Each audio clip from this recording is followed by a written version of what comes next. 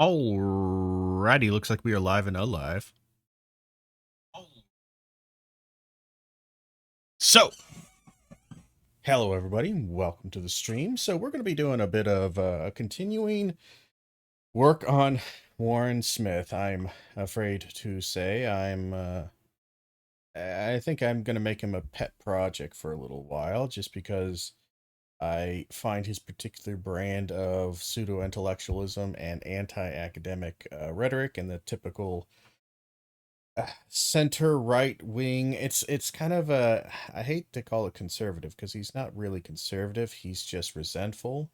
um the ideological perspective they have is not so much based in traditional political categories so much as it is just in kind of behavioral personality kind of quirks, and that's kind of true of all political kind of content. This idea that, the person is reacting because they're conservative is not necessarily true. It's more often not they are reacting because they are A and they vote conservative because they are A or B, something like that. So, and there's some matching up here. So we have a couple videos we're going to try to get through. Try to bang through a few of these videos, and we have uh some support here that we might be able to draw from. Uh, But let's go ahead and just jump straight on here. So, sorry, might be able to hear my stupid dog in the background. There's a possibility you can hear it. He does like to bark incessantly at nothing.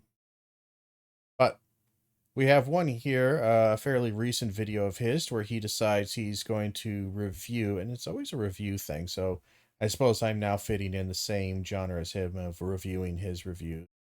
Um, But a big thing that I find particularly annoying with Warren Smith's content is, one, the fact that it is utterly shallow and without any substance, meaning, or purpose other than to affirm a particular side and give the air of respectability, and to present, honestly, he presents critical thinking in such a obviously non-critical way, and is greatly misrepresenting what it means to actually critically think about a topic or subject and how to engage in critical thinking.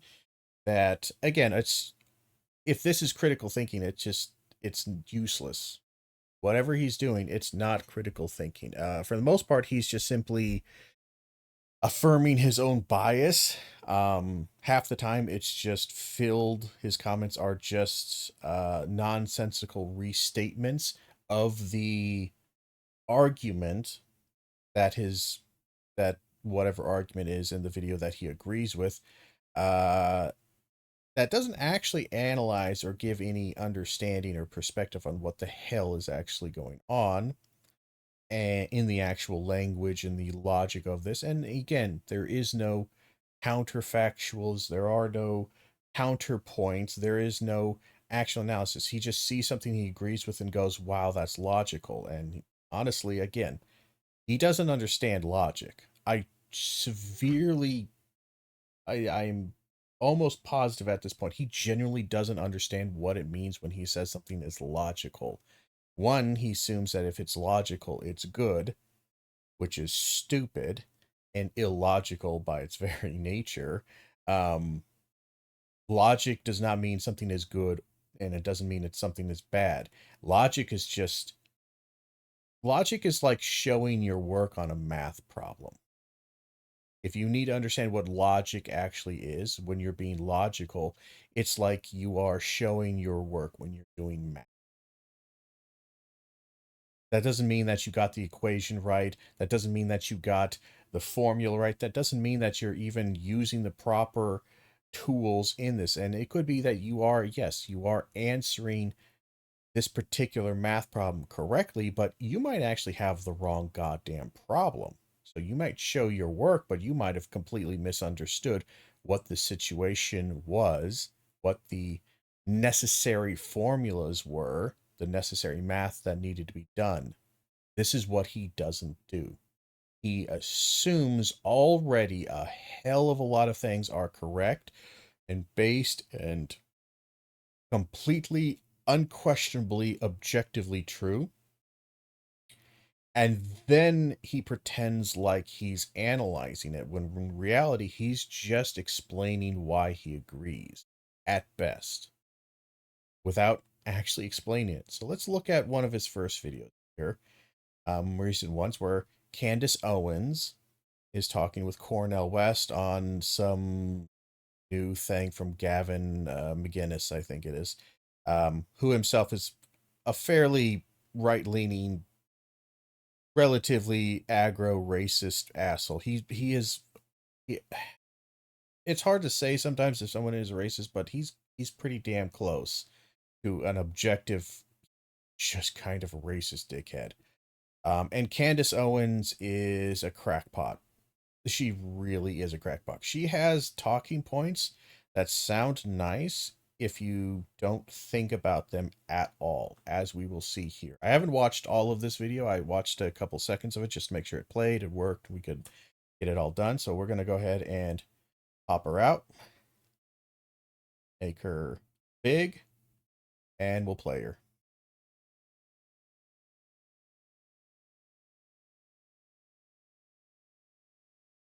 Second, I got.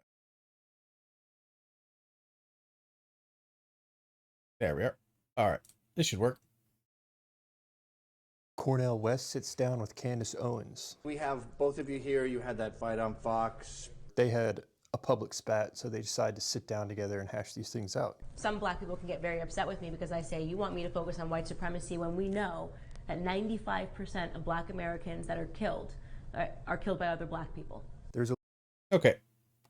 So right off the bat, one thing I would explain with Candace Owen is the same issue with all of them, is that regardless of the validity of whatever they want to talk about, I don't think they ever actually understand why anybody has a problem with them. And I'm not even going to say why that the people who have a problem, or the people who are saying this, like you, Candace Owen, need to focus on white supremacy. I'm not even going to say that they're right to do so, or that they have the correct opinion or something.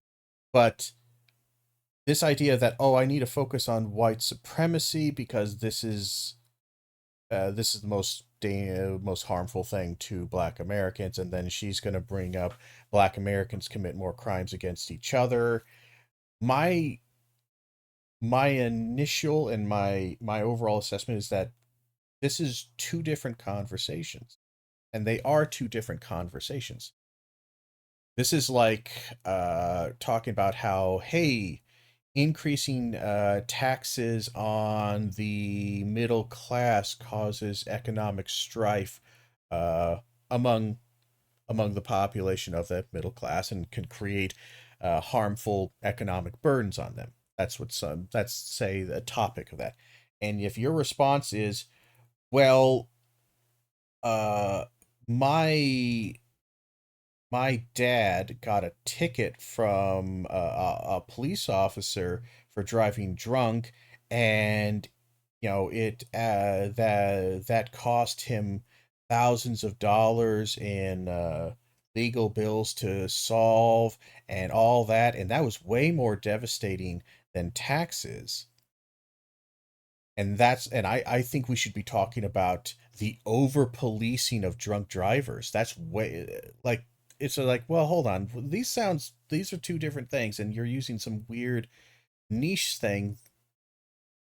And more importantly, your topic might actually be simply a subcategory of the actual category you're talking about, because if we were to take the example here, the reason why spending thousands of dollars on police and lawyer fees to fight the drunk driving charge, which you think is more relevant than taxes, that is only so burdensome upon your dad or whoever this is in this example, this hypothetical, because you are economically strapped because you pay so much high taxes. Now, I'm not saying taxes are good or bad or whatever. Example here. Notice again, there is a way in which you can engage with this conversation that it doesn't immediately shut down or negate the other. I don't think I've ever seen Candace Owens effectively do this. And again, from what I've seen of Warren Smith, this would be the same. So, again, I know we started off just barely here, but I just wanted to take a quick little thing. One of the initial immediate problems with Candace Owens responding this way is, again, I've said it before, the issue with this type of personality. Candace Owens, I see it a lot. Warren Smith, I'm starting to see it a lot with Peter Boghossian, and a lot of these intellectual dark web, alternative, heterodox thinker, sadly bullshit artists, a lot of them becoming bullshit artists, is that they do not spend any time dealing with the opposition's perspective. They demand all the time that everybody talks only about the topics that they want to talk about and nothing else. They project onto others their own flaw. And yes, I have no doubt that there are more than a few, plenty of people who refuse to engage in this type of topic that Candace Owens wants to talk about. I have no doubt. But two wrongs don't make a right, and my criticism of them would be much the same. Are killed by other black people. There's a legitimate point here that must be contended with. 19 a day. 95%. Yeah. So my chances, I should be more afraid sitting next to a black man. All right, than if you're looking at just statistics. People don't. Well, again, that's statistically, that's misunderstanding statistics. And again, actually, one of their comments later on that I did see will go against this. But again, statistically, this isn't a particularly convincing thing. Like, oh, I should be like, okay, so are you? Are you afraid of sitting next to a black man? Are you afraid of this? Because you don't get to utilize this as, oh, well, this is the actual serious concern. Okay, do you take it seriously, though? Because it doesn't seem like you do. So is this a virtue signal? Some kind of, again, is there actually merit that you think behind this argument, or is it simply a deflection away from a topic you don't want to deal with? Like that, 'cause that's the truth. They don't like that. Black Americans, we make up 13% of the population, and we account for over 50% of all the homicides in this country.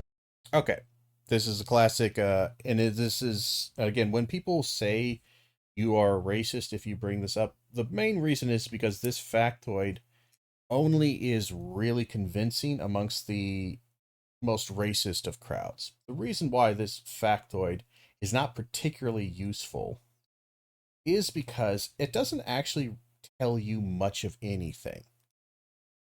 Because you might go, okay, well, 13% of black Americans make up for 50% of the homicides. Let's go back and make sure we don't misquote her.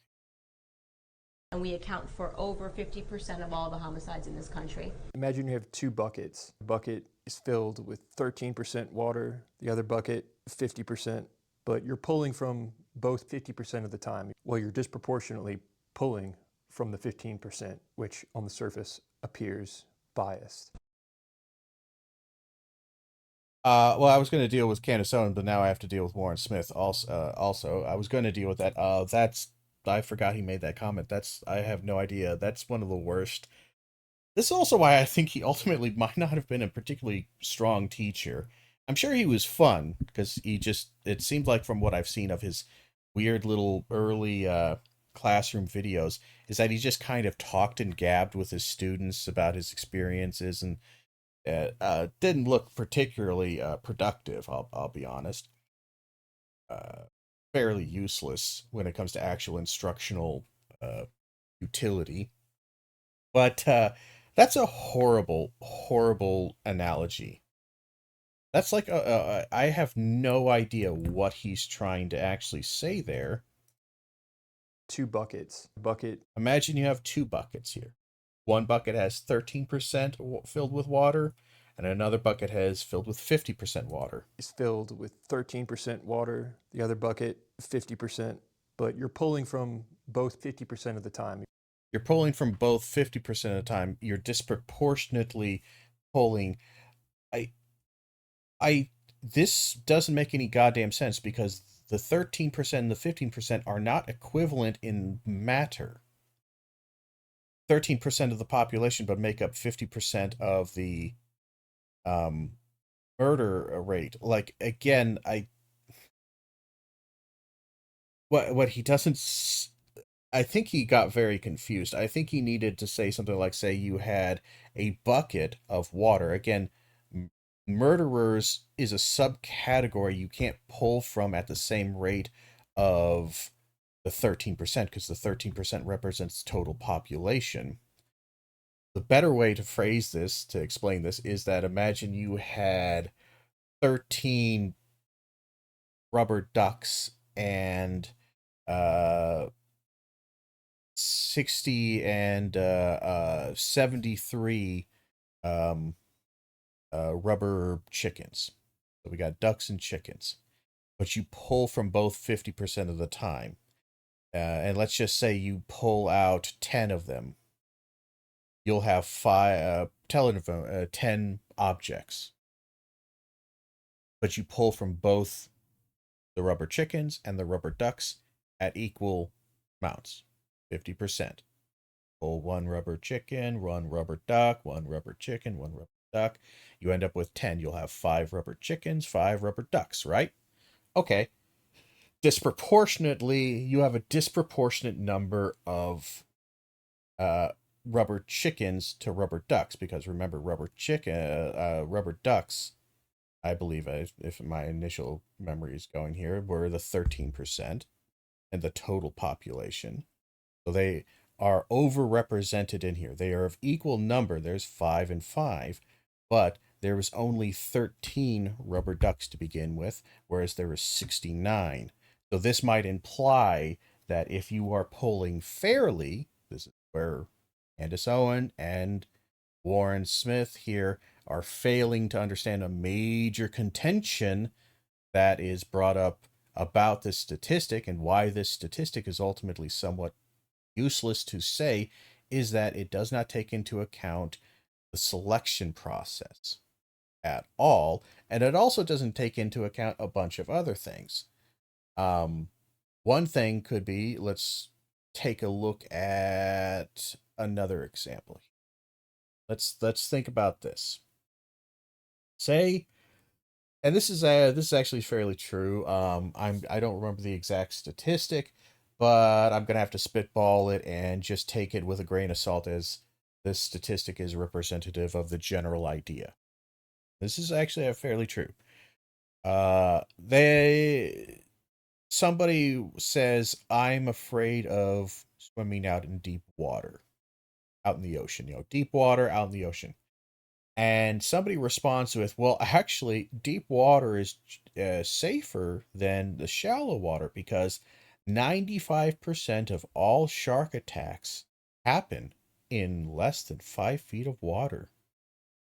Now, that might sound convincing on the initial surface, like, well, wow, 5 feet shallow water, that place is really dangerous. And it gives you a sense that, it's considerably more dangerous than the rest of the ocean. And you're far more likely.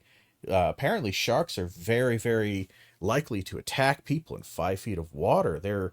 It's clearly 5 feet of water is the problem, and sharks are really biased towards the 5 feet of water. It's very clear that what the idea and the messaging is, just kind of like the idea of the 13 and 50 here, is that clearly there's something wrong with them.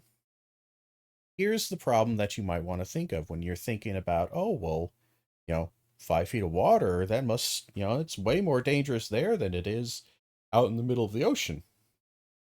Here's the question, or here's the factoid you might want to think about.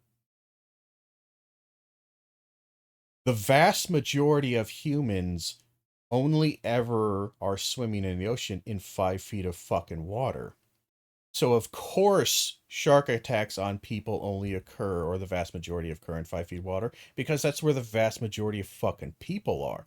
If people were equally distributed across the ocean in 5 feet, 10 feet, 100 feet, 1,000 feet deep waters, and so on, across the board, then if the sharks were only attacking people within 5 feet of water or less, then that statistic might have some goddamn sense.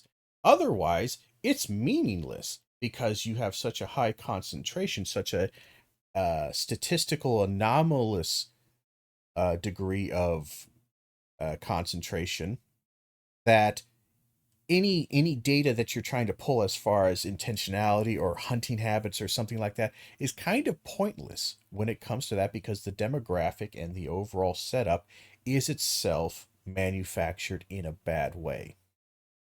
The 1350, and then Candace Owens is probably going to bring up the vast majority, because she already kind of brought it up before. I'm sure she'll reiterate it, is that the vast majority of black men are killed by other black men. Yes, and the vast majority of Chinese people in the world are killed by other Chinese people. Do you know why that is? Because the vast majority of Chinese people of Chinese ethnicity live in China next to other Chinese people. That is a meaningless reference. This is why I say ultimately it is not particularly good logic. I'm going to have to get a glass of water here in a second. Sorry, but we'll pause here. It's not particularly good logic, or this is why I don't think Warren Smith does good logic, because he doesn't actually break down the argument to see how it functions, because if you do, you end up seeing that this isn't particularly useful for what Candace Owens is using it for. This statistic, this idea, and the idea itself is desperately flawed to begin with. But let me get some water real quick.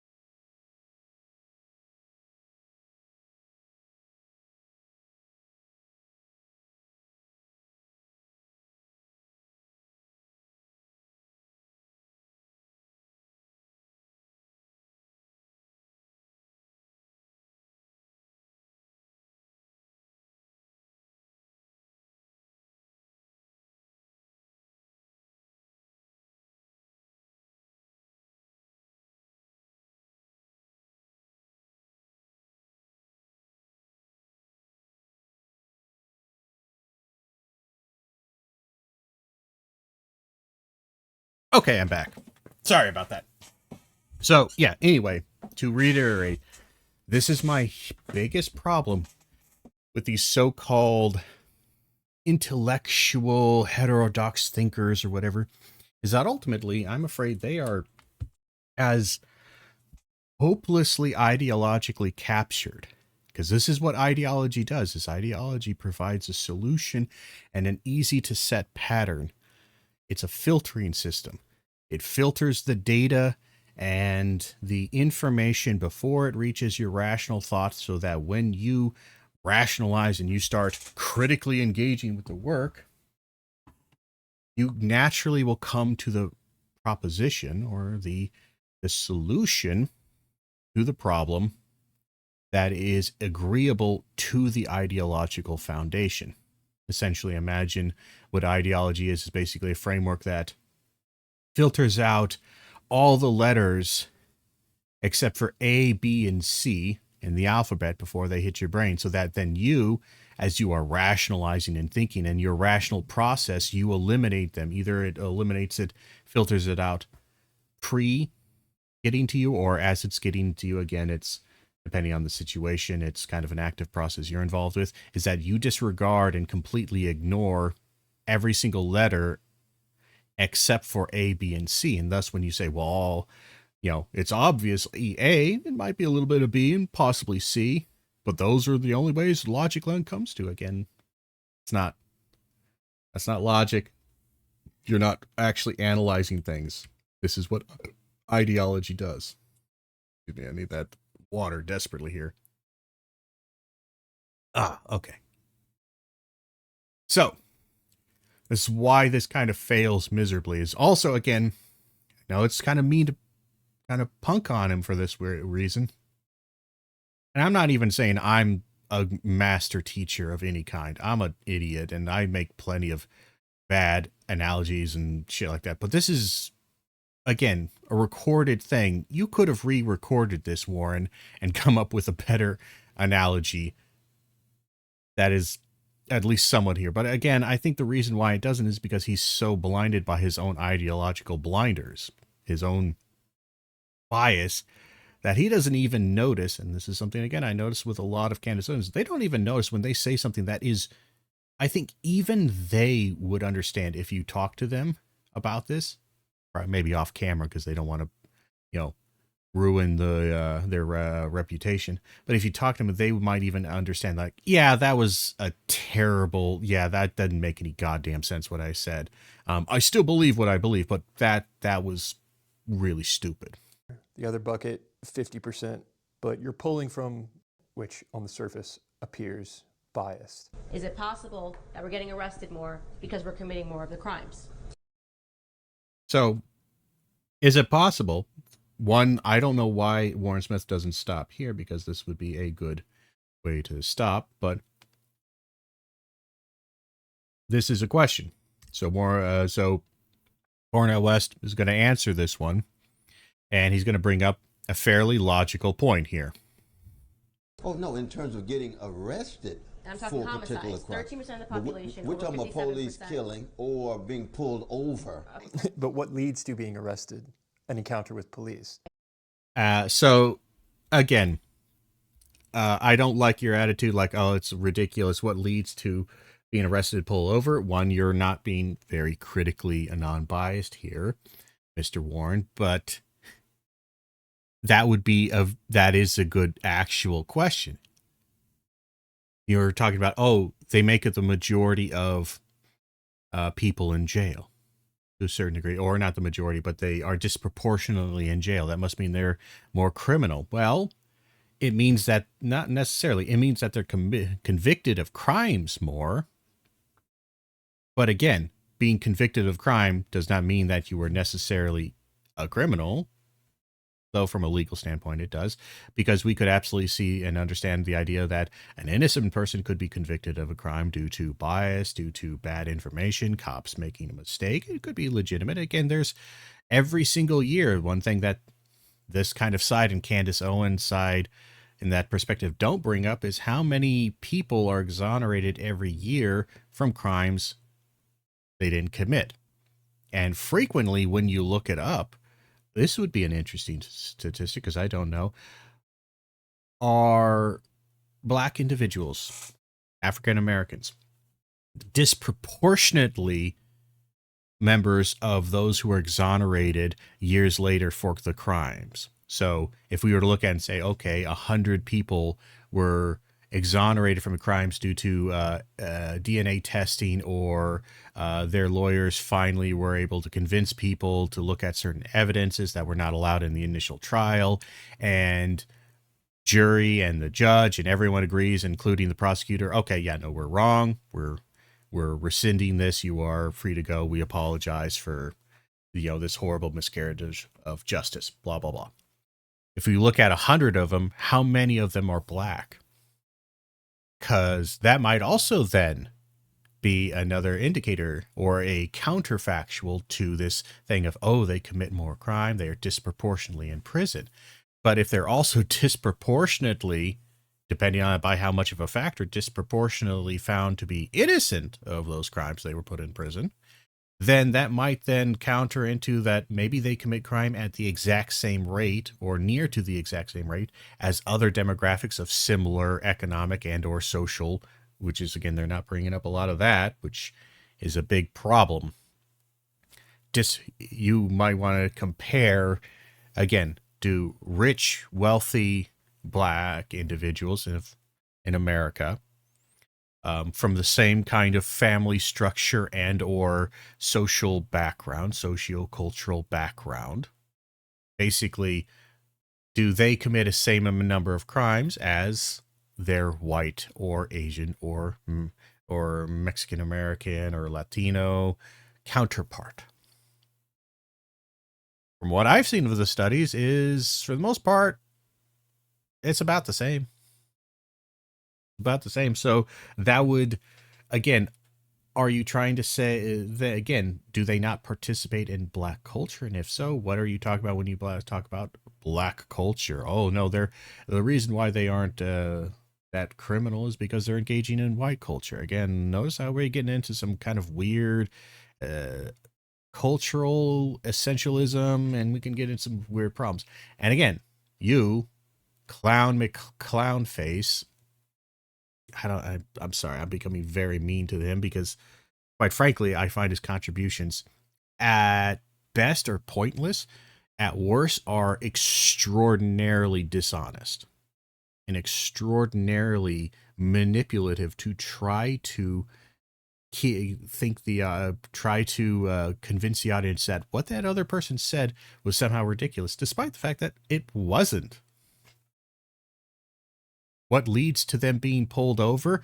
Well, I don't know. This is like, again, the problem is that I to give them a little bit of benefit, the reaction to this question can sometimes be a little too harsh, including mine. But part of the reason why it is this harsh is because this exact same sentiment and argument was used in the 50s and 60s in a lot of southern states of why they had to police and segregate black communities, why they had to do this.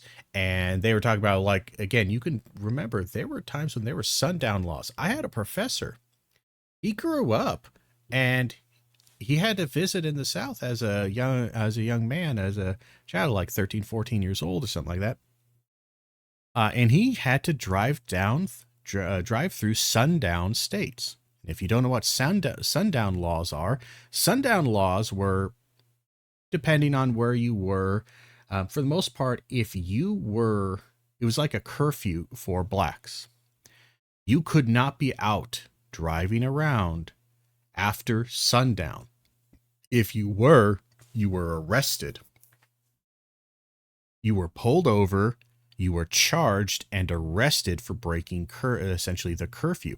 And the reason they put that in there is because of the same kind of arguments here. Blacks commit all these crimes and most crimes are committed at night. Ergo, we're going to stop black people from driving around at night. And this was a serious problem for a lot of black individuals living in the state, but also living out, because a lot of times there is many instances of people driving through the state, perfectly fine, law-abiding citizens, who they're driving through one of these states with a sundown law, and they didn't know it had a sundown law, and they're literally just they're just going from one state to the other state to visit some family.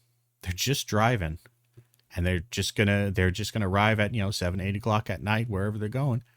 They get pulled over because they're driving while black and the sun is going down, and they end up in some prison in Alabama because they were driving.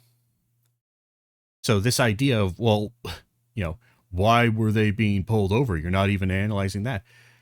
There is a fair amount of research statistically that goes into is that police officers across the board, but especially in certain high areas, high traffic or high kind of statistical areas, will disproportionately pull over black drivers over any other race, any other ethnicity, without any probable cause.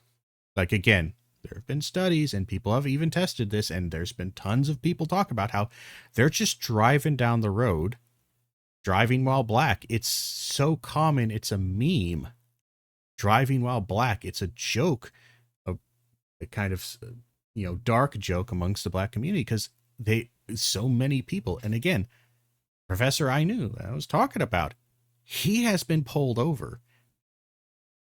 And again, especially even recently, he was pulled over. It was recently being like 10, 15 years ago. But again, 10, 15 years ago, he's still like a 60-year-old history professor.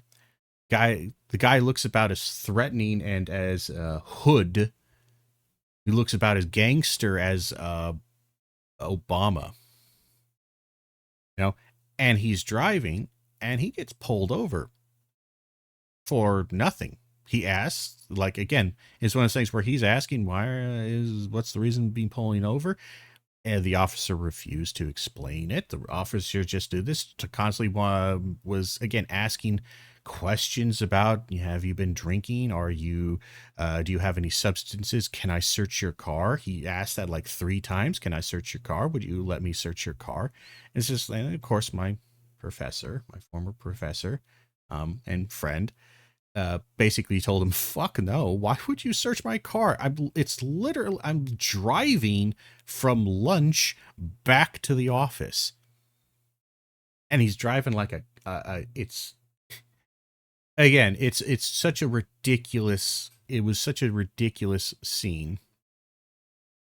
And it's just silly. And this idea that this doesn't happen is just completely and utterly ignoring a fairly large mountain of evidence, somewhat anecdotal, but also fairly objective, that, yeah, a lot of certain ethnicities and certain demographics, either based on race and or economic situation, are over-policed, that they are overly harassed, that, and again, you might say, well, that doesn't mean that they're going to be arrested, but it's kind of like, look, your chances of being arrested are 0 if you never ever meet a police officer ever in your entire existence. There's 0. You're never going to be arrested because you never encountered a police officer. Say take that exact same person who's never committed a crime and they meet a police officer once. It's no longer 0. It might be 0.00001%, but it's still greater than 0. So the more contact you have with law enforcement, especially law enforcement in an investigative manner, it's not always positive. They're investigating you for possible crimes. The odds are that they might find something. That doesn't mean you're necessarily committing crime. Like, they may find something, or they may think they found something, and they may charge you, and then you have to go through the legal process to show that this was not true, and then you get let go. But that's still days and or weeks of legal and financial strain going through this. Because again, when you get arrested by a police officer, that is not indicative of guilt. What that is the police officer is essentially a speculative force and an investigative force, not a proving force, not a definitive thing. What they do is, the idea is this: is it more likely than not that this person could have violated the law? If yes, then that person will be detained and potentially charged. Their job isn't even to charge. That's usually up to the attorney's office, the state's attorney's office, the prosecuting office, to charge the crime. The police force is just there to basically, they're like the initial gathering kind of thing. They're like the data or the things that they are gathering are entirely speculative. Hey, we caught this guy. We think he was doing this. Here's kind of the general evidence that we have of it, that we've so far found. Do with it as you will. Then the prosecuting office can go, this is absolutely dumb and bullshit. Why are you wasting my time with this shit? Let him go. And then it's not charged. Or, again, they go, wow, yeah, this is really good evidence. We should charge this person. And again, the prosecuting office itself brings the charges. Even then, that is not evidence of guilt. It is simply evidence that, again, the prosecutors themselves are somewhat of a speculative thing, is that they weigh the evidence, and they, based upon their weight, is it more likely than not that this person committed a crime and should be and needs to be put in jail? And you probably look up studies and legal kind of measures on this, but from what I've seen, again, I'm not an expert on this, but from what I've seen, it ends up being kind of like a 51% of preponderance of evidence kind of thing, is that, or preponderance of suggestion. And again, this is not even taking into account bias and perspective and internal biases that that individual may have. But if they look at it and they think, oh, there's about a 51%, I feel like it is slightly more likely than not that this person committed a crime and should be put in jail. They will charge that person. Then they go to court. Then the judge and or jury will decide. And again, the standards for charging somebody with a crime are way lower than the standards for convicting somebody of a crime. It's kind of like that old adage that you might have heard, is that in America, you can sue anybody for anything. That doesn't mean you're going to win, but you can sue them for just about fucking anything. It's just paperwork. You can charge somebody with just about anything. All it is paperwork.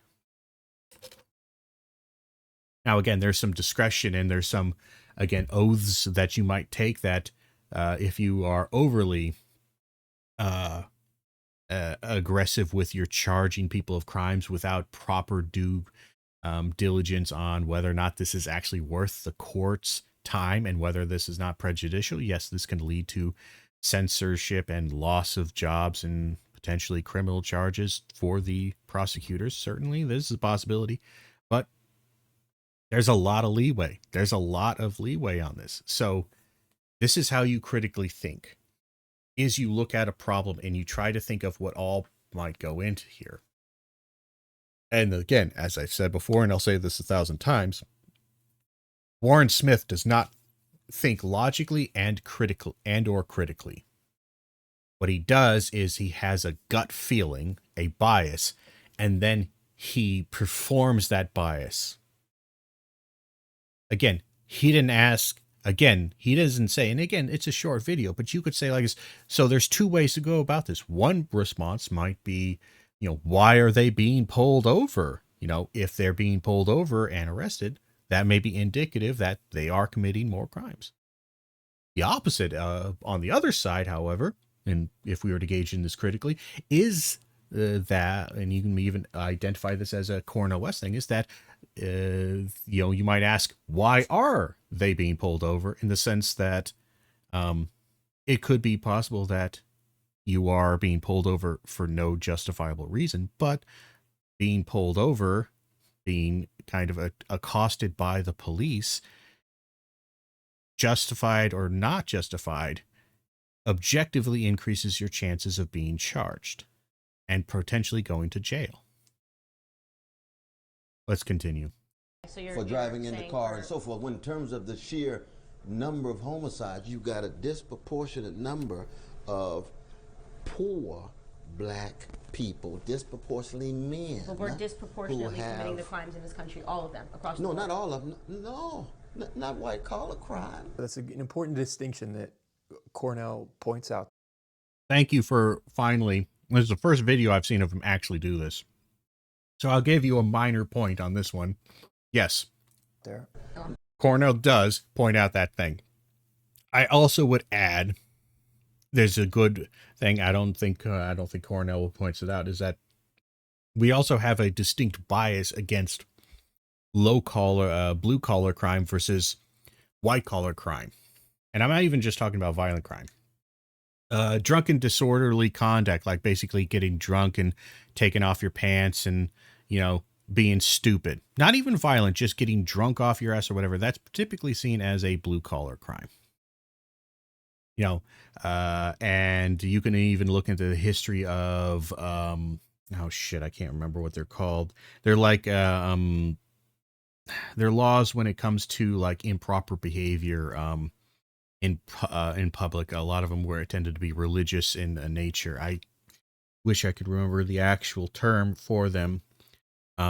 But basically, like, they're kind of like public nuisance laws that saw that anything that was not deemed as like acting as a proper good Christian in public was deemed as salacious and or criminal. These things typically were imposed disproportionately on the poor versus the rich, you know, again, the white collar thing. So crimes of that nature, like just being drunk in public, public intoxication, is almost exclusively disproportionately prosecuted for the poor blue collar class, even though, again, drunken disorderly conduct is not exclusive to the poor, we shall say, to the blue collar.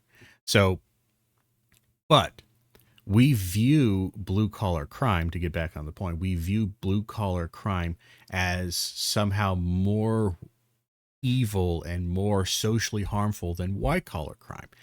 One of the things people have pointed out, again, there's back and forth on this, and I agree with some perspectives on it and disagree with others. But one thing that they have pointed out is that the harm that blue collar crime versus white collar crime can commit is not always really a good justification for why that, because some people might say, well, you know, they see the drunken brawl as really, really bad and harmful. Somebody gets punched in the face or gets their wallet stolen by a pickpocket. Oh, that's terrible, and it's almost an assault and battery. That's terrible. And it is. It is. But to put this slightly political or whatever, let's take a more extreme example of this. Say Luigi Mangione. You all heard about him. I believe it's Mangione. The guy who is allegedly and suspected to have killed the CEO of United Healthcare. What he did is horrible. It's awful. And if he is, again, I haven't seen the evidence against it, but it seems like everyone's kind of pretty damn sure it was him. And let's just assume for now it is absolutely him. I would vote to convict him of murder because he did it. Then that's evil and wrong and should be prosecuted. We make great fuss about that. Oh, that's terrible. One guy deliberately going out and murdering somebody, that's very harmful.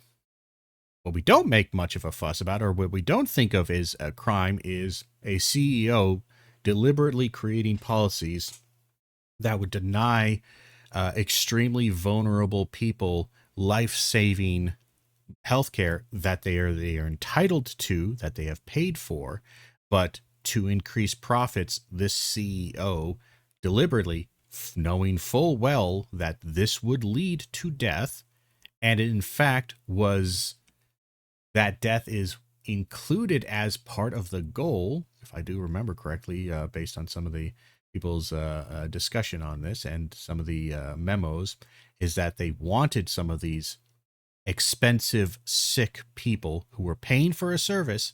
They absolutely had every right to that.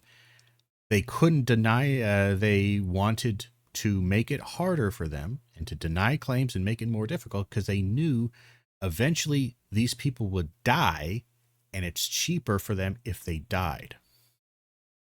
This person, the CEO, imagined CEO, is knowingly creating a situation, not through negligence, but deliberately, knowingly creating a situation where many, many dozens, hundreds, thousands of people over the many months and the year or two or years that this goes on, many, many dozens and hundreds of people every single month, every year will die because of this policy. We could take that's not seen as bad. That's normal. That's just capitalism. The normalization of that, despite the fact that from a societal standpoint, that does more long-lasting, long-term damage to a society than a single death, a single act of violence.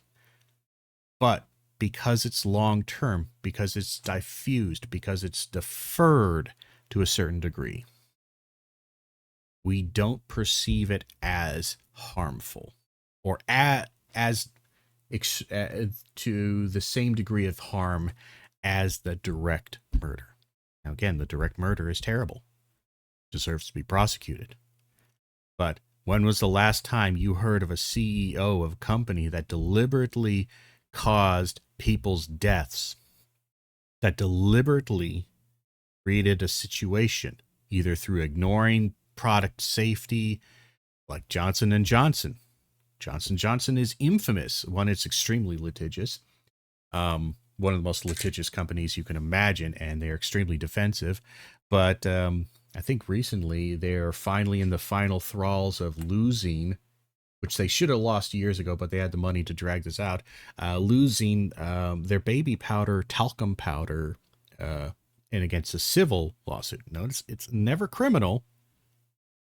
It's a civil, even though the contention, and this has been proven pretty consistently, that Johnson & Johnson CEOs, board of directors, all of these people have known and did know for decades upon decades, based on their own research, outside research, and internal briefings. Everybody knew that their use of talcum powder, specific talcum and this kind of product, was carcinogenic, and absolutely an alarming and unacceptable rate increased the chances of various cancers and extreme and severe health conditions for both the parent and children, that there is conclusive evidence that these people developed, that many people developed these symptoms as a direct cause, or at the very least, it supremely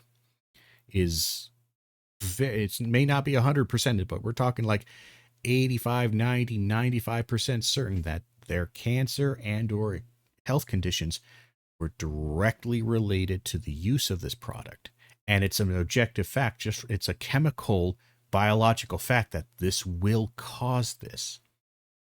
Will cause cancers and various other major health conditions. Johnson & Johnson knew about this for decades. And instead of changing the product, which would have cost them a bit, but they still would be making large profits and they'd be fine. Instead of doing that, they hid, they harangued, they harassed, they abused, they lied, they lied under oath, they lied to the courts, they lied to everybody about their knowledge and about this product. And we're talking about babies getting cancer, babies getting mesothelioma. We're talking about babies having severe respiratory issues. We're talking about parents. We're talking about even just people who just use baby powder just as like a drying agent, like sports things and shit like that. All these people, thousands of lives that were adversely adversely affected, extremely harmed, even dead. These people died directly from these poisonous products. That's not seen as harmful or criminal. Not near. And again, the average person might see so, but from the legal standpoint, it isn't. So when somebody like this, or like Candace Owens or whatever, when they want to start talking about, oh, these are all really harmful, look at all this terrible murder and death, it's like, yeah, that's very awful. It is very terrible. But we have a bias, and I don't think it is a logical bias, to where we perceive some crimes of extreme harm as bad, and other crimes of equal or perhaps even greater harm as not as bad. To go back over this point here. But I will give Warren Smith. Not Wall Street crime. I'm talking about You're talking about violent crimes. Why? Why can't we ever talk about Wall Street crime would be the next thing. Is, okay, we want to always talk about violent crimes, but here's the other factor they might want to talk about. And, this is probably going to be something they bring up is police crime, because they always talk about this. They always want to talk about this, is that, the black community is very upset whenever a police officer kills a black individual, but black individuals kill other black individuals at greater rate, blah, blah, blah. It's all hypocrisy. We shouldn't be listening to them. Here's a counter that I might then put to. is this. You might talk about, oh, they commit so many murders and so much violent crime. The vast majority of African Americans in America do not commit any crimes at all. You might say disproportionate here and there, and you might use these words, but ultimately you're talking about a few percentages of people. The vast majority of black individuals, the vast majority of white individuals, the vast majority of these individuals, all ethnicities, do not commit crimes. So if you are all of a sudden, if you use the argument, why are you concerned about, you know, officer abuse and violence against individuals and shootings and murders against black individuals when they represent like 1% or less than 1% of all police officer interactions with the public? Why are you concerned with that at all? That shouldn't be a concern at all. Then I must counter. Why are you concerned with a relatively small percentage of a population and using that small percentage as somehow a cudgel to judge the entire population? And if you're saying, well, if only 1% of the population of this ethnicity is criminal, but the other 99% justify it, we turn that around. The vast majority of police officers and police interactions are relatively benign. And it's not amazing, but relatively benign. They're just doing their job, and it's an unpleasant job, and people don't like being arrested for things when they break a crime, even if they do. So, well, let's just say, for the most part, it's relatively benign. I've had interactions with police officers, and for the most part, they've been relatively benign. I'm a white guy, but I'm also kind of poor, so sometimes that balances out a bit. And I'm in kind of a purple-red state, so they tend to be a bit more aggressive here than other places. But regardless, my interactions with the police have been relatively peaceful, pleasant, perfunctory. They're fine. That doesn't mean that it's like, okay, well, again, we're talking about percentage here. The vast majority of police officers, I agree with this. The vast majority of police interactions tend to be relatively benignish or not explicitly violent. The vast majority of black individuals and black culture and them engaging in black culture is non-violent, non-criminal. So why are we focusing on the vast minority of this particular topic? You can't have it both ways. From a logical standpoint, either both are acceptable or neither are. And if you want to invalidate one, you need to give me a pretty damn good reason why you're invalidating. Oh, you're talking about like White collar murder? crimes. Yes, absolutely, You're absolutely. correct. But 95% Disproportionate every year, of black Americans that are killed in a homicide event are killed by other black people. Okay, so here's how you would critically analyze that statement. One, you would ask if that's true. It probably is. We're just going to go with her statement and say it's true. That is a problem. And she's trying to use this as the logic is that why are you concerned about police officers? I'm just going to guess on this one. Everybody turns away from it. We're not going to talk about it because, it was happening in our community. Let's instead go out and protest in the strange event that a black American gets shot by a police officer. So again, one, we're not equivocating, sorry, but bad word. We're trying to draw an equivalence between a citizen killing another citizen of the same ethnicity versus a police officer killing a citizen. I do not think these are of equal measure, and I think you should be upset when authority is abused, because I hold authority, because I give authority respect and power, I hold them to a higher standard. I'm not upset when a random person, just a citizen, gets something legally wrong. and misunderstands a law. Not because for the most part they can't apply it, there's no applicability of it, they just don't understand the law and they get it wrong. I am upset, however, when a lawyer or an attorney or somebody representing the government in a legal capacity gets a law wrong and misunderstands it because they are applying it, their application. They are given power. Again, we give power of lethal force to police officers.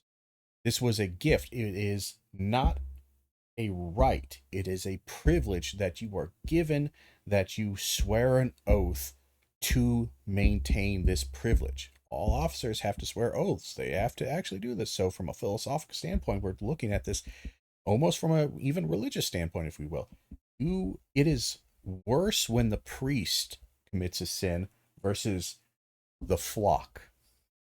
When the shepherd breaks the covenant, when the shepherd breaks the laws of God, it is worse than when the sheep do, because the shepherd is supposed to be better. The shepherd is supposed to shepherd others. The shepherd is supposed to be a symbol for others. So yes, when a police officer does it, it does draw more attention and it is more important. That might be a way in which we discuss or counter this, because the initial feeling is, well, let's just compare these things. This is a particularly thoughtful comparison. You just seem outraged because you want to talk about one type of death. Okay, talk about both. Does Candace Owens actually ever talk about both? I don't think I've ever seen Candace Owens seriously engage in a conversation that talks about police brutality in a way that wasn't confrontational or antagonistic to the idea that police brutality is a bad thing. I don't think I've ever seen her do that. And it's the same with Warren Smith. My comment to you, Warren Smith, is this. I look at your channel, and we'll probably look a little bit at it later on here. I don't see a single instance where you are showing a right-leaning conservative individual figure, some alt-right, MAGA head, something like that, being an idiot and being made a fool of. Every single video you have is anti-left, anti-progressive, anti-democrat, and it all falls within a fairly standard ideological position, an ideological biased position. If you are Mr. Logic, if you're all Mr. Fairness, let's look at this, let's examine these things. I'm an academic and I want to critically engage with the news and the things we're doing. Why don't you have instances where a right-leaning individual says something stupid and they get called out fairly? Why can you not recognize that? Again, from a statistical standpoint, is it, again, the idea that this happens so rarely you can't find anything? More importantly, you are also having moments here, and I've seen more than a few videos where you were taking a side. I don't think you really thought about this. I think you saw this as a nice little moment to give your bona fides to the anti-intellectual, anti-academic crowd that typically leans more conservative, more MAGA, more libertarian weirdness, shit like that. And you're just playing to your crowd rather than actually critically engaging, because here's the thing about critique. Just kind of like the law or anything. Sometimes it goes direction of you want it, and sometimes it doesn't. If the facts lead to a direction you don't like, you don't abandon the facts. You abandon that position.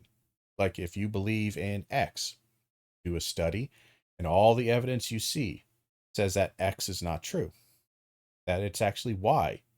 The fair, logical, rational thinker, again, might go, well, that was one study, let's do a couple more. But again, they are moving away from X towards Y because the facts of the matter are pointing in this direction.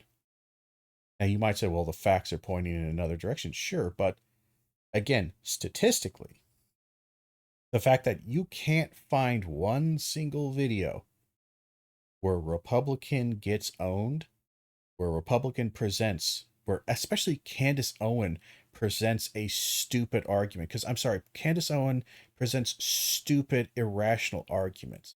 I know you tend to focus more on social stuff, but quite frankly, you can also focus on anti-intellectual stuff or intellectual stuff. And Candace Owens is I'm fairly certain she's a moon denier. She denies we land on the moon. She doesn't even think space is real. She doesn't think we went to space. She thinks it's all bullshit. Like she's said, and again, maybe that's not her 100% belief, but she has been in videos where she has said some of the most absolutely batshit insane conspiracy theory nonsensical bullshit. I don't see a single video where you go, wow, let's analyze this critically and use ration and logic to look at this and go, wow, Candace Owens is using some really flawed logic and really conspiratorial thinking without any justification to say we didn't land on the moon or to deny these things. This is really weird. I don't see that. I don't see that anywhere in your stuff. I don't see that a lot in Peter Boghossian's stuff. I don't see that a lot in Jordan Peterson's work. This is why, even if I believe in some cases that you have a legitimate reason for critiquing a particular point of view, and I might even agree with it, why I feel like you might be more of a broken clock than an actual accurate measure. You might be right twice a day. That doesn't mean you're actually right. And in fact, I would argue even when you're right, you're wrong, in the broken clock analogy, but that's for a later discussion. This, again, this right here. Why don't we want to talk about them? One, the conversations are had, but the problem is that when you want to have this conversation, you only ever want to have that conversation. People don't want to have that conversation with somebody who is unwilling to have any other conversation. You only ever want to talk about A, and people are like, we're going to talk about A, and tomorrow we're going to talk about B, and the next day C, and then we're going to go back to A, and then we're going to go to C, and then we're going to talk about B. If you only ever are bitching and complaining when we're talking about something other than A, when you insert yourself into conversations, into debates, and say, I want to talk about A. What about A? What about A? What about A? It's like, yes, A is good. A is a good topic to discuss. But we're talking about C right now. In academia, you can't always talk about everything all at once. You can't always have the perfect large-scale picture because, quite frankly, sometimes you need to get really up close to something. And that requires focus. That requires you sometimes having to look at data in a little microcosm. This can lead to bias, which is why sometimes you also want to pull back out. That's useful. But if you only are ever wanting to focus on one specific data set to the exclusion of all others, again, that's not good thinking. Okay, of Black Americans that are killed in a homicide event are killed by other Black people. Everybody turns away. The next thing I would say about the logic of this is this relates back to that 95% of all shark attacks happen in 5 feet of water. The illogical fallacy of this thing is that, the vast majority of Black people are killed by Black people. Yes. Vast majority of Chinese people of Chinese ethnicity are killed by Chinese people. Why? Because the vast majority of Chinese ethnicity people are in China with other Chinese people. The vast majority of Black people live in highly densely segregated areas due to, again, long-lasting segregation laws and cultural and historical issues, social issues that we had for years. The majority of Black people live in highly dense Black areas. The majority of white people commit crimes against white people. Why? Because the majority of white people live in highly dense white areas. Or there's a good enough percentage that it skews the data in such a way. Congratulations. You've talked about you talked about a basic factor of human migration and social cultural hegemony and people gathering with like people. Congratulations. This isn't a weird gotcha. This isn't some, This is how the black community is so terrible. This doesn't make any goddamn sense. The vast majority of crimes are within ethnicities. Again, there are some statistical anomalies here and there, but more often than not, across countries, if you had to guess, a British person, we just look at it from like an alien standpoint. A British person was just murdered on Earth. Statistically, just from like a betting standpoint, just you go, well, I bet you the perpetrator was a British person or somebody living in London and is a British citizen. Guess what? Yeah. You probably like goes, oh, look at that. It was. Yeah. 9 times out of 10. Sure, there's still there's a statistical significant number that are not going to be, but it's like saying, hey, a Londoner was stabbed today. You know who I bet stabbed him? Somebody who lives in or resides primarily in London. I don't think somebody from Bangladesh flew over to London. I'm not going to assume somebody from Bangladesh, or I'm not even sure Bangladesh is still a country. I think it is. There's a country I'm trying, for some reason, there's a country in my mind that I'm thinking related to Bangladesh that isn't actually a country anymore. It might actually be Bangladesh. I don't remember. We'll say India. If I think, oh, a Londoner was stabbed today, I'm not going to think, oh, that was done by somebody who lived in New Delhi. Flew over. No, I'm going to think, oh, a Londoner stabbed a Londoner. Or somebody who lives in the surrounding area of London. Because that's its proximity. Congratulations. This is not a particularly insightful comment. It sounds like it could be. But even with the slightest push of critical thinking and logic, this thing falls apart. From it. We're not going to talk about it because, oh, it was happening in our community. Let's instead go out and protest in the strange event that a black American gets shot by a police officer unarmed. Which is an anomaly. It happens at an incredibly low rate. So does murder. So does a lot of shit. More importantly, again, we want to talk about what crimes get media attention, what don't. Sure, I'm a big guy on narrative and ideology.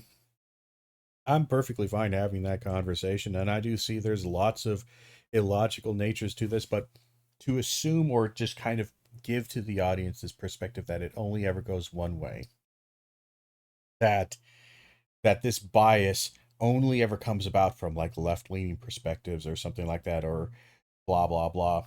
Again, we could just look at the amount of attention that they, again, in the black community, it's a joke, and even amongst other communities, it's kind of a joke, is that, you know, a black girl is kidnapped and goes missing.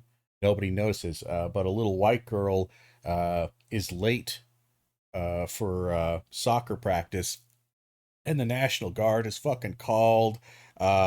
Headlines are posted across the board, 24/7 news coverage, helicopters flying in the air, dozens of pundits talking about how our society's going to shit, dozens of articles are written, and then the girl shows up an hour later like, oh, well, thank God she's safe. You know, the little white girl problem. A white person, a white child goes missing, and the whole world shuts down. The dogs are unleashed. National Guard is called. Every police officer is out sniffing and hunting. It's national news. Asian girl goes missing, or a black girl goes missing, or Indian girl goes missing, and I mean, the parents report it. Might get a little news blurb. You might get a little Amber Alert on your phone, maybe.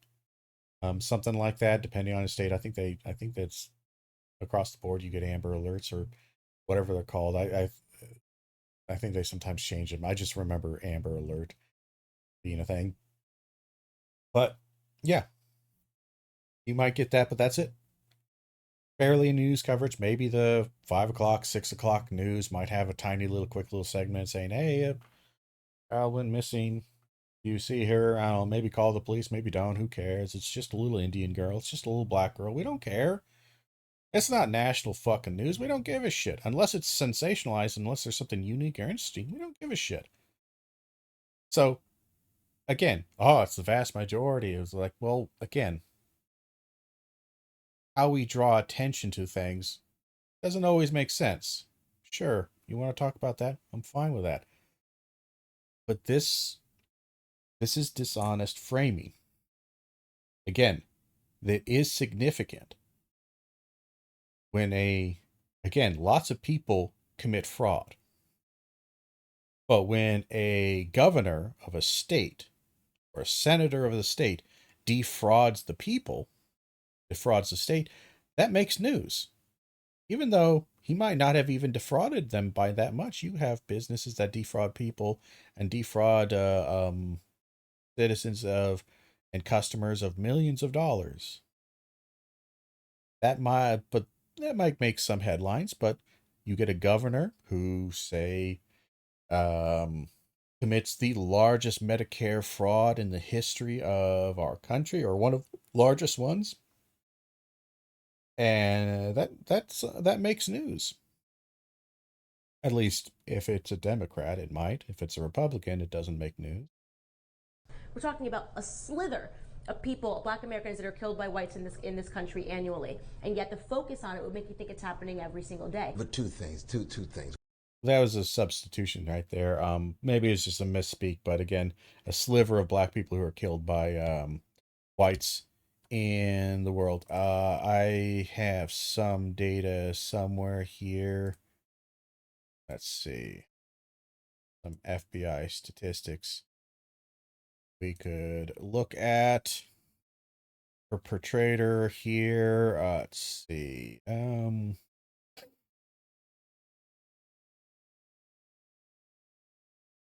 Where is it? It's a victim. I'm not going to be able to find it. It's somewhere in here. But that's kind of true. I mean, again, there's still a lot of black people who are killed by white people. But again, this is a demographic thing. Majority of whites live with majority of whites. Majority of black individuals live with the majority of blacks. It's a statistical feature. This is not meaningful. Not really.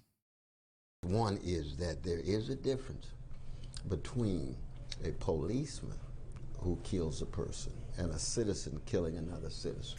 Yep. So Cornel West tries to counter this by claiming, well, but there's a difference between a black person shooting someone and a police officer shooting someone. Because the police represent. True, but they're killing 19 a day. One, Gavin McInnes, shut the fuck up. You don't give two rats shits about the black community. You never have. You have completely abandoned any sense and reason, and you absolutely are the largest, biggest piece of shit. Well, not that. That's not true. There's bigger pieces of shit than you, but you are a gigantic piece of shit. You don't give a shit at all about these people dying. You just use it as a cudgel to explain away your hatred for a particular group of people. Don't fucking try. If you cared about people dying, 19 people dying a day, black people dying, 19 people, black people dying to murder a day, caused by this. Okay, do you care about smoking deaths? Do you care about car accident deaths? Do you care about all that shit? No, you're not regulating these things. You're not in favor of, any of that shit. You're not talking, you don't spend any, again, Candace Owens, Gavin McInnes, you don't spend jack shit time spending any time talking about deaths. You simply use this as a cudgel to try to delegitimize any attempt to talk about this in a way that resolves or otherwise tries to be progressive in some degree. It's a culture war bullshit, and I hate it. Numbers, like absolutely. 10 a year. But within the past year, the number of unarmed people, not even black, that were killed by a police officer, somewhere between 25 and 50, depending where you.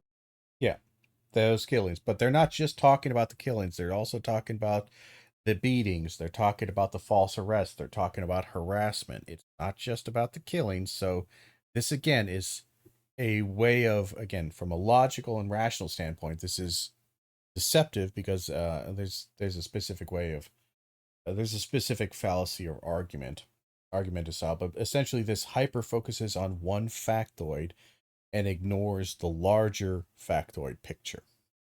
Now you can do that and you can have that discussion for certainly fine, but when you only ever focus on the one single factoid to the exclusion of other facts, feels deceptive. Yes, the vast majority of police interactions do not result in death or assault, but doesn't mean that those deaths and assaults are somehow not important. And oh, they get disproportionate. One, who the fuck is here to determine what is and is not proportionate?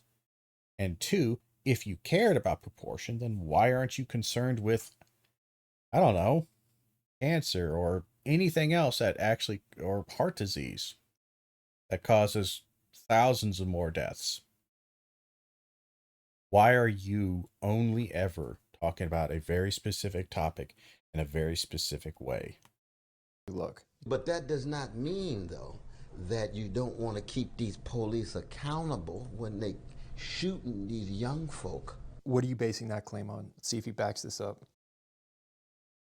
I think he's talking about the claim that they're not being held accountable. One, I hate the way when you say this.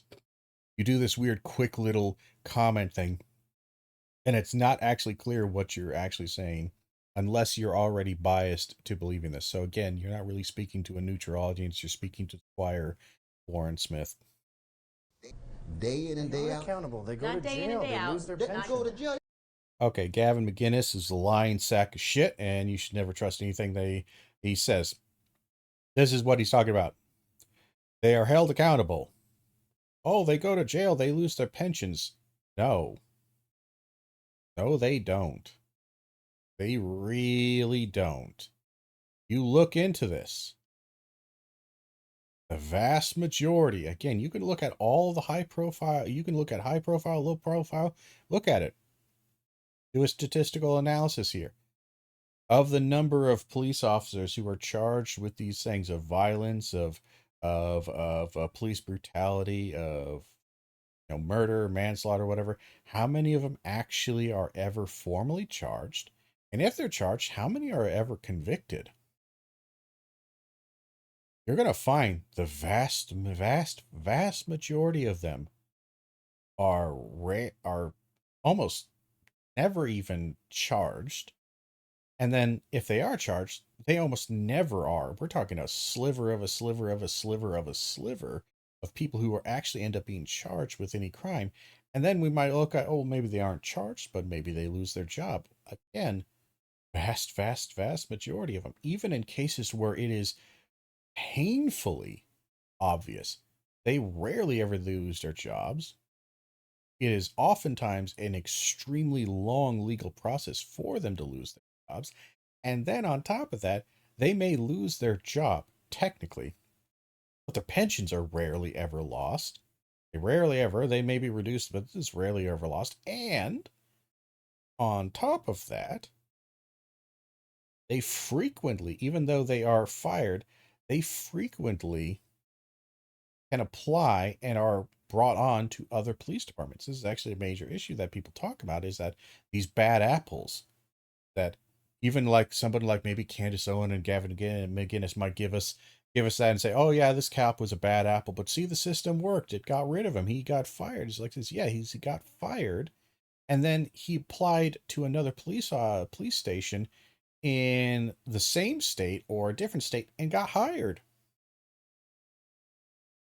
Even it's like, I'm sorry, this guy gets, and again, I don't want to, like, if a teacher gets fired one place, that doesn't mean a teacher can never ever get a job teaching or whatever. But when it comes to police officers, like, if you get fired for misconduct, severe misconduct that involves the beating, brutalizing, and or killing and murder, or killing wrongful death of a citizen, and these kind of factors, because you were given such power, again, police have the power to execute citizens in certain circumstances. They have a pretty extreme power.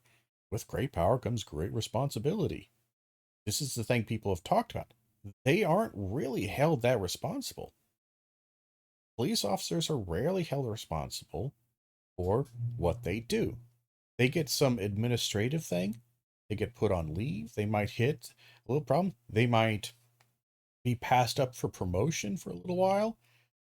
But ultimately, the consequences for some of their severe actions and actions that are made more severe because of the trust and power that society puts in, consequences are not that great. And they're oftentimes wildly inefficiently enacted. Again, there's been numerous. You look at all these shootings, many of them are very questionable as far as policy. But again, you wouldn't think that, because, like, well, the police department says it was within policy. That's another discussion all on its own. But again, there is an issue where the police investigate themselves and find that they didn't commit any crime. It's just like, well, this is a foregone conclusion. But again, this idea, this fact, that is not a fact, that this idea that Gavin McInnes and Candace Owens are trying to present us, that they're punished. Again, they are not. They got one going to jail, Hold up, hold brother. up. And there's going to be anecdotal evidence. There's going to be times when this occurs, but I imagine you could count that on one hand. What? Count what on one hand? That actually isn't very clear. What do you mean count on one hand? The number of people who... Are you agreeing with Cornel West, or are you agreeing with Candace Owens? I'm assuming you agreeing with Candace Owens and Gavin McInnes's perspective, and trying to dismiss this like, oh yeah, you can count on one hand the number of police officers who got away with this. I'm sorry, it's the opposite. You can count on one hand the number of police officers who are put in prison because of this. The vast majority do not get prison time. Even if they get fired, they committed a serious crime. They rarely are ever put in prison for it. Like, it has to be some pretty heinous, like, serial killer shit. You got one going to jail out of all Let's these correct the shootings. record. This is not happening day in, day out. In the year where they made it seem like it was the absolute worst in 20. They made it seem like, yes, they, the media. But here's a fun little thing. If we're going to critique the media and people for disproportionately presenting a problem and making it seem like it's much larger than it is, how about we talk about conservatives' obsession and absolute incredible over coverage of basically anything relating to transgender individuals in sports. The amount of fucking news articles that were talking about, what was that swimmer's name? That won one competition, and I lost a couple others. But see, they might go, well, but it's so ridiculous. It's so obviously wrong. Well, why don't you see that when it comes to the police officer? A police officer is supposed to be a sworn protector of justice. You know, we oftentimes valorize them. Look at all the cop shows that valorize them as moral and ethical paragons of virtue, people who are fighting against the evils of the world and protecting the innocent people. When one of them betrays that trust, that's a serious goddamn thing. That seems like something people would want to pay attention to. So you can't have it both ways. You can't have, oh, well, yes, sure, transgender athletes, there's like 60.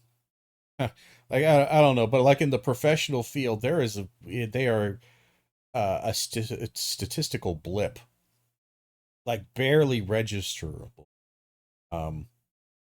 We're talking a minnow. We're not talking about some Moby Dick giant white whale. This is a minnow in a vast ocean. Okay, you want to focus on that because you find it ridiculous, or because you find it so endemic of a problem in society? Okay, then why are you getting upset that African Americans and black rights activists are pissed off when a white cop shoots a black teenager who's unarmed for no reason?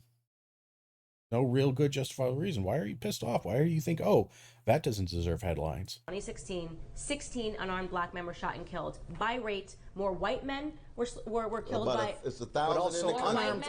unarmed can mean was armed. It can mean trying to kill you with a car. That's fucking stupid. I love that. It could mean unarmed. It could mean trying to kill you with a car. Yeah. I like how we just gloss that over and try to put that all in the same category. It could be unarmed. Was this blah blah? It's like I'm sorry. Are you fucking you joking here? You okay? Again, anytime they open their mouths, really listen to what they're saying. What is the purpose of this comment? So what what am I supposed to take from this? That I should start doubting all the stories? Oh, they say he was unarmed. Oh, he probably wasn't unarmed. He was probably trying to do something shady or whatever. And then I dismiss it. Sometimes some of the stories are a little overblown. Sometimes they were doing some harm. Other times, it's literally just a kid walking down the street. Happens and a cop gets fucking antsy and shoots the shit out of him because he gets report of black individual being suspicious. Here's the thing. Gavin McInnes and Candace Owens would probably, and I think they even did. I would have to check back in the records, but they would even defend, what was that, the Armand Avery or something like that, that case where you had a black individual who lives in the neighborhood jogging through the neighborhood, and he frequently does, and at least once or twice, some nosy neighbor had seen him walk into a house under construction and look inside, checking it out. I've done this as a kid and as an adult. If I see a house going up, especially as a younger adult, I've sometimes done that. I see a house going up, I walk in and go, oh, look at this. Look at this design. It's kind of neat. Seeing a building being built, and you're kind of wondering, well, is it going to be like a little rental property? Is this a home people are going to be living in? What are they doing here? You know, you checking shit out. Fine. He went in there, checked it out. Gets the cops called on him. Or people call, I think they call the cops, but they also call like the neighborhood security and the neighborhood watch. Bunch of fucking yoked out, dumbass, racist, almost certainly. They responded in a way that is almost certainly shows some racial bias and certainly a lot of stupidity. They get in their truck with shotguns and pistols, and they drive their truck, and this guy ends up just going back for his jog, and he sees them coming, and he runs away from them, logically, because they start driving after him, yelling, screaming, telling him to stop, you're under arrest. And it's a car full of a bunch of white-looking redneck son of bitches in a truck with shotguns and pistols, and they're waving them at you. I'm sorry, as a black man, I'm not black, but I would run. And he has every right to go, yeah, that looks crazy as shit. I'm getting the hell out of here. He runs away. Ends up, there's a shootout. People die. I have no doubt. I'm willing to put, maybe not a lot of money, but I'm willing to stake a bet that Gavin McInnes and Candace Owens probably provided cover. They probably said, well, what these guys did was bad, but you shouldn't run. Why did he run? It's clearly suspicious. Why would he run? And a lot of time criticizing, analyzing the actions of the victim, of somebody who is essentially damn near, essentially they tried to, they went after him with shotguns. I think he died. I can't remember if he died. I think a couple people died. One of the attackers died, and I think Ahmed Avery died, was shot and killed. But it's nuts. I can't remember if actually one of the men shooting dies. And I think they were eventually convicted of some charges and murder and whatnot. But the amount of cover that I saw, the amount of victim blaming, the amount of bullshit muddying the waters I saw from conservative outlets when it came to that subject was fucking ridiculous. These people are perfectly fine with that degree of dishonest interaction. And I'm not sure if Warren Smith would be, but the company you keep. Correct. 16, even if we're being generous, 16, you had a higher chance as a black American man of being struck by lightning than you did of being shot unarmed. That's a very compelling way to present this argument that you have a higher. No, it's not. It's a deceptive way. Let me explain. I'll let him do it first. Chance of being struck by lightning, because that's a visual. We are narrative creatures who make sense of the world through stories. Yeah, we do. That doesn't mean that that makes sense. It's actually sometimes a major flaw in our thinking is that we're narrative creatures. So we match things to narrative forms and archetypes that we like. Yeah, and that ends up buying us. If we can't put it in a neat story, we have a hard time doing this. This is kind of like why we have such a hard time understanding large probability numbers and statistics and just numbers in general, is because they're really hard to fit into a narrative or a narrative structure or any kind of visual data. It's not an important thing, or in the sense of not like we're bad or good because of this. It is a feature that has flaws. The next thing I would say, why this visual is bad. You are more likely to be struck by lightning than shot by a police officer. That is true. Couple of things. One, you are also infinitely more likely to meet a police officer than see a lightning bolt. You're also, again, you're more likely to be struck by a lightning bolt. Again, the lightning bolt, I can choose not to be in a storm. And I can choose not to have that. But if I get pulled over by a police officer, I can't choose to separate myself from the situation. I can't leave the situation. This person who has life and death powers over me, I can't leave. You know, I can't remove myself from the potentiality of death. No matter how rare it is, I can't remove myself from this. So again, the analogy is not great. Again, statistically, whatever, it's not terrible to do it, but again, this is missing the larger picture, or it's misconstruing this. It's trying to say, "Oh, you're more likely to get struck by lightning than killed by a police officer." Yes. Also, because lightning, happens a lot more frequently to a certain degree. But on the other end, again, lightning is not a conscious being. The thing is that you're also, again, going back to this, the vast majority of people don't commit crimes. So why are you worried about, why do you lock your doors? The vast majority of days, the vast majority of houses in America are not burglarized, are not burgled. They are not robbed. The vast majority of them are not robbed, yet you lock your doors at night. The vast majority of women are not raped. And I know there's statistics talking about sexual assault and that over a woman's lifetime. I have some disagreements over how those data is interpreted, but even if we take that as true, the vast majority of women will not be raped. They may have some degree of sexual assault in the sense of groping or overt sexual harassment, things like that. All that's terrible, but the vast majority of women aren't raped. So, okay, we just shouldn't care about rape. Women shouldn't be concerned at all about rape at all. Never, it shouldn't even think about it. It's not a problem. And in fact, people who bring it up, well, they're just being histrionic. They're just being hysterical. Vast majority of people aren't murdered, too. Murder is a relatively rare thing. Extremely rare. So why do you care about murder? Who cares?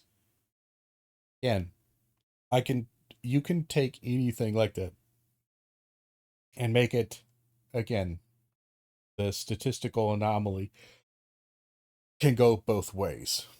This kind of argument, which is why if you want to employ it, it's not bad to employ, but if you're going to employ it fairly.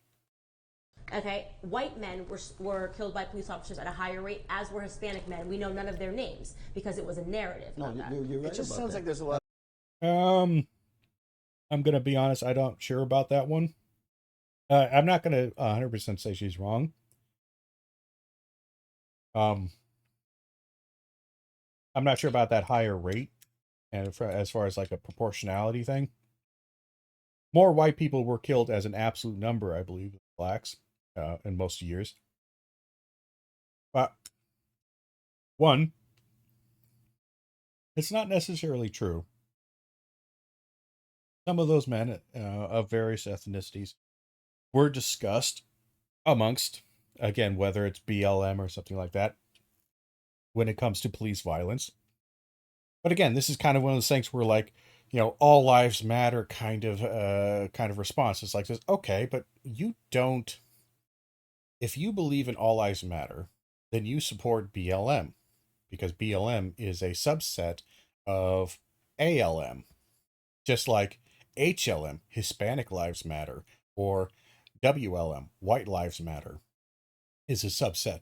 So why are you pissed off at people who are a subset of your own general category? Because they're focusing on it? Yeah, that's their specialization. They're that like getting it's like a generalized history degree person getting upset because somebody specialized in the 19th century and America history of America in the 19th and 20th century, or 18th and 19th centuries. Why? It's a subset of this. They have specialized knowledge. Maybe their perspective might be a little bit distorted, and they may think that this particular law passed in 1795 is somehow way more important than World War II ever was, as far as American policy. Okay. They might be disproportionate. They may be a little biased and disproportionate. Take that with a grain of salt. Maybe tell them to chill out a little bit, but for the most part, they might not be wrong. It's that, okay, in their field, this law or this thing that happened in 1795 is of extreme importance.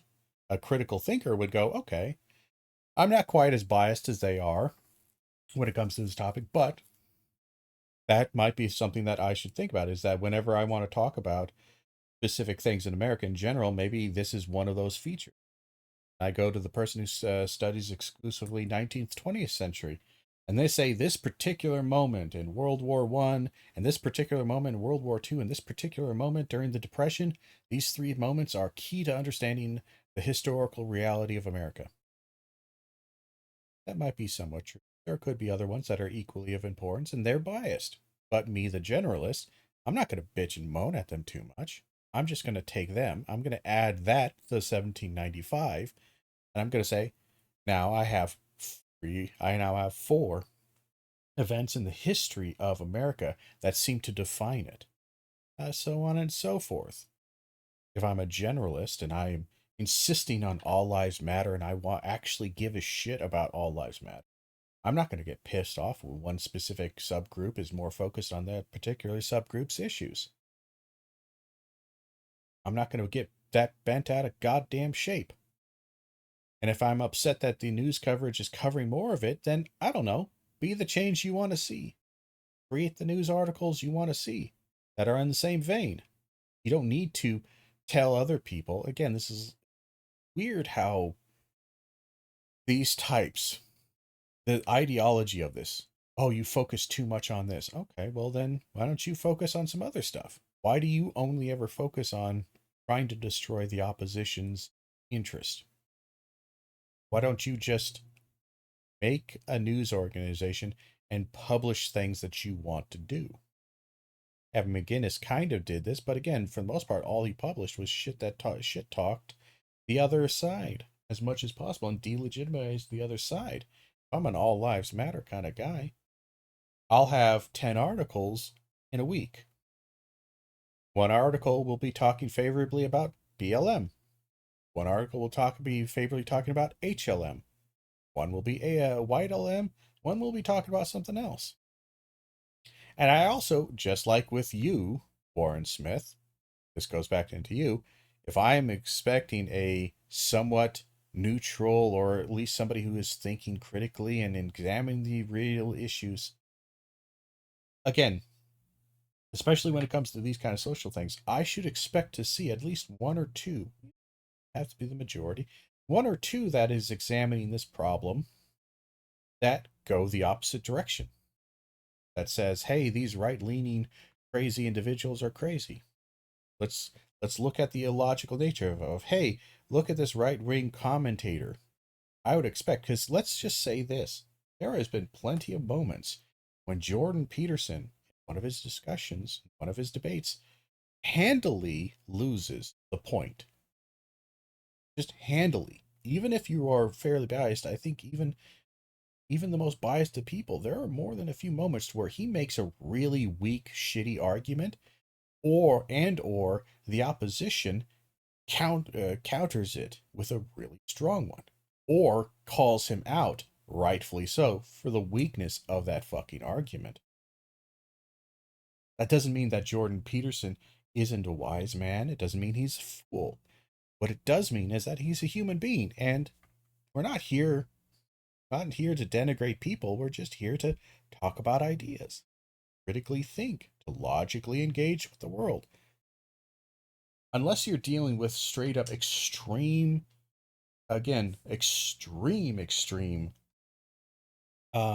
conspiracy theories, and this is, even then, it's a little bit wonky, but like flat earth or something like that.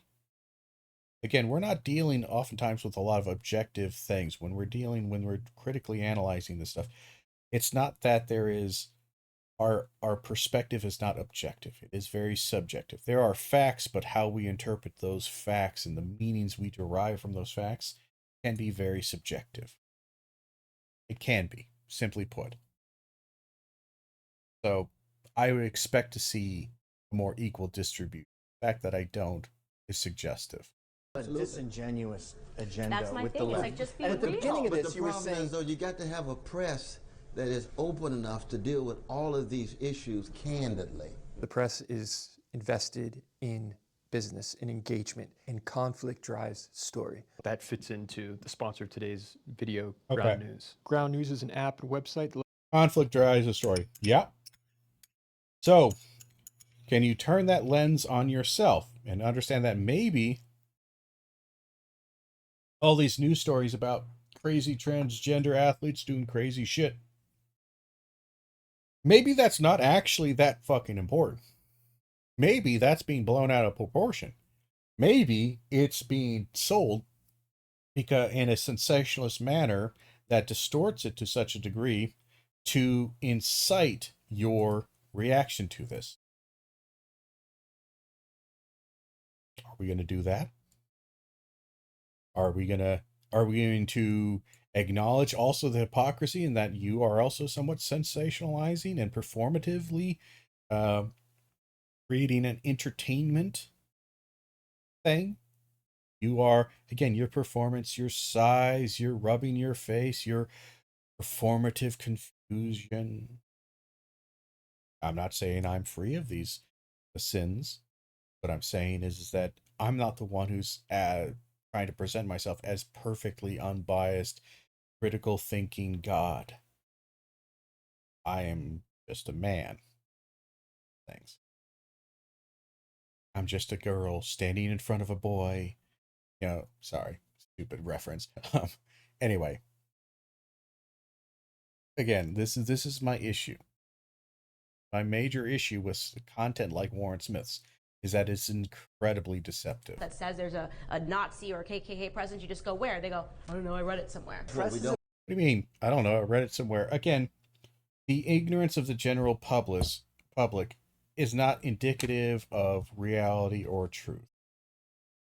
The fact of the matter is that a lot of people are stupid. And yes, sometimes they, again, to go back to Warren Smith, your little infamous J.K. Rowling thing, and you're like, oh, look at me. I showed this student who was just following the crowd how stupid he was, and that J.K. Rowling, I totally taught him critical thinking. One, you didn't. I'm going to do a critical analysis of that video eventually here, but I'm just going to go ahead and say that it was a horrible teaching. Regardless of the opinions on this, I don't really care much about J.K. Rowling and her transphobia or not. I don't give two shits. I just think that was a really terrible fucking lesson. It was a horrible display of biased leading thinking. You weren't doing Socratic teaching. You were doing a Socratic didactic lesson. And again, mostly because it only went one direction, and you didn't actually give the student power or a good example or good tools for critical thinking. Just kind of told him he was wrong in a really stupid manner. But to go on with this, the thing that we have here, let's just listen to this again. That says there's a Nazi or a KKK presence, you just go, where? They go, I don't know, I read it somewhere. Again, the ignorance of the student is not, and the fact that you were so easily point out, oh, well, you were just following on a crowd. That is not evidence, logical, rational evidence for whether or not J.K. Rowling is a transphobe.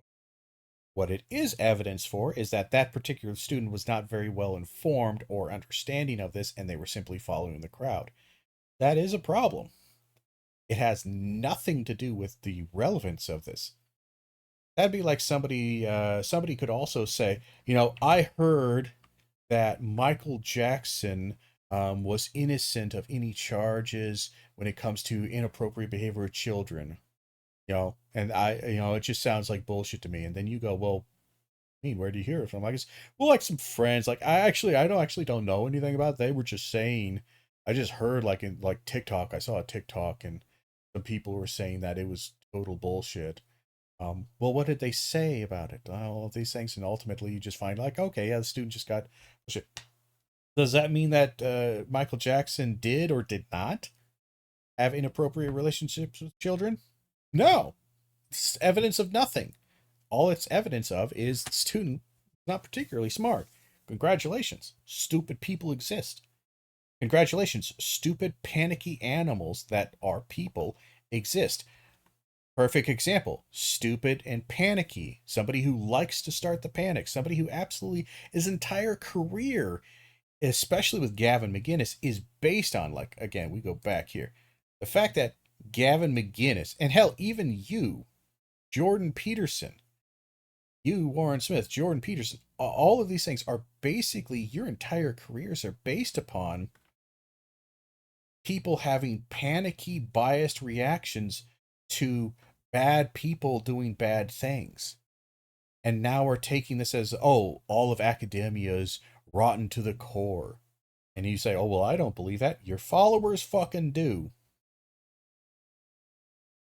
Every single time you show, without any context, a bad teacher behaving badly, or a bad academic behaving badly, every single comment that you see from your audience, who are sheep following you, just like that student was following the TikToker bullshit and stuff they saw on Instagram, your audience, and you are creating an audience, Warren Smith, you are creating an audience that is just as dumb and just as blinded as that. And you might say, well, at least they have the correct answer. Do they? Because here's my problem. If a student comes up to me and I want to test them whether they understand their mathematical concepts, and I put 2 plus sine 2 equals what? I give them that problem, 2 plus 2. And they write 4. Okay, good. How'd you get to that answer? And they show, look, well, I take the first number and I add it to the second number. Okay, that's addition. Great. I then put up 2x2. I know that's a sign for multiplication. I want to see if they actually understand multiplication. I say, what is that? And they say 4. Okay. I then ask them, show your work. How do you do that? And what they say is, well, I take the first number and I add it to the second number.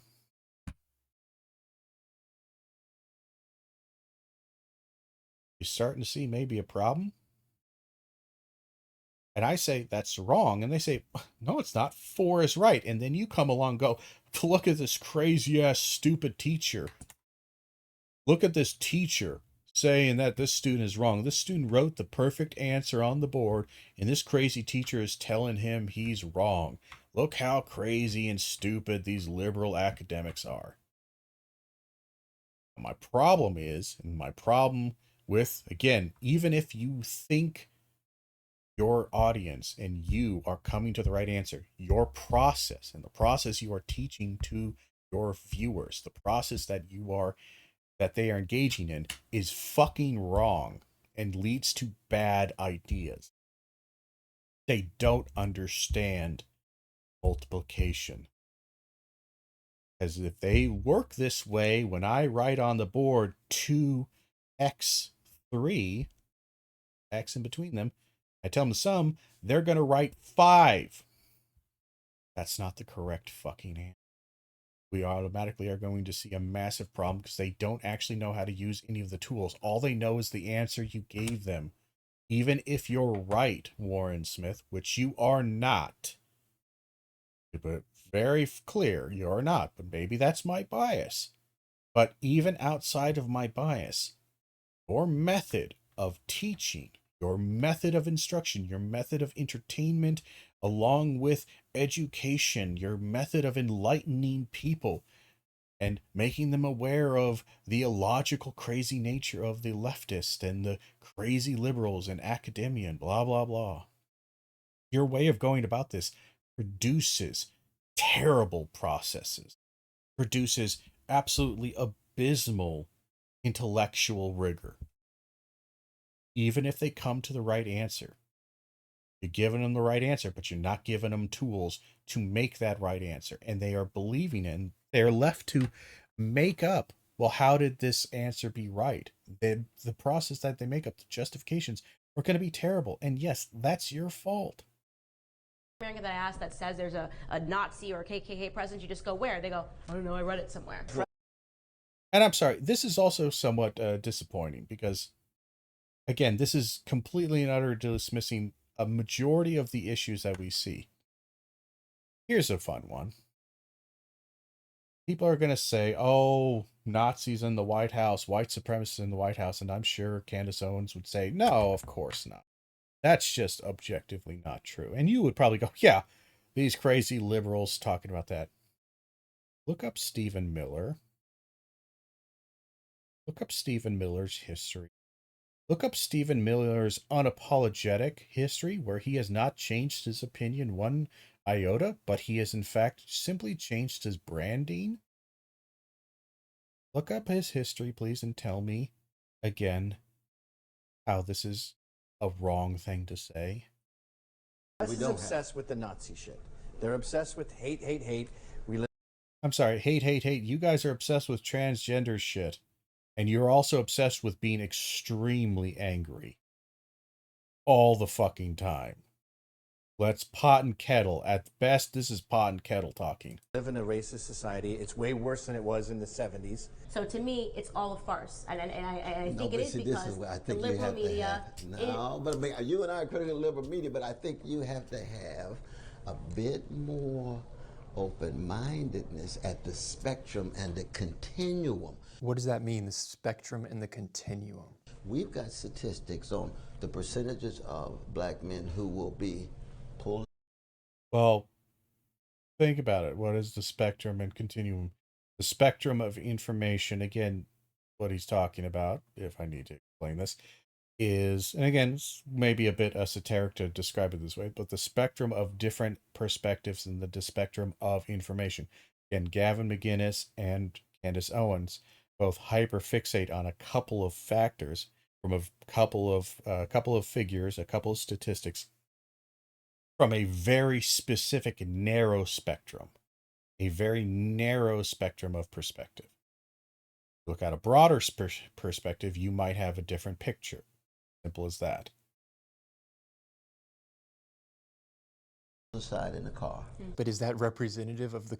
Black men who will be pulled aside in the car. But is that representative of the crime rate which is occurring? 16% of the population, 50% of crimes, you are going to be pulling from that bucket at a higher frequency. Again, your bucket analogy sucks fucking balls, and it's deliberately misunderstanding this. Again, To reiterate, they aren't 50% of those who commit crimes. They are 50% of those who have been convicted of crimes. Not the same thing. Again, being convicted of a crime is very different than committing a crime. You can absolutely commit a crime and never be convicted of said crime. This is not that hard to figure out. If you are pulled over at a higher rate, if you are charged as crimes at a higher rate, if you are also economically disadvantaged to where you do not have the resources to fight against that crime, you are more likely to go to prison. Let's just say 2 people get pulled over. Both of them are drunk, or both of them have committed some crime, some traffic violation that would result in them being imprisoned. One of them is a blue-collar black worker making $30,000 a year, maybe $22,000 a year, blue-collar, working class, barely above poverty level. The other person is a multimillionaire who can hire lawyers. Which one is going to go to jail? Statistically, from a logical standpoint, which one is going to have the resources to hire the lawyers, to file the motions, to do all of this work that will most likely lead to it? I was once in legal issue. I had some legal trouble. Again, and I was relatively innocent of this crime, or there were circumstances that were to my benefit in my innocence. Because I happened to be, even though I was relatively poor, I happened to have at that time some funds. I was able to hire an attorney, a law office. I was able to explain to them the circumstances, give them the evidence of this thing. They were able to submit it, argue it, present it, file the correct motions, do all of these things effectively and quickly. And it wasn't particularly cheap, but it wasn't super expensive. But they were able to do this, and ultimately I was found. The charges were it was a misdemeanor thing. These misdemeanors was completely disregarded. Just, the record was wiped clean. Basically everyone said, yeah, no, it's all understandable, kind of a misunderstanding. We're just going to call it a wash. You presented reasonable evidence for your innocence, or kind of extenuated circumstances. You're fine. If I was poorer or in a worse situation, or if this has happened to me maybe a year or 2 before or a year or 2 after, but I didn't have this money to do so, I have to go into court myself, try to present this evidence, try to get witnesses. I would have to I wouldn't be able to do it. Ultimately, I would have to take a deal, or I'd have to do all this, and I would have a misdemeanor on my record. Even though, from a pure justice standpoint, I shouldn't have one, because there was objective reality, objective truth that suggested my innocence of this misdemeanor and extenuating circumstances relating to it. That all rationale and justice would say this person is free to go, they're fine, no problem, no fines, no nothing, you're good to go. But that cost money to do. If I'm poor as shit and I get pulled over on a charge, driving without a license or driving with expired license or something like that, and let's just say I have a reason, like it's not expired. Maybe it wasn't expired, but the crime is being presented there. Again, if I don't have the legal knowledge to present this case information, to argue it, to do it effectively, to put this forward, to show my innocence, or to reduce this minor felony to a misdemeanor. Thus, I never go to jail. I never go to prison, ever. I don't have the resources to do that. Because again, that's another thing. Let's just say somebody is guilty. Like in this instance, 2 people get pulled over. They get charged with a low-level felony, or misdemeanor, something that will result in prison time, like a couple weeks. But either way, they will be counted in the statistics as part of the prison population, even though they're only there for like a month or two. The millionaire has the resources to plead this down through evidence, through filings, and through just basically making a headache to where the prosecuting office, the prosecuting attorney and all that stuff will offer a plea deal of some kind to make it easier, quicker, shorter justice. And the lawyers for that millionaire will be able to argue that out and could argue it down to a misdemeanor, fine of $5,000, 10 hours of community service, something like that, something quick and easy. And all of a sudden, they're not part of the crime statistics, not in the same bucket. This time I'm actually using bucket in a correct term, whereas your bucket analogy sucks and doesn't make any goddamn sense. It is really, really a terrible analogy. Regardless of if you agree with my political opinions or my analysis here, can we all just agree that Warren Smith's bucket analysis fucking sucks and actually doesn't understand any of the statistics he was originally trying to go for, and it's kind of awkward and silly. It's also somewhat reductive and weird. Anyway. Sorry.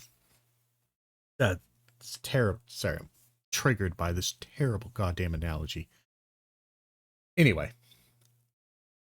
This is a fundamental fucking issue with how people, and this is, again, showing a lack of critical thinking. Because critical thinking doesn't just take it to surface level understanding, like, oh, well, they're 50% of the population. That must mean they commit 50% of the crime. No. It's a nice, easy thing to do, but no. They are 50% of the convicted, not the criminal. Because I guarantee you, you all know somebody out there who technically did a crime and they haven't been charged with it.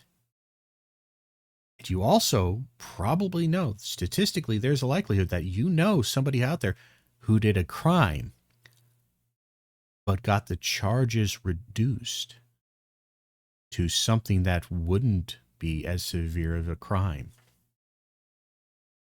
That wouldn't be in the statistical analysis, that would also put them out of that statistical field. All of a sudden now they're not going to be lumped in one bucket, they're going to be in a different bucket. That Gavin McInnes, that Andrew Smith, and that Candace Owens, they aren't looking at those other buckets. This is, again, one of the major instances of any kind of crime analysis, is that you have to understand that, especially when it comes to conviction, and even police officers who are very, very heavily pro-police. I've heard plenty of prosecutors and whatever talk about this. They have discussed this and said that, this is actually not an argument I am in favor of, and I don't like it. Because, again, being convicted of a crime, one, is not 100% certainty a crime actually occurred that you are guilty of said crime. It just says that the process suggested that you were the most likely person who did this crime, according to the evidence provided. And two, it also doesn't say much about demographics because, again, if I put 10 officers round the clock in this 5-block area looking for traffic violations, and that 5-block area is predominantly black, like 85-90% black. I put 10 officers there. I put one officer looking for traffic violations uptown in this 5-block radius, or in this 1-block radius even. Give each officer 1 block, but that 1 block radius is 95% white. If I look at the total numbers and go, well, look at this. Black people make up 50, 60, 70, 80%, 90%. It looks like of all traffic violations. Look at this total number. There's there's 200 tickets here. 200 tickets that I found. And black people make up 180, 160, 100, 170 from year in, year out of the tickets being issued. Does that mean that they're doing more? And then we could do it from a proportionality standpoint. Just say I have 10 officers in one area, 5-block radius, and 10 officers in another radius, or 1 officer. And, oh, well, they're disproportionate. Again, it doesn't matter. We can clearly see that these statistics, they tell us something, but what they tell us can be very easily changed and manipulated, and we should be very careful. This is not being careful. We have to look closer. No, The you're... percentage of men who, Whenever he says that, I feel like I want to punch him. You are doing the opposite. You are never looking closer at any problem. From that bucket at a higher frequency. We have to look closer. the percentage of men who, when we went to jail in New York City about, 8 years ago here with the stop and frisk, when you had over 90% of the folks stop and frisk were young black brothers and brown brothers. And if you were to implement the stop and frisk, you would see what Roland Fryer was describing with the outcomes test. And I'm not saying that stop and frisk is a good policy. There was Now, not those over are not 90%. killing. I don't remember. Right. I'm not sure what he's referring to with Roland Fire. This might be another video. See if I can find that real quickly.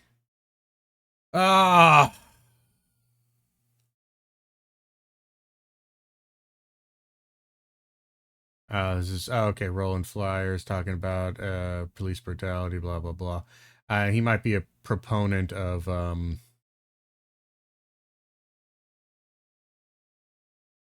police brutality and blah blah blah. Let's see.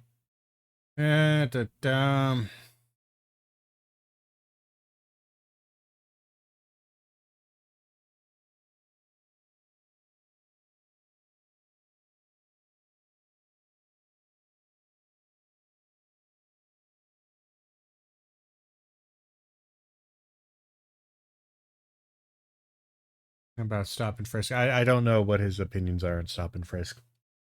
Again, that's a policy of stop and frisk was it's a controversial policy. I'm not going to I don't know enough about to go into either direction. My general feelings on this from the little bit that I've seen is that it's not necessarily the worst policy. In a very abstract manner, not the worst policy to implement, but the amount of racial bias, the amounts of profiling, and the general anti-liberal, anti-human rights kind of perspective that this seems to sometimes take.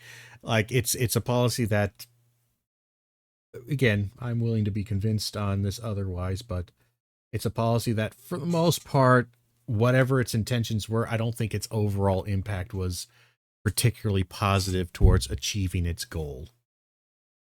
Disproportionately pulling over whites. No.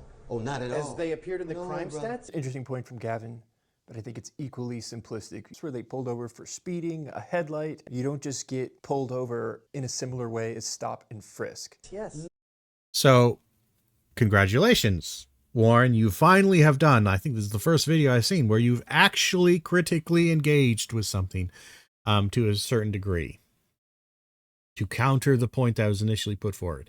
Congratulations. That is notable. So I'll give you a small golf clap. That's all you get. Again, this is... You do this only ever in one direction mostly, so I'm just shocked that you managed to do this. But again, it also is weird because you literally didn't do this before.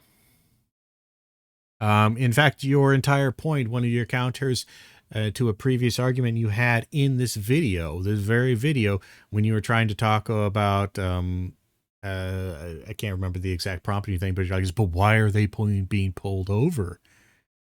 Why indeed? Are they being pulled over because they're speeding? Are they being pulled over because they're crackheads and they're smoking crack? Are they being pulled over because they're black? Are they being pulled over because they're actually committing a crime? Are they being pulled over because they forgot to turn on their fucking turn signal? You assumed that the reason that these black individuals were being arrested and being pulled over and arrested and whatnot and relating to criminality you assumed, well, why are they being pulled over? They must be doing something. That's the implication. Now, all of a sudden, when it comes here, you also wake up for a second and go, wait, hold on. What Gavin just said isn't necessarily true. Like, they're being pulled over disproportionately, but that's stupid. They're being pulled. They could be being pulled over for lots of different reasons, legitimate, illegitimate. Like the statistics and numbers aren't going to play out so easy to do. No. The way Even blacks when and the whites judge appeared in the don't New York vote, crime stats, they were pulled over less than that. There was more whites pulled over than they appeared in the crime stats. But you remember the woman who Bloomberg even conceded that. who was the judge when she went through all the statistics and said, "My God, under Bloomberg, Yes, you had and she was over later 3 point fired for something Meyer." incompetence. I didn't realize that Cornel West was actually there that day at Charlottesville. You were? Oh yeah, I was right there. Oh my God. Oh yeah, And he was standing next to the young woman who was hit by the vehicle. and we were right there, and Heather was right on the side. All right, so this is a later conversation. It's interesting that he drops that, and again, yeah, Gavin McInnes saying, "Oh, this person was fired for incompetence." I'm just gonna maybe it's biased, but I'm gonna doubt just about anything that comes out of Gavin McInnes's mouth, because that man is a mouthpiece for propaganda. His entire shtick and his entire news focus was that. I mean, he was literally a guy who started the Proud Boys. And I think he only distanced himself slightly from them later on just because it became optically suicide. But from a political standpoint, he was still very supportive of the Proud Boys. And the Proud Boys are, well, they're objectively fucking awful. They're objectively ignorant, racist, bigoted shitheads who actively tried to do some pretty heinous shit on January 6th. Regardless of what you may think about the January 6th as a whole, I think if you actually look at any of the evidence, I don't think there's a lot of people at all who are going to say, no, the Proud Boys were okay. They might not say, oh, it wasn't an insurrection or whatever, but it's like, okay, but from an individual standpoint, do you think the Proud Boys, what they were doing was pretty illegal and pretty fucked up? I think most reasonable people, right or left, will agree, yeah, of all of the people involved in January 6th, that particular riot, the Proud Boys are one of the hardest ones, or the least likely for anyone to defend. Can do your own research on this one, certainly, but the fact that Gavin McInnes started them and still remained relatively politically aligned to them and hasn't changed his politics at all. He just didn't like them because they were optically ugly, because they're out and out douchebag racists, and Gavin McInnes is slightly less out and out racist. But yeah, that whole argument right there, again, we would have to do your own research or whatever, but from what I remember, I dimly remember this study, Bloomberg, relating to Bloomberg, and again, the stop and frisk thing. And I think the general consensus across the board is that, or at least looking at these statistics, is that it was not effective towards the goals of what they wanted. It was relatively racially biased. It was not effective, and just across the board was not a very good policy. But again, I don't remember it well enough, and I haven't looked into it hard enough, at least in a very long while, to say definitively. But we're moving on. It's like, okay, now we're talking about Charlottesville, and didn't realize he was there. It's like, yeah, people like to forget about Charlottesville. It's very convenient to figure out about Charlottesville. We were talking just 20 minutes before she was hit. It's interesting to hear Cornel West describe the events on the ground that day. They insinuate that the police intentionally were pulled back. We were standing there, and Yeah, he does insinuate that. Now, I'm not sure if it's 100% true, but the thing is Charlottesville and the way the police were handling a lot of the Black Lives Matter protests or any of those things, I think even a fairly conservative but fair analysis would suggest that oftentimes some of their policies and responses were counterproductive, would be the best way of saying this. Do I think they were actively involved or somehow conspiring together? I don't know if that's where he's going with this, but I'm not sure if I'm willing to make that statement. And from a perfect, objective, fair, balanced perspective, I don't think that would be true. But I think a lot of their policies and a lot of their reactions were counterproductive to keeping peace. As they walked by, after about 20 minutes, it got more and more intense. Police pulled back completely. That's what jeopardized your life. Police pulled back The completely. mayor trying to cause a scene. Well, this was a crucial factor. I agree with that. And I do give Cornel West respect for doing this, calling out the media.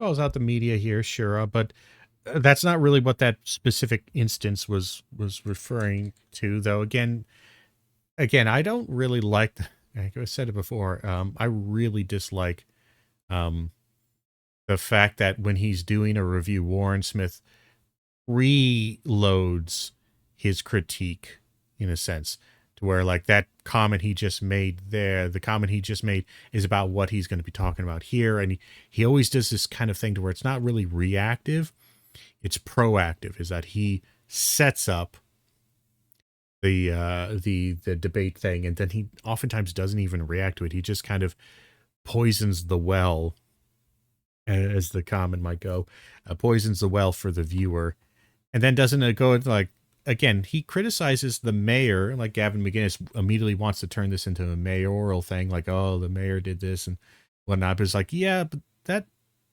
if you continue to think about that, if you, like, the mayor wanted to start an incident from Gavis McInnes's thing, he's probably saying, I want to start an incident that gives validity to the Black Lives Matter movement. And I don't think that's what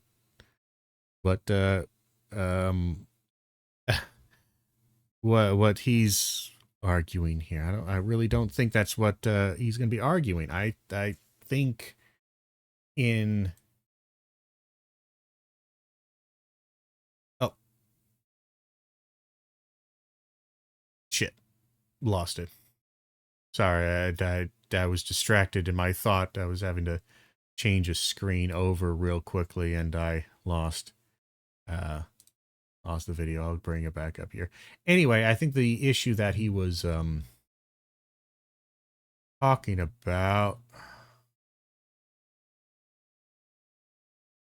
was Candace Owens. Unarmed black members.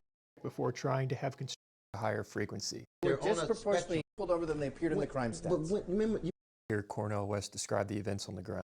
it got more and more intense. Police pulled back. All right, now we need to pop this out. There we are. Completely. That's what jeopardized your life. Police pulled back The completely. mayor. Notice again, Gavin McInnes, he wants to put this on the mayor, who's probably more Democratic, and he wants to put it on the government. The government risked the lives of them. It wasn't white nationalists. It wasn't the racism that is brewing under the surface of America. This isn't my side and my political ideology. That's not the threat to you. The threat was the mayor pulling back the police. Maybe, but maybe it's working together. Hate to tell you this. Maybe the police, I don't know if it was the mayor who pulled it back. I would have to look into that, but it could be. You ever think, again, I'm sorry, like, the police do not have a very particularly good reputation when it comes to racism and the treatment of black individuals in the history of America. It's pretty fucking nasty. Again, civil rights movement. It wasn't librarians sicking dogs on peaceful civil rights protesters. It was the police. It wasn't some random politician or ABC News who was cracking skulls in Selma or any of the other protests, peaceful protests that broke out into violence after the police started shit. It wasn't some random, it wasn't Walter Cronkite cracking heads. It was the police. And now again, the police pulling back, endangering, if we were to agree with at least part of Gavin McInnes's theory here, is that that's endangering them, pulling back the police, corralling them in there, and then pulling back police who were there to keep these protesters safe and keep all harm from happening to the citizens, protesters otherwise. That's what causes that problem? Yeah. Then after that, we have a horrific, horrible the Charlottesville attack. Or Charlotte, sorry. The attack. Gavin McInnes wants to turn it into something else. They're trying to cause a scene. Well, this was a crucial factor. I agree with that. And I do give Cornel West respect for doing this, calling out the media. We have to speak the truth. Yeah, I agree. And so the truth that you talk about in terms of disproportionately black on black violence is something that you have to speak to. But the second point is this. He's not necessarily calling out the media here. I think he's agreeing to a certain degree, not with their criticism of the media, but agreeing that, yes, the topic you want to talk about is valid.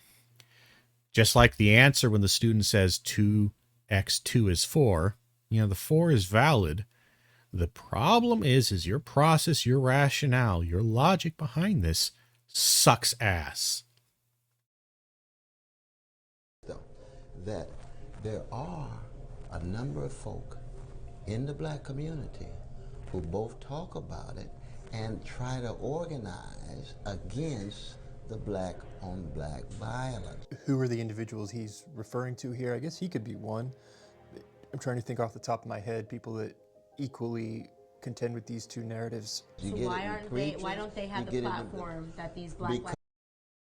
Well, okay, so the idea that this isn't discussed or talked about in the black community, and you, Warren Smith, like, I'm trying to think of anyone who does this.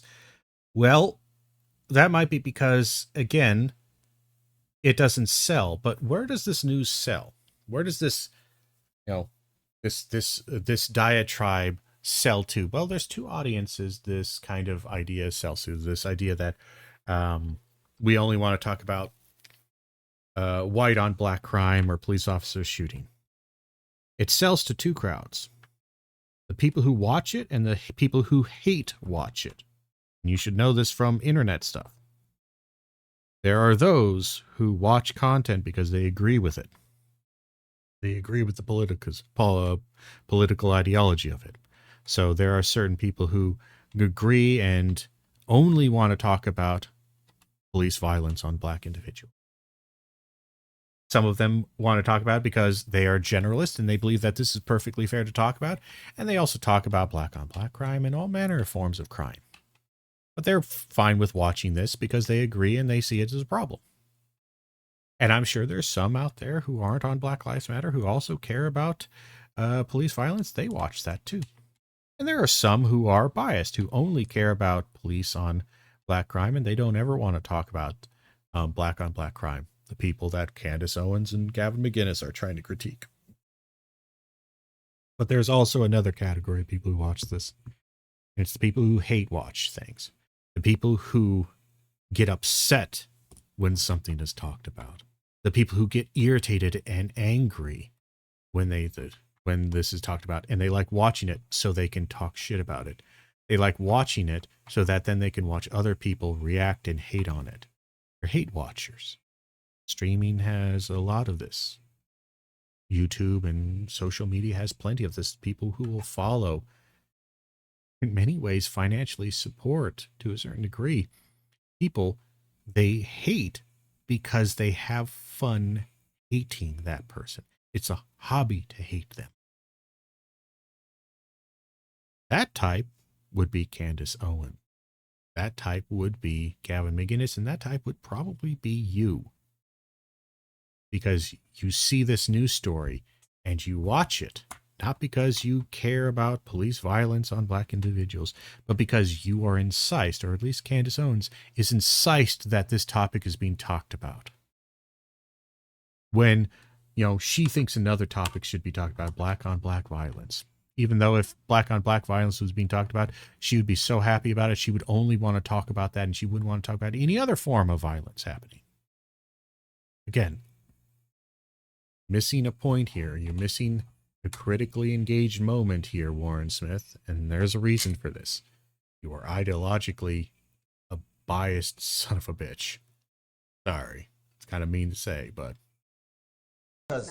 Well, one is because you got a liberal media that does not want to put a spotlight on black people organizing themselves and dealing with problems inside of the black community. Because that would help us.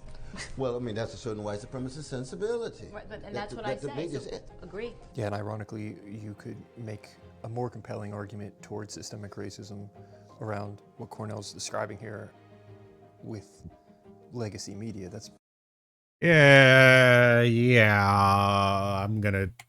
I'm gonna say right here, I don't think you got the picture on it. But again, the fact that that's the only way in which you're willing to talk about systemic racism is the ways in which liberal media perpetuates it. Like, that's not necessarily untrue. Yes, liberal media and legacy media has plenty of ways in which it perpetuates media or bias in political situations. Absolutely. And ways in which they don't want to talk about or don't focus on constructive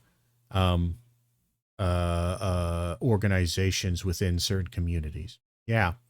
But again, to me, it's a little goddamn convenient that the only things you ever find justifiable are those things that are counter to the things you hate.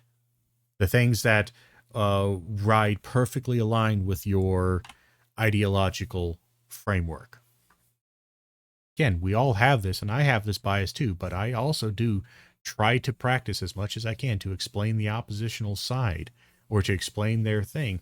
The reason why I'm not doing it too much in this particular video is because, quite frankly, there isn't a lot that backs up Candace Owens or anything else like that. Only the most superficial, yeah, of course it's a perfectly fine, valid topic to talk about. But your reaction to anything else being talked about to any degree, I don't know, it's just, at best, it just kind of strikes me as weird, sour grapes. Like, I want to talk about this topic and nobody else wants to talk about it. I don't know, it feels a little sad. probably one of the most compelling arguments you could use. Well, it's compelling to you. Reiterate, like it's a solid, I suppose, argument. It's a solid cross the aisle argument, but we can both sit here and we can have this conversation and have an argument, and we do that. Absolutely. But the fact that he can go to a college campus and show up and he won't be met with Antifa protesters. So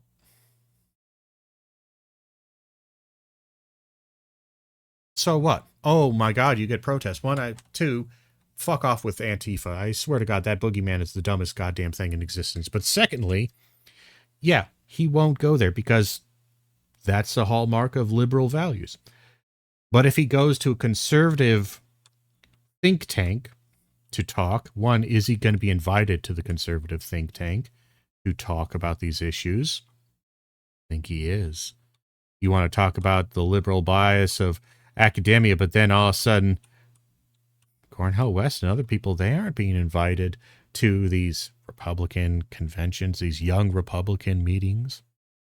And when they do, they are met with a fair amount of hostility. And again, even if they are accepted, like, it feels like, again, this weird thing to where, like, you feel like everyone should accept you wholeheartedly and have no criticism and just love you. And it comes off as a little bit kind of weak. Like, oh, they protest you. Yeah. Did they stop you from talking? If they did, that sucks. I don't agree with that. But for the most part, you want a conversation. You want rigorous debate. You want to talk about challenging topics? Okay. They're going to be challenging. I'm sorry. You want to cook in the kitchen, but you don't like fire? What's wrong with you? How else are you going to get there? How else are you cooking? Right? And people trying to shut down the speech and threaten the event, and And again, part of the reason why they do that, again, I don't agree with this, but if we were to logically think about this or engage in this somewhere, what is the logic behind this? Part of the logic they go with this is that, again, your ideas are, or more importantly, the political opinion that you guys mostly espouse is extremely destructive and extremely reductive.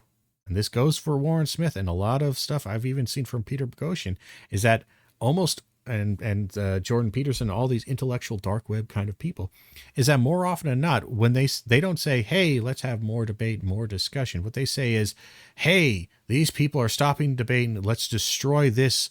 Let's get rid of all the gender studies programs. Let's destroy this. Let's destroy that. These people need to be gotten rid of. These woke people are destroying America. We need to get rid of them. This kind of shit. Like, I'm sorry. You can't say, we want to destroy your people and your entire ideology and get rid of you and ban you from existence, and then expect these people to welcome you on the campus. No. You, like, again, what's that old saying? Again, it's basically expecting people to treat you with fairness and live according to their values. That is fairness and reciprocity and fair debate. But it's like, but your values are not that. You don't value fairness. You don't value debate. You don't value that. What you value is the power that you get to crush people. And you can see that, I can gain this money. It's like when I am weak, I appeal to your better nature and your mercy, because that is according to your values. When I am strong, I ignore your pleas for mercy and I crush and destroy you, because that is me living according to my values. That's the problem. You guys want to destroy academia and then bitch and complain. Why doesn't academia let us come in? You guys want to destroy every form of academic intellectual pursuit that doesn't agree 100% with your ideological bias. And again, the idea that, Antifa protests all manner of shit. And then on top of that, this idea that academia is this homogenous, peaceful, loving kind of thing, to where we all are a bunch of hippies who agree with each other. We're all a bunch of neo-Marxists, communists, postmodernists who all agree, and we're all in unison, and we're all a cult, is just fallacious and utterly stupid, because the amount of bitching and the amount of disagreement that happens within academia, between professors, between departments, within departments, over all of these matters, that's like 90% of what we do all day. Feel like that's a bit of an extreme, but that's a shitload. And guess what? We're able to live peaceful next to each other, even though we disagree with each other heavily. You got postmodernist style, post-structuralist style philosophers working next to analytical structuralists and whatnot kind of philosophers, and they work fine together, even though, like, their theories are oil and water. They don't mix at all. So, a couple things I did want to show. We won't show that. I was going to show some FBI crime statistics to discuss some of the issues that they're being brought up here. Sure, we'll go ahead and bring. We'll skip them for now. You can look them up on your own, I suppose. But the big thing is this idea that, again, the word disproportionality is doing a lot of heavy lifting when it comes to crime statistics. And again,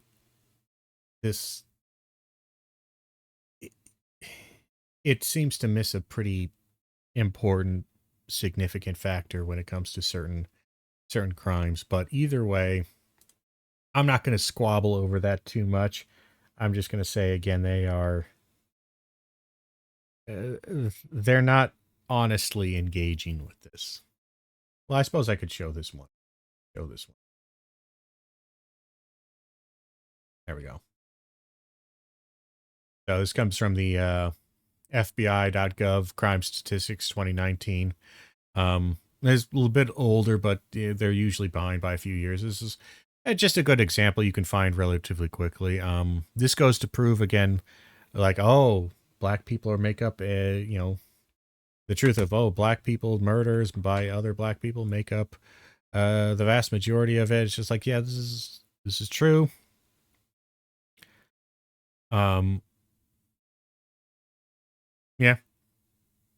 Yeah. Black people kill black people. at a very high rate, and white people, hey, look, how many white people victims of murder, victim, race, sex, ethnicity offended, of homicide? How many victims white? I'm sorry, hold on. Race of victim white. 3,299. Race of the offender. 2,000. The vast majority of white people are killed by white people. How many are killed? How many black people are killed? A lot. The vast majority of them are killed by other black people. Minority. Might say some small percentages changes that white people are slightly more likely to be killed by black people than black people are slightly more than black people are to be killed by white people. But honestly, ultimately, from a percentage standpoint, it's not hugely significant. Why is it? It has to do with more geography and basic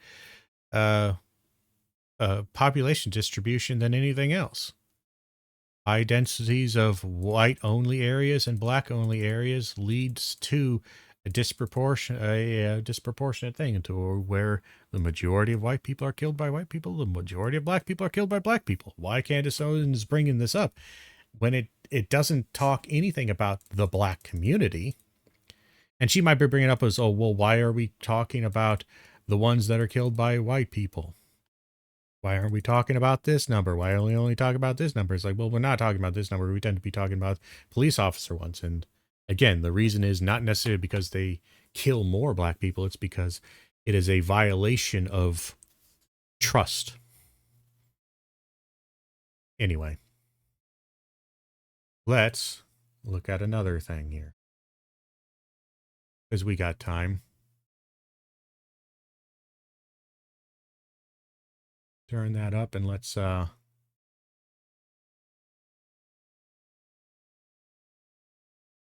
pop this out. There we are. Let's go.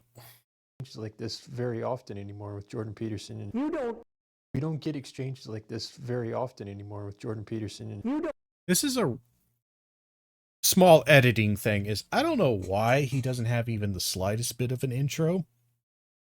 Like, give us like maybe half a second of silence or something, and then kind of like this. Hello, everyone. This is Warren Smith and the Secret Society, and today we're analyzing a debate between Jordan Peterson and a student, or even just something like this.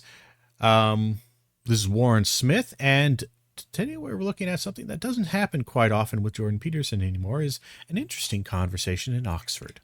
Cut into this. A couple of seconds. I don't know why. Maybe I'm just old-fashioned. Maybe I'm not too Zoomer-brained, and maybe the Zoomers like this a hell of a lot more. But this, the fact that there isn't even the slightest bit of like fade in, there's like half a second to a second of fade from black in, fading in, and then you speaking. The fact that, again, you speak almost at the exact beginning of this editing is fucking annoying as shit. At least to me. I don't know if it's annoying to anybody else, but I always feel like I started off, and because you immediately start with talking, my brain has to catch up and go like, oh shit, what did I miss? What was that he said? Did I catch that? Sorry. Minor nitpick. Let's continue.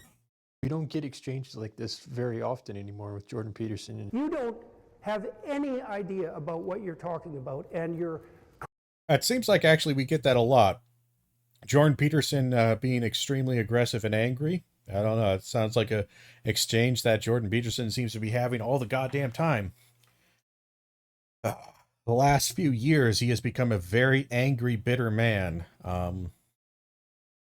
Especially whenever he's talking with somebody who disagrees with. It's not good.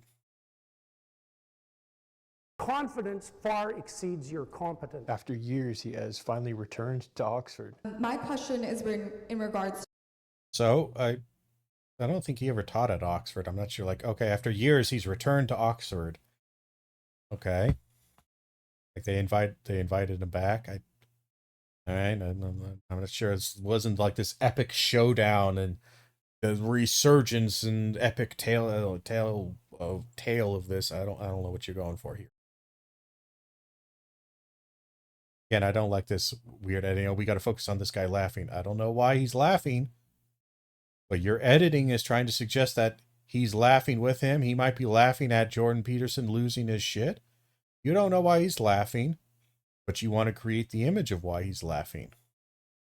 After years, he has finally returned to Oxford. My question is in regards to a comment you made on Joe Rogan's podcast a couple years prior, where you called being transgender a sociological contagion and compared trans people to Satanists. A student confronts him during the Q&A, and she tries to play the usual game. Again, so like we'll ignore the extremely biased framework of this, of the usual game. It's a game to them. It's not how they frame it. I'm sorry, it was Candace Owens playing the game when she went, we only want to talk about this topic, we don't want to talk about that. Her standard song and dance, that's a fucking game. Gavin McInnes constantly trying to break it out, like, oh wow, the blacks are killing more than that, why don't we care? Like, is that's a game? If she's playing a game, so it's a debate. Language games, part of a language game. If you're up there, you're in a debate. It's in many ways a gamemanship format. Getting pissed off because people are coming up with a particular game move, that's like getting pissed off because somebody used an opening in chess you don't like. Fucking bad. Play the game. I'm sorry, you don't want to sign up for, if you don't want to do this, don't sign up for a fucking debate. It's really easy. If you don't like people doing gotchas and doing debate tactics, don't sign up for a fucking debate. A Q&A debate. This is literally setting up a Q&A style debate. Why are you prejudicing your audience? Why are you, Warren Smith, prejudicing your audience against this woman, even though what she is doing is perfectly in line? Oh, I don't like this because it's a disingenuous argument. I could probably see that, but at the same time, cry more. Just cry more, you gigantic fucking pussies. I am so tired of right and centrist being so fucking insufferably weak about this shit. The amount of bad faith, disingenuous bullshit arguments that right-leaning MAGA white nationalist shitheads, all of them, sometimes they're all at once, sometimes it's each individual group, end up throwing at anything liberal or leftist, and they take it, and we deal with it. And again, she's trying to quote him here. She's quoting what she believes to be a incorrect and biased framing. This is not bad faith. You may not like arguing some degree of tone policing. I'm not particularly fond of it. It's not particularly enjoyable sometimes, but it's a perfectly valid concern to be concerned with the tone and the rhetoric of an individual. That's just me being a language guy, but it is perfectly normal to talk about somebody's language and the rhetoric they're using. I think he's gotten weary of this at this point. Okay, so you're trying to set up an excuse for why Jordan Peterson is going to act like an asshole. I don't give a shit. You're weary of it. I'm fucking weary of it. So, okay, maybe I'll give him some peace, because I'm weary as shit of this, and I'm going to be an asshole. But if I'm in Oxford and I'm in that situation, I'm talking to students, and I want to be very professional. I'm in that professional environment. I'm not on a stream sipping a Mountain Dew, watching a fucking YouTube video, but I'm in an actual academic setting. I'm going to put on my big boy pants and I'm going to suck it up. You don't like doing that? Do you know what I didn't like doing? I didn't like having to teach students, oftentimes the same students, multiple times, how to write a fucking thesis. Do you know how many times I have had to do that? It's the most boring goddamn thing. How to write a basic thesis for like a 5-paragraph essay or a basic 5-section college level essay. You know how fucking tired I got of doing that? Do you think I ever blew up at a student? No. You know why? Because it's expected. I know this is going to happen. He's weary of it. To stop fucking talking about it. Don't make excuses for bad, like that bullshit behavior. Especially in a setting that, I'm sorry, there is no real reason for this. He was invited. They're talking to him. They aren't protesting him. They aren't shouting him down. He is being allowed to speak, and they are being allowed to speak. And they are paying him usually to do this, or there's some degree of payment fee to be invited back and to get invited back. Like it's a good thing. How about a little bit of humility? I don't know. To Satanists? No, I don't think so. I've never heard that. This sounds like a vast generalization. Let's see what she's basing this on. You called being transgender equivalent to participating in satanic rituals in the 1980s. This is a quote. Sorry, I didn't catch that last part. When she's speaking through the microphone, it reverberates through the wall, so he needs to hear it not through the mic, so he leans in. You called being... Okay, yeah, I guess you're explaining the situation. I don't think I've ever heard him directly say it's the same. At least I don't know when this Oxford debate was. I think he's gotten pretty goddamn close to describing the left and transgenderism as satanic and delusional satanic style. Like he's said enough that even if this isn't a correct quote, which I don't think it is, doesn't sound like something he had said up until this point.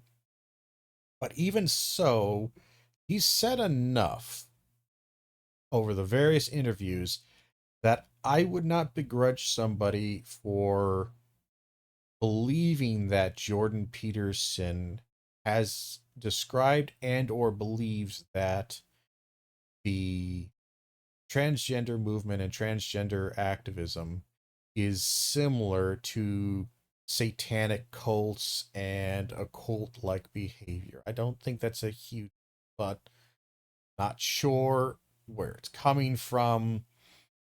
But I don't think getting outraged, it seems to me somewhat silly to get too outraged at somebody summarizing your position in this way. But you could see problems.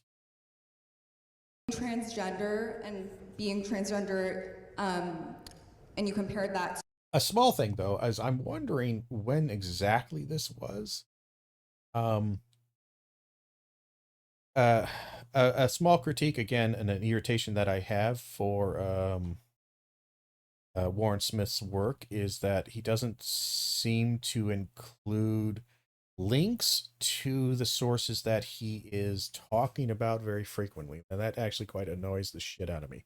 I try to always include YouTube links to the videos that I'm including in here as kind of a resource thing, just so people can watch it and review it on their own. I think that's a matter of good policy. I see I think this is the talk he's given. Yeah, that's the same suit. So it looks like about a month ago. I don't know exactly.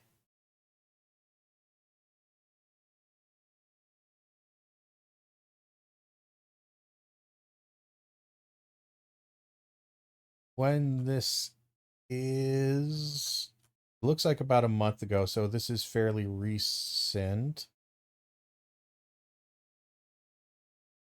Most of the comments on the Oxford thing seem to be astroturfed from a bunch of more conservative voices who are all focusing explicitly on apparently two instances. One is this red scarf girl, so there's a high chance that there's some astroturfing coming from Warren Smith's crowd for focusing on her.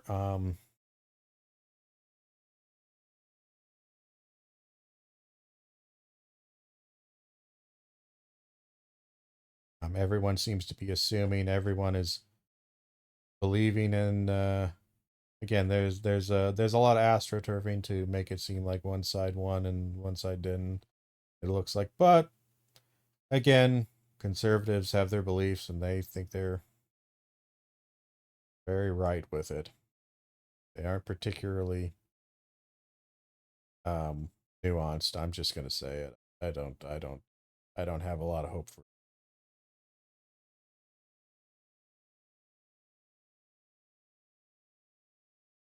Anyway, sorry, I was reading comments. The fan base of most of these people, whether it's Peterson, Warren Smith, this is the thing I would recommend to Warren Smith maybe to address, is that your fan base is way more unreasonable, extreme, and quite frankly bigoted and hateful than you might actually be. I think a lot of them find, again, what's that mean? You hate X for this reason. I hate X for this completely different reason. We are not the same. That might be an important distinction to make for your fans. To satanic rituals that occurred in Oh, daycares no, in the 1980s. I see. So Yeah. that's very different than the proposition that you laid before me. Right. No, You do have a history seriously of different. intense anti-trans comments, so I wanted to question you on that. We see this pattern a lot. Let's see if we can identify it here. In the United States, trans youth have the highest rates of suicide, We can identify it here. so I wanted to question you on that. All right, We see this pattern a lot. What pattern? What pattern? Again, the issue I have with most critical thinking, right-leaning individuals or centrists is, again, they do a lot of this weird conspiracy theory.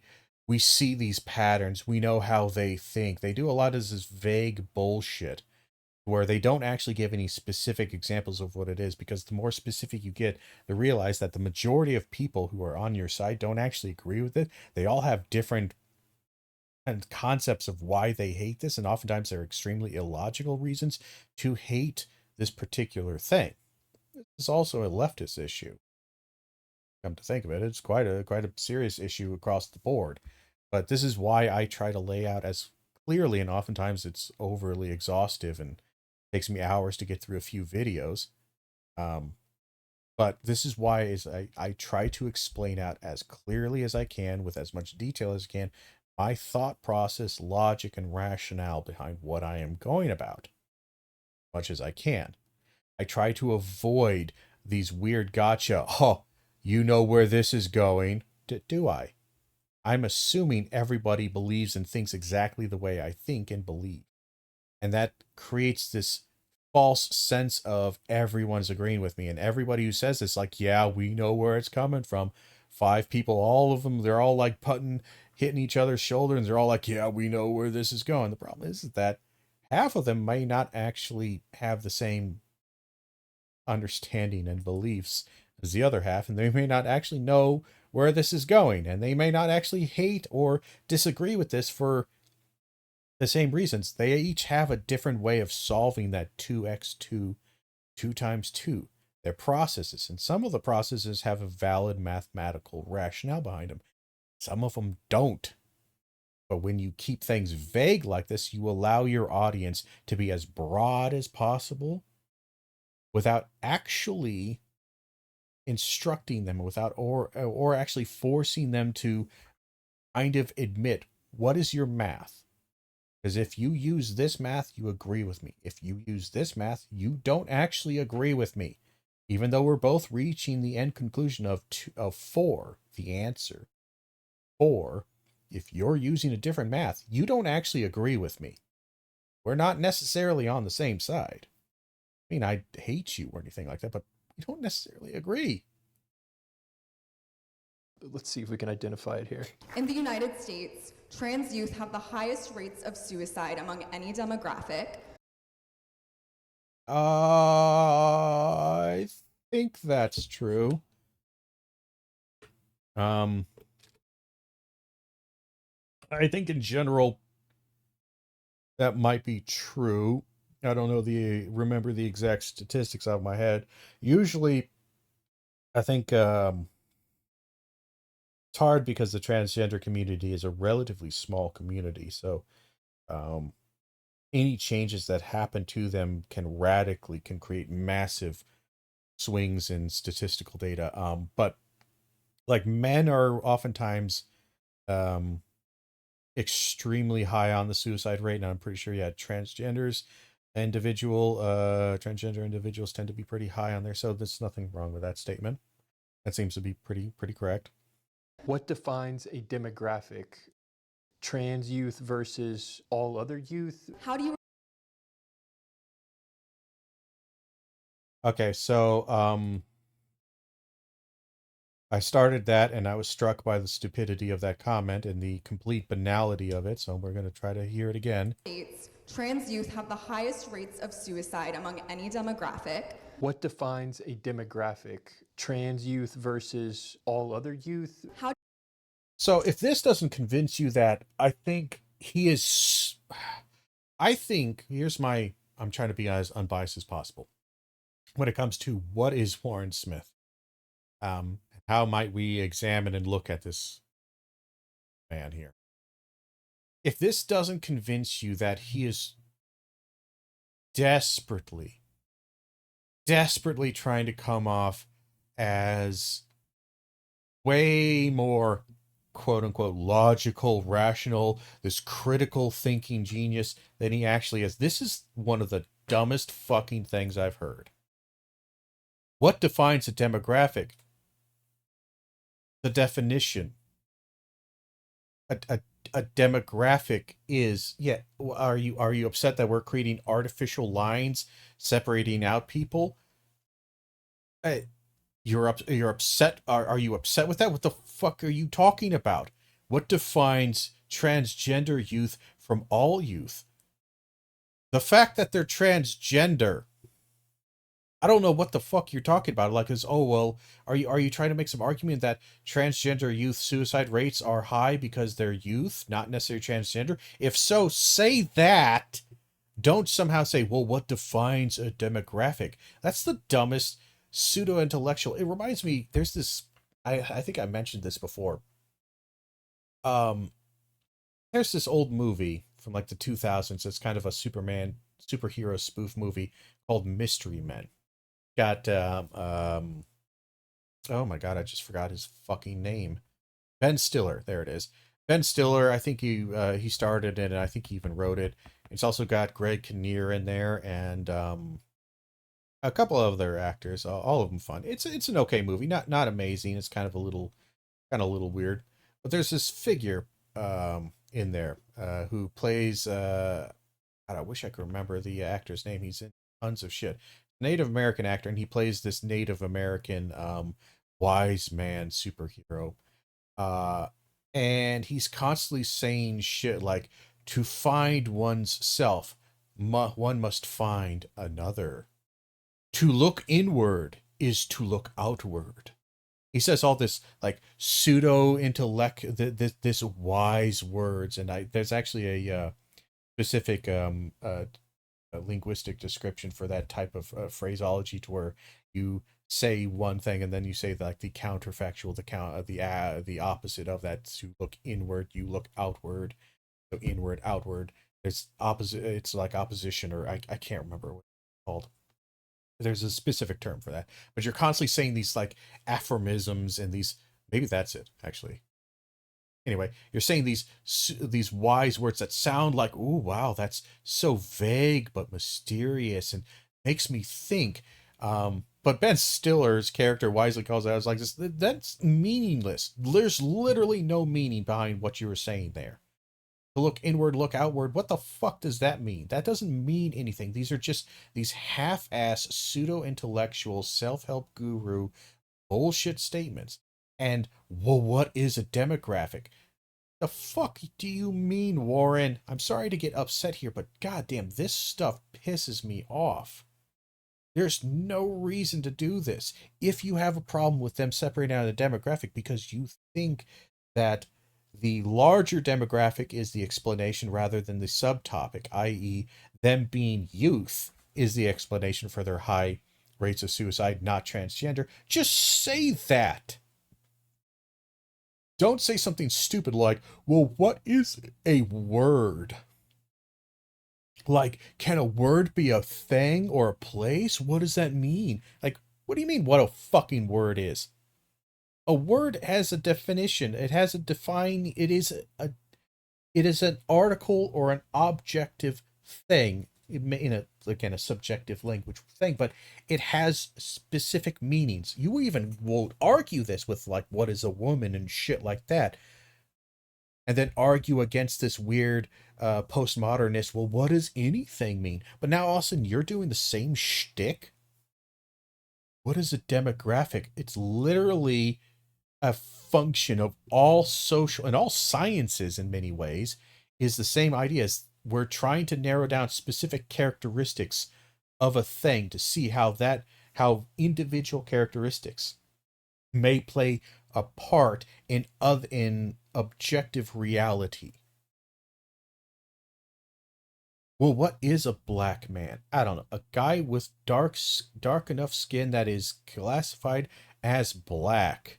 Yes, congratulations. If you want to talk about how words and categories and demographics can be fuzzy, welcome to the conversation. 150 fucking years ago. Everyone knows this.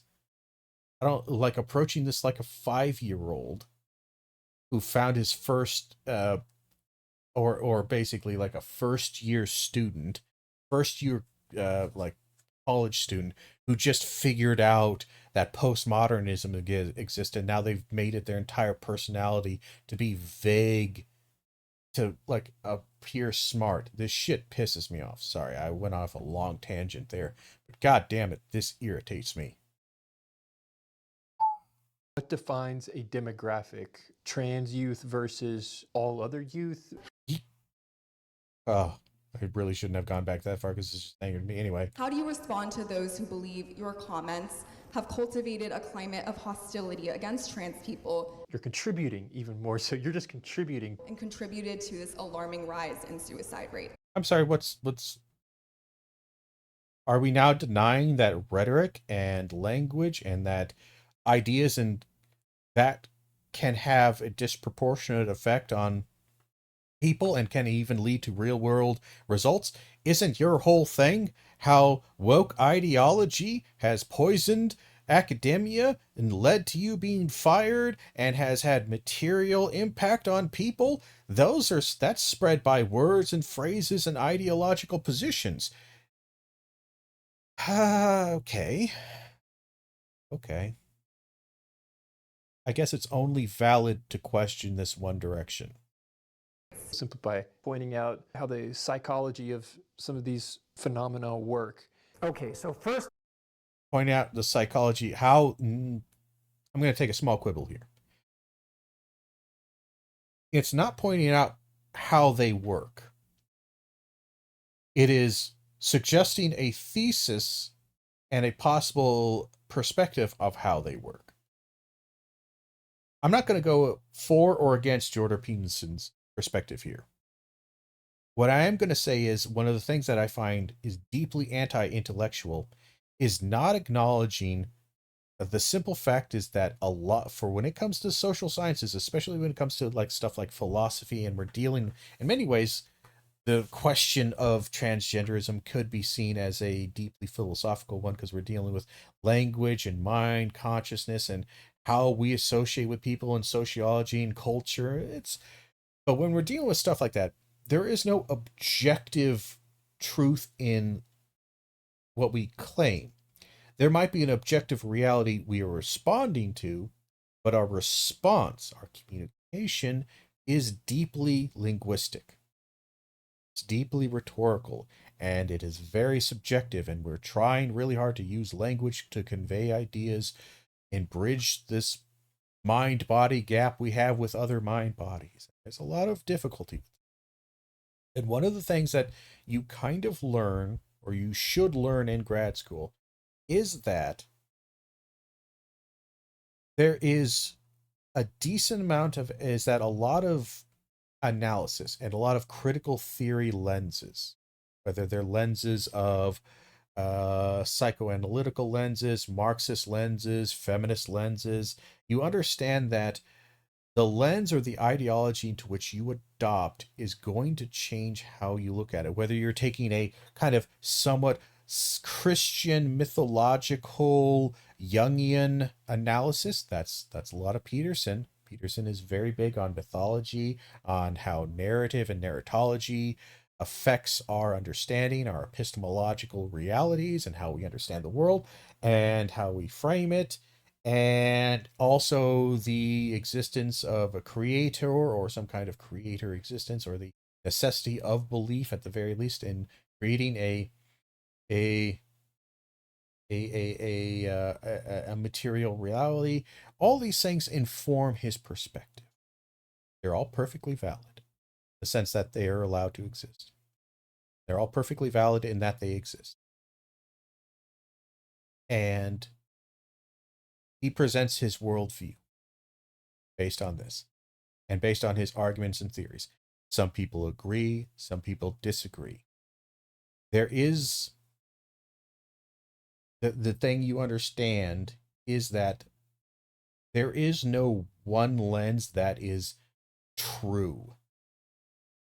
I know this is really hard for a lot of people to understand, but there is no one lens that is true. Because truth, how you define, what do you mean when you say truth? Like if we were to do from a literary analysis, what is the meaning of Moby Dick?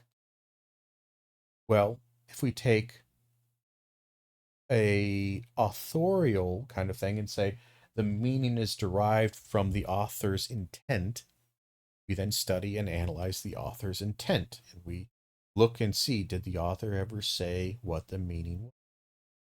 If, however, again, we can also imagine a world where a small boy understands English but has never engaged in anything of Western culture. Some small child in Africa who doesn't really know much about English history or English whaling, but he knows English a lot. And he reads Moby Dick. He may draw different ideas, analogies, and thoughts, and different conclusions. He may like or dislike characters based upon his association with them with other mythologies that do not match up.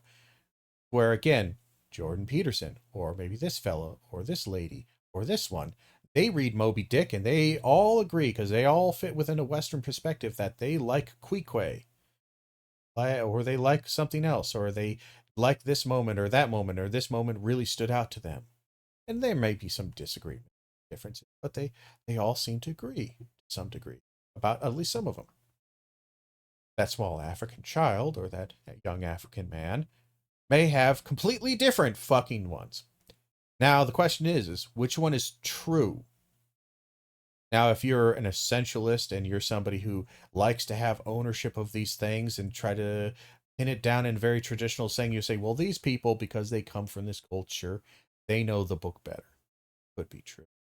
There might be some postmodernists and some critical theorists who would agree with you that the native culture understands the native ideas better. Maybe, I don't know what that means, but let's just say it is. But some also might argue like this, well, the boy's experiences are true in the sense that he experienced them. He read the words and understood what they meant 100%. And he is, and again, his feelings and his thoughts and his theories are absolutely textually based. Are they not valid? This would be kind of somewhat relating to like the death of the author or reader response theory. Now, there's lots of ways to go about this. The big thing that you learn is that we don't value the theory because there is some objective truth. We value the theory as far as its overall utility as an explanatory power. The issue is that there is oftentimes the differences between, let's just say his explanatory theory is better than hers. A lot of people like to imagine it's like, okay, this guy's got like a 99.8% explanatory truth validity. He's not always perfect, but it's almost always right on the money, about 99% of the time. And she's only like 27%. Terrible, oof, boo. That's not what it is. It's more like even if I were to say 100% he's right. And I'm being as biased as I can in favor of Jordan. He's at 2%. She's at 1.987%. The difference between these things is oftentimes extraordinarily minuscule. And also, the value of them in this kind of differentiation, it's not the difference between them of which one is more successful or more efficacy, have a higher efficacy and general usability and utility. it's not nearly as a blowout as everyone likes to imagine it. So, and again, more often than not, the amount of information and knowledge that we can't access or we don't know, or the big gaps, are way larger than what we do. That's not to invalidate what we do know, but this idea of, oh, she's bringing up her theory, he's going to bring her blah blah blah, and trying to make it sound bad or whatever. Again, this is a fundamental, again, ideologically biased misunderstanding and misappropriation of these terms, and just it's simply just really kind of shitty way of approaching this. How the psychology of some of these phenomena work. Again, he's not describing how they work. He's describing, according to his theory, how they work. There is no objective truth that is known or perhaps even knowable about how they work. There are simply theories that have better predictive results and theories that have less effective and less predictive results. This would be the difference. You take a scientific approach on this one. Pause 1 second. I'll be back.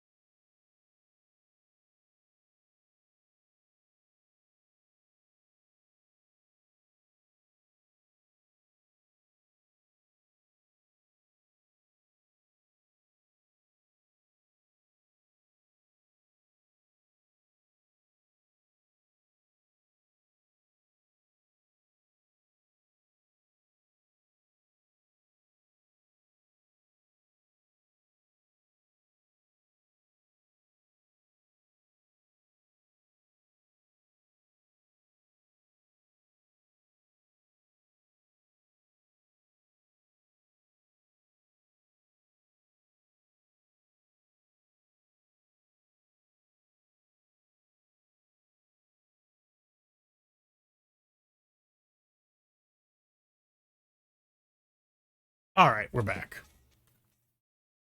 Sorry, had to kind of go off on that little rant there, a little tangent, but I think it's the fundamental thing is that these people aren't particularly good at critical thinking or even engaging in stuff because they are such essentialists.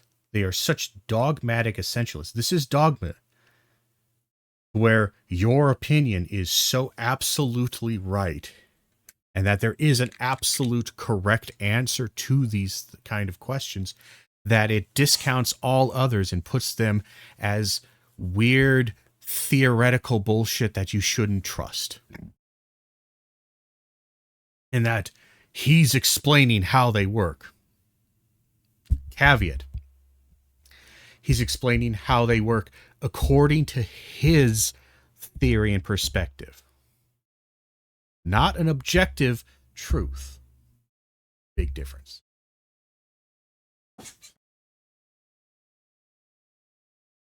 All right, but let's play. Okay, so first of all, I respond to them like I responded to you by pointing out the falsehood of their question. The question you asked me had absolutely nothing to do with what I said, as you well knew. Okay, so regardless of the correctness or incorrectness of this, a thing that I am, quite frankly, if you're going to behave this way in a public setting to a question, again, I'm sorry, take a break, take a fucking chill pill, go zen, get a fucking beer, I don't know, calm the fuck down, go fishing for a week. But this is not acceptable. If you want to see yourself as an educator, you want to see yourself as somebody who is trying to improve the world, she is not your enemy. She is a misguided ally. Treating her as an enemy to be destroyed is bullshit. And more importantly, you can't then get pissy and moany when she treats you as an enemy to be destroyed, if this is how you go about things. Yes, she said something that probably is incorrect. I don't think he said this. I don't know. But either way, she has made a criticism based on this. If you think that she has misquoted you, misattributed things, and I'm going to answer the same way that you've clearly. Okay, you might again just say you can simply just bring up like this. Well, I think there is your basis, your question is somewhat invalid because it's starting from an incorrect point. You are misunderstanding a thing that I said before, and thus your question is coming about from.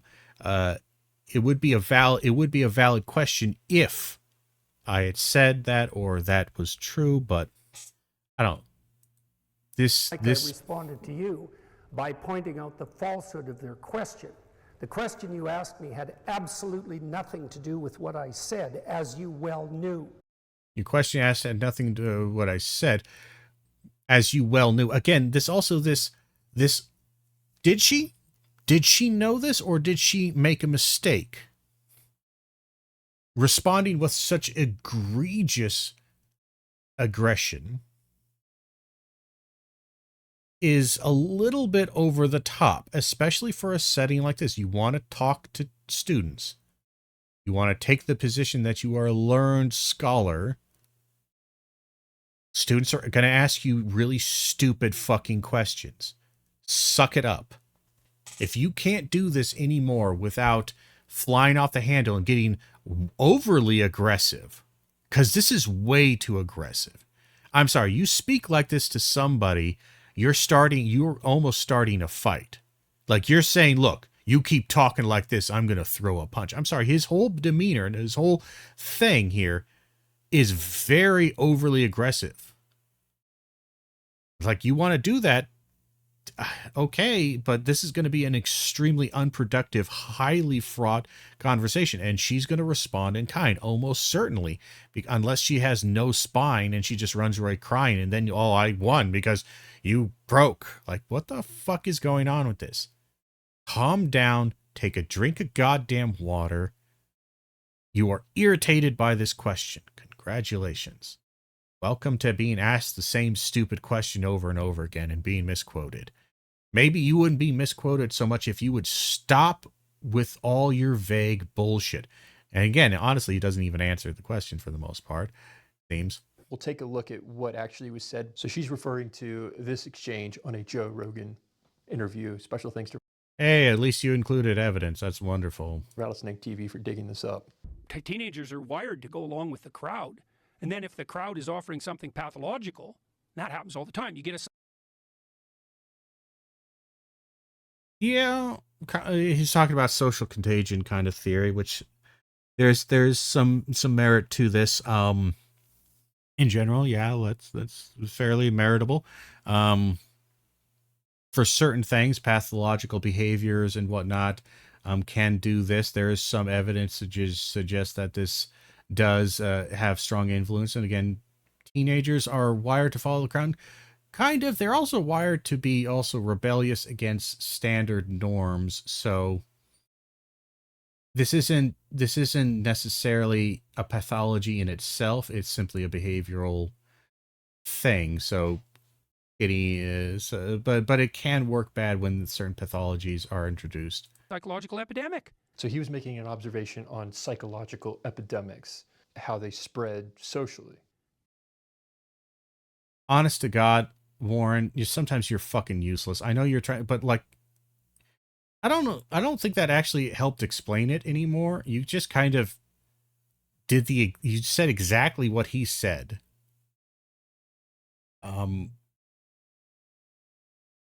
Just like you just took the words. Honestly, it's almost plagiarism.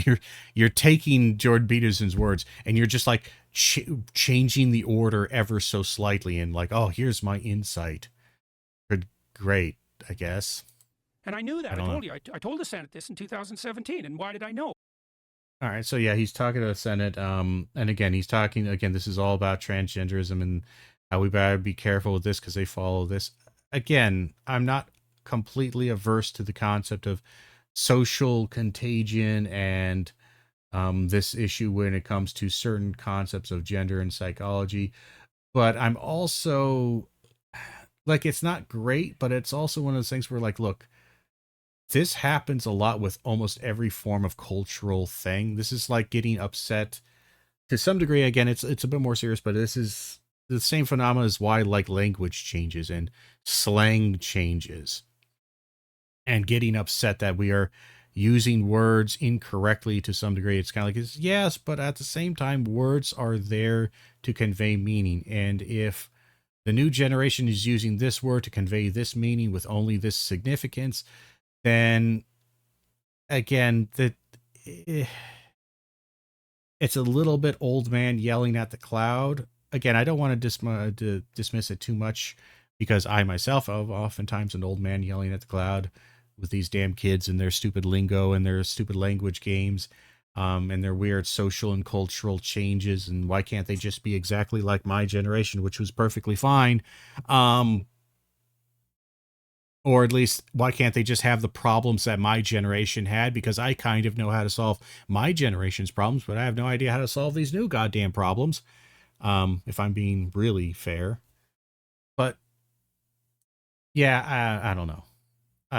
Again, there's nothing necessarily wrong here, but again, there is a degree of self-righteousness here that there's an undercurrent of it that really feels, I'm this great hero, and you were stopping me from being a hero and saving the entire world from this damned menace, this terrible damned menace that's dragging us all to hell. It's hyperbole, and it's this hero complex shit that I have always got a bit of a feel that Jordan Peterson really falls into this way too goddamn fast, and partly from his persecution complex. That's not unwarranted. He was to some degree persecuted, but god damn it if it doesn't drag. Well, I knew the literature. We've tracked psychological epidemics going back 300 years. 300 years. I'm sure you've read the literature, but anytime somebody says this, I've read the literature, it's like, you've probably read a good amount of it, have no doubt. You've probably read a good amount of it. But having been somebody who reads the good amount of a literature of something, different topic, different subject or whatever, the amount of disagreement, even when there seems to be a general agreement, the amount of very important subcategory disagreements within that discussion makes me very hesitant to make any too large, broad claims about stuff sometimes, but especially when I'm really trying to be self-righteous on. I've read the literature. 300 years. It's like, yeah, we've studied for 300 years. That's not a great statement here, because there's actually the illogic of the statement. Let me explain this real quick. Why the illogic of, going back 300 years. Time is not necessarily an indicator of quality, but it's also, what he's doing here is saying, like, this, we have 300 years. For 300 years, we studied this, and, we knew what this was. It's like this. No, we didn't, because 300 years ago, the theories that they had for understanding this sucked ass. They were absolutely batshit crazy bullshit. This is like, again, people often say, well, we've known this for 300 years. Like this. No, we knew an idea of it 300 years ago. And then that idea was found to be extremely lacking. And so we modified it. We took the tiny grains that seemed to be somewhat accurate and true, the tiny little bits and fragments, and then we built something new on this. And then that one started failing, so then we built something new on top of that. From a philosophical standpoint, if you ever heard of the ship of Theseus philosophical concept, which is the idea that imagine the ship of Theseus, it's this large wooden boat, and as it sails about, every time you stop, or every time you kind of need to fix something, you take that piece off, you put it away, and you replace it with a new board, right? And after a while, when you take that final piece off, or you've replaced every single board in the boat after a while. So let's say it takes 100 logs or 100 boards to build this boat. And every single time you replace it, with a new one and a new one and a new one and a new one until technically, the very last original piece of the ship of Theseus is taken off, and then you replace it with a new one. The question then becomes, from this philosophical standpoint, is that the ship of Theseus? Because if you think about it from an ownership standpoint, sure, but if we think about it from an object thing, so the ship of Theseus, let's call it Gaia. Is that the ship Gaia? Some people would say yes, but it's like, well, technically, all of those things are new pieces and new boards.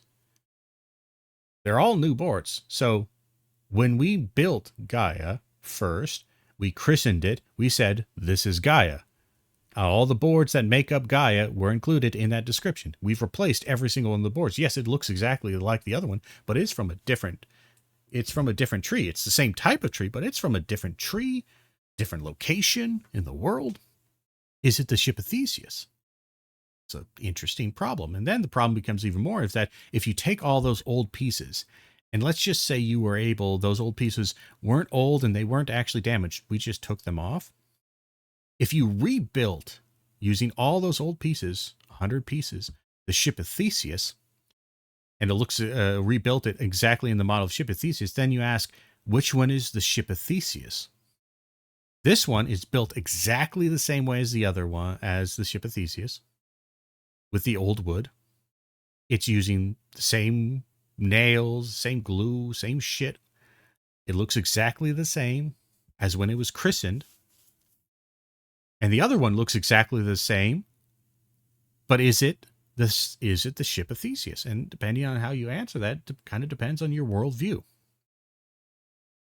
Scientific theories and social theories and cultural theories are much like this, in the sense that oftentimes we do still keep a lot of the original stuff, or a good chunks of original bits and pieces here and there. But it's not like Darwin built a boat and that boat is evolution. And then, we teach evolution in school. It's like this, yes. But the difference between the boat that Darwin built and the boat that you're taught in school are gargantuan.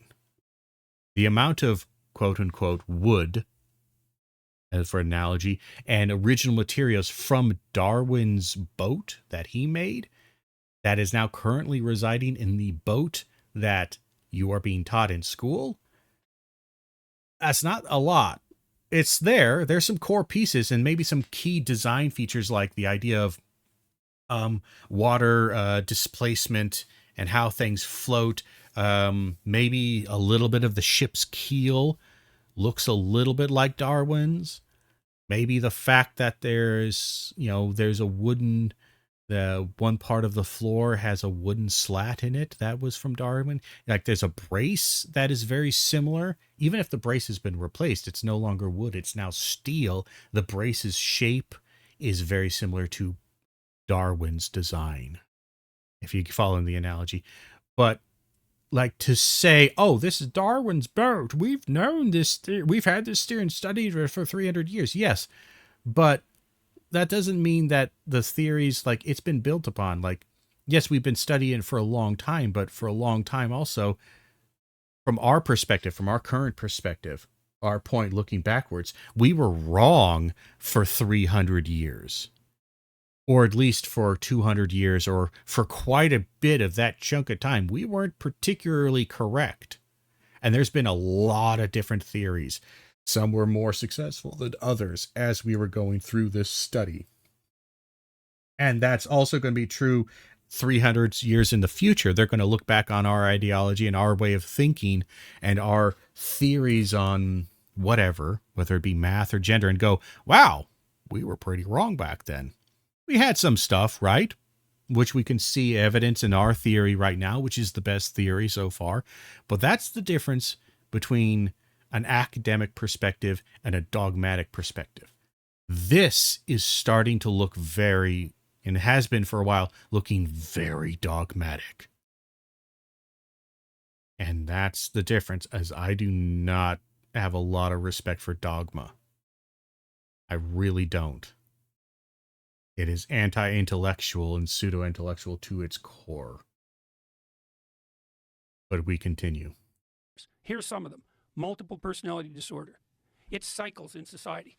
Disappears, then there's one case, then it spreads like mad. Then there's multiple personality disorder.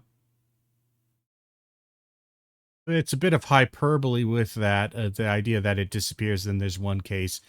It also implies way too causality, because there are oftentimes, this is kind of related to another little bit of thing that I was studying for a while that I posted a Substack article about, is about moral panics in society. Is one of the key things you find with evidence is that there's often times when a moral panic doesn't happen that, according to our theories, it seems like it should happen.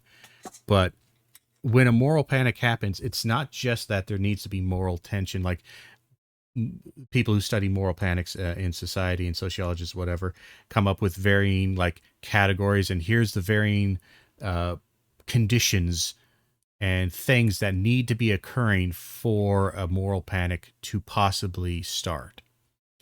But again, we're kind of working backwards on this, and we're trying to reverse engineer this, because a lot of times when we look at these categories, it's like, yeah, this kind of works for a good number. Like, 8 out of 10 moral panics that we studied, they all shared these kind of characteristics, or a good chunk here, but they also share a bunch of other ones that aren't universal. And then we also have these issues to where we can see historical moments to where this thing was happening, this social phenomena was happening, that didn't really result in a moral panic, and it should have. Like, all the factors were there, all the conditions seemed to be ripe and right for this to result in a more socially explosive moment, but it just kind of fizzled and died. You can also see this with like fashion trends, or you can see this with the less serious things, certain kind of genre trends in literature or in fashion and pop culture, whatever. Sometimes they blow up and they become absolutely huge, and then they die out really, really quick, or they kind of linger for a while and they become just kind of part of the culture. And they become a fixture. They may not be the biggest, most immediate fixture, though they become part of the norm. But sometimes they just flash in the pan and then they don't become part of the norm. You don't see them happen anymore. And then sometimes you see something flash up, or like the appearance like it's trying to flash up, but it dies almost immediately. Like there's almost no social, like it just fails completely. And then you're done.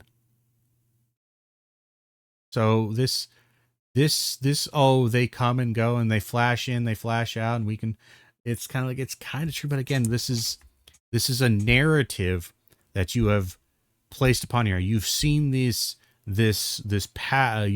seeing a pattern, and you're ascribing a certain narrative justification and rationale behind why this pattern comes about. That's fine, but you should acknowledge, or people should be aware, that this is a manufactured rationale for this pattern. That doesn't mean it's bad or wrong, but it is something that is manufactured, that somebody else could equally say the reason why these things happen in this pattern have nothing to do with social contagion. They have a reason to do with something else, economic shit. Who knows?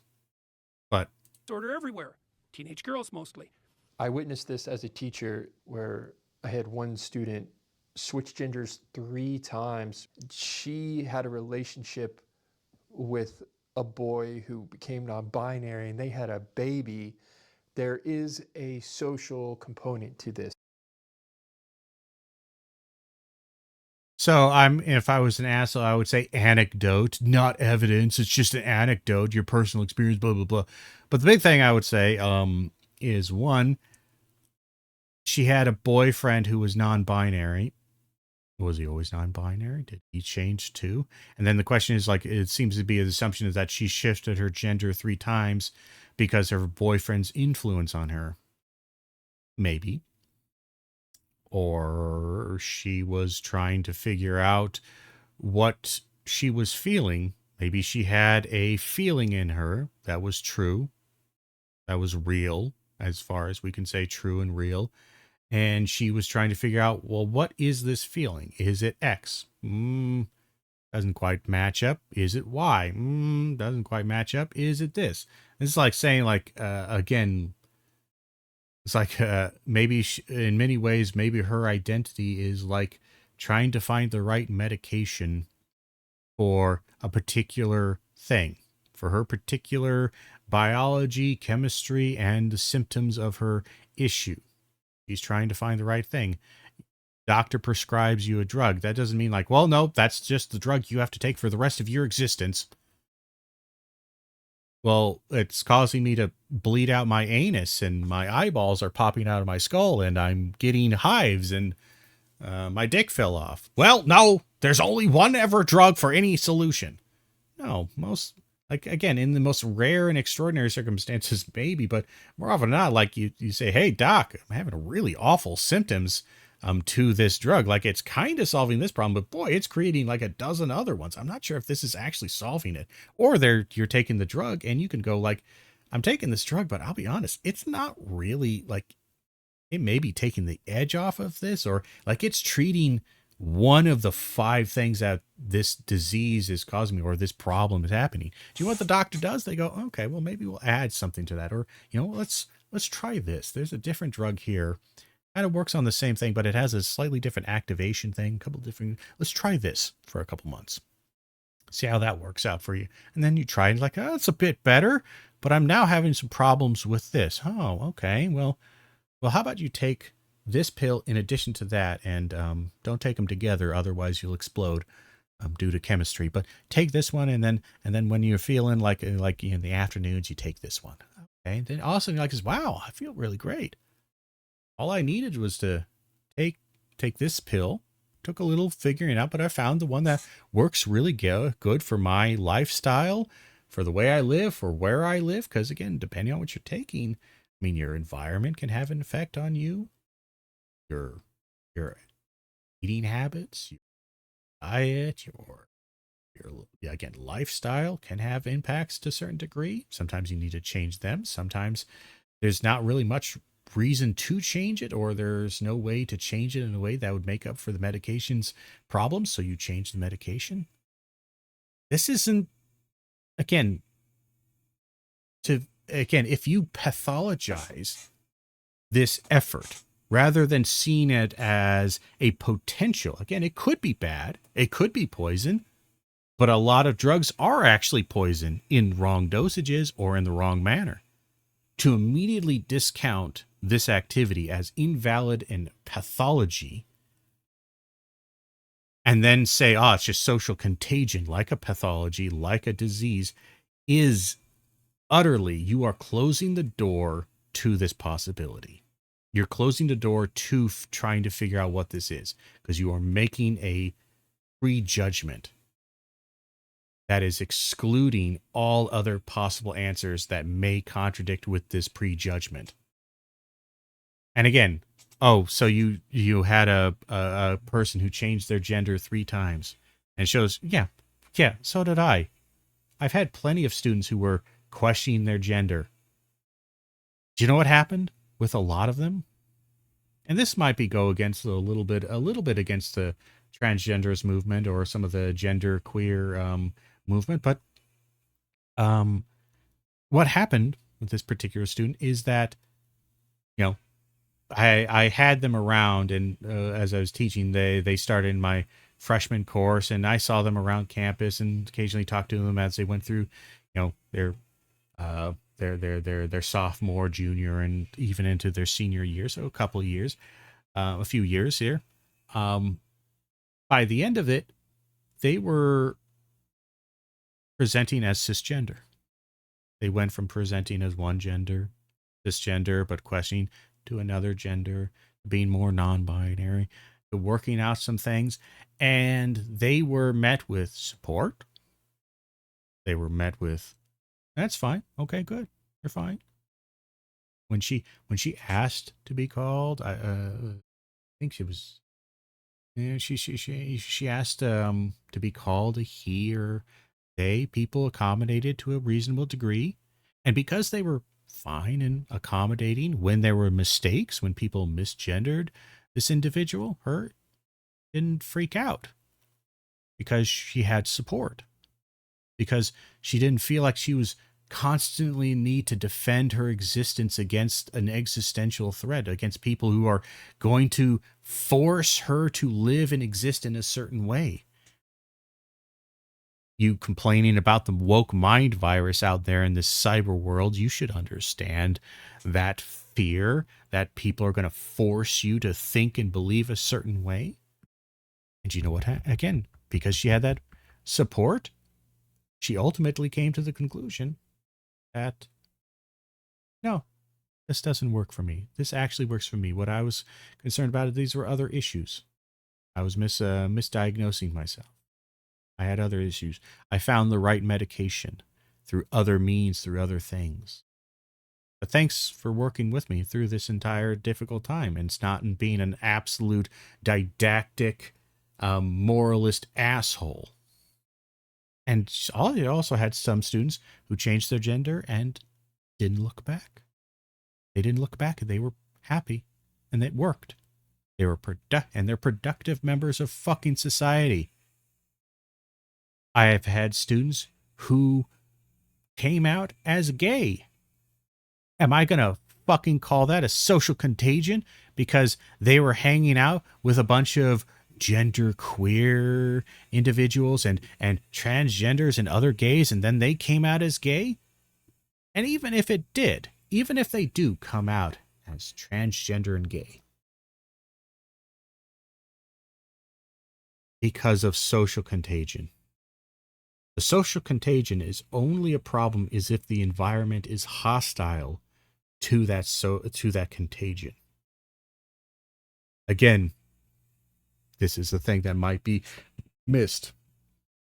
You intrinsically think that the social contagion is wrong, that it is a contagion, that it is evil and inherently harmful.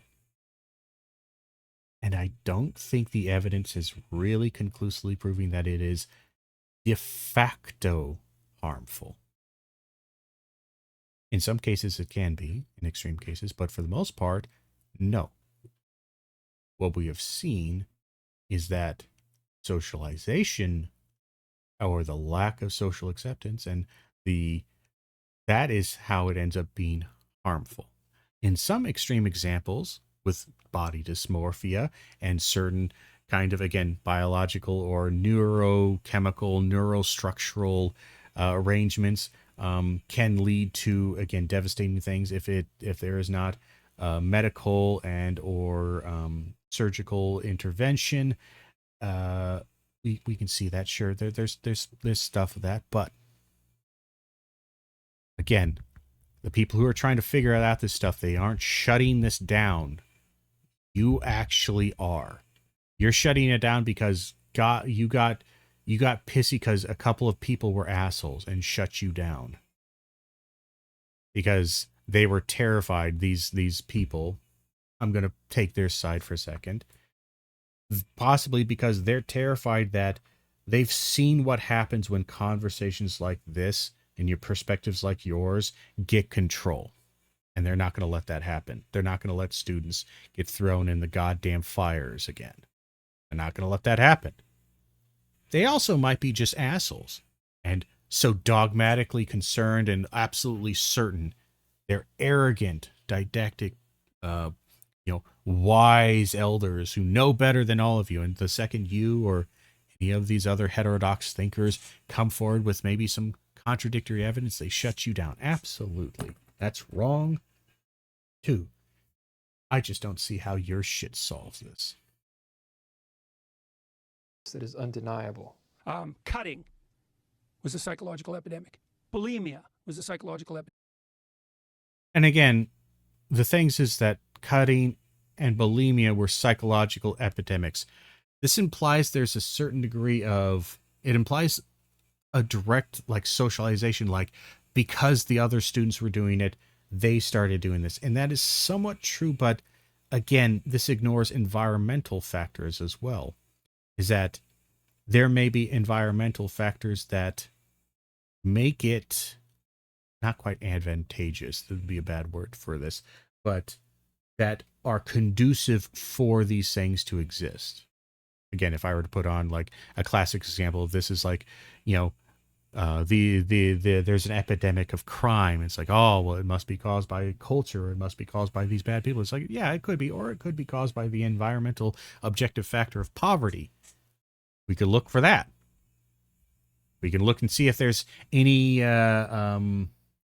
coinciding factors that seem to suggest that, yes, this may be something that happens naturally, but the only reason it's going to happen at all is because the environment is conducive for it to happen, which involves both socialization, sure, but it also implies the other aspects of socialization, which could be culture, economics, pressures from cultural trends, again, especially stuff like cutting, self-harm.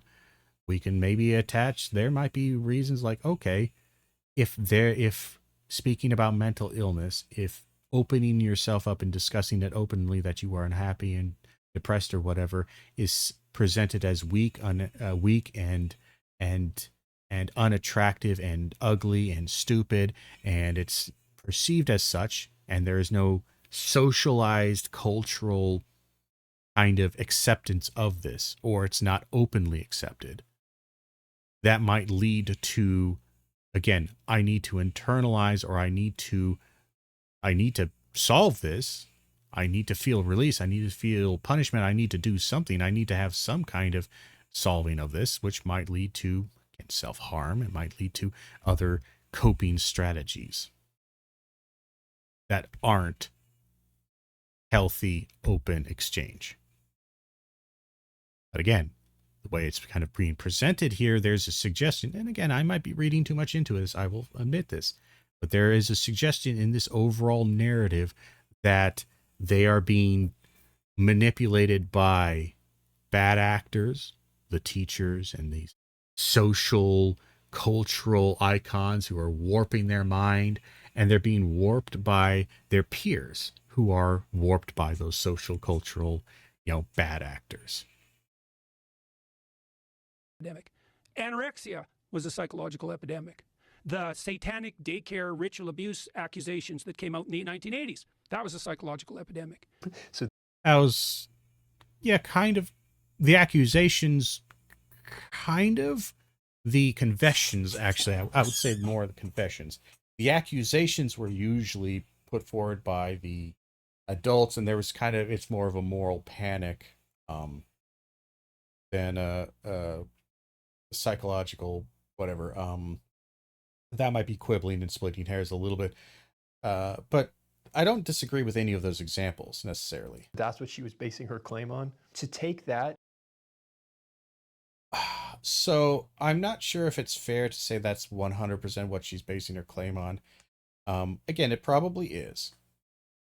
But again, Jordan Peterson, his discredit, oftentimes, he speaks pretty fast and loose when it comes to talking about demons and social contagions and that shit. Because here's the thing, he may have in that later conversation, yes, you found one example where he mentions satanic cults. Problem is that I'm fairly certain, again, I would have to find it. I don't have the evidence on me. I would have to find it. That he has made more than a few references to the woke agenda as being cult-like and somewhat almost satanic. Like he would say, it's almost satanic and a form of mass hysteria. The way in which they approach this, and there's this almost satanic cult, like they're literally engaging and dealing with the dragon of chaos, and they're messing with forces they don't even know about. Miss Piggy, I don't know, Miss Piggy, I don't know about this, but we really, again, I don't know this dragon of chaos, and they're again like not to mock him too much. But he says this shit a lot. So to find one instance where he says it and it's talking about satanic panic accusations, again, she missed the word accusations, but again, I would have to find some examples, but I don't think it's going to take me particularly long to find examples throughout his career in this past 10, 15 years of fighting against the woke neo-Marxist postmodernists, that he's going to call the transgender movement some degree of cult-like, satanic, evil, whatever. I don't think it's going to take me. If you're a fan of Jordan Peterson and you're honest with yourselves, I don't think it's going to take you that long to find it either. So, and again, she is incorrect. 100%. So I 100% agree. This performative outrage is a little bit annoying, but it's, again, she deserves a little bit of mockery. She is misquoting him and misdoing this. But again, if we were to engage in some degree of good faith, we could take the question and say, all right, she's just worried about his rhetoric and his demonization of the transgender movement as this woke mind virus. Do you think that this, again, getting hung up on that one is a little bit pedantic, but okay. And to claim that Jordan Peterson is comparing trans people to satanic worshipers. Yeah, but he does also compare them to woke mind viruses, so he dehumanizes them as being like a virus, as being an infectious disease. So I feel like, oh, he didn't compare them to satanic cults. He just compared them to like a disease. Oh, I feel like that might be splitting hairs a bit.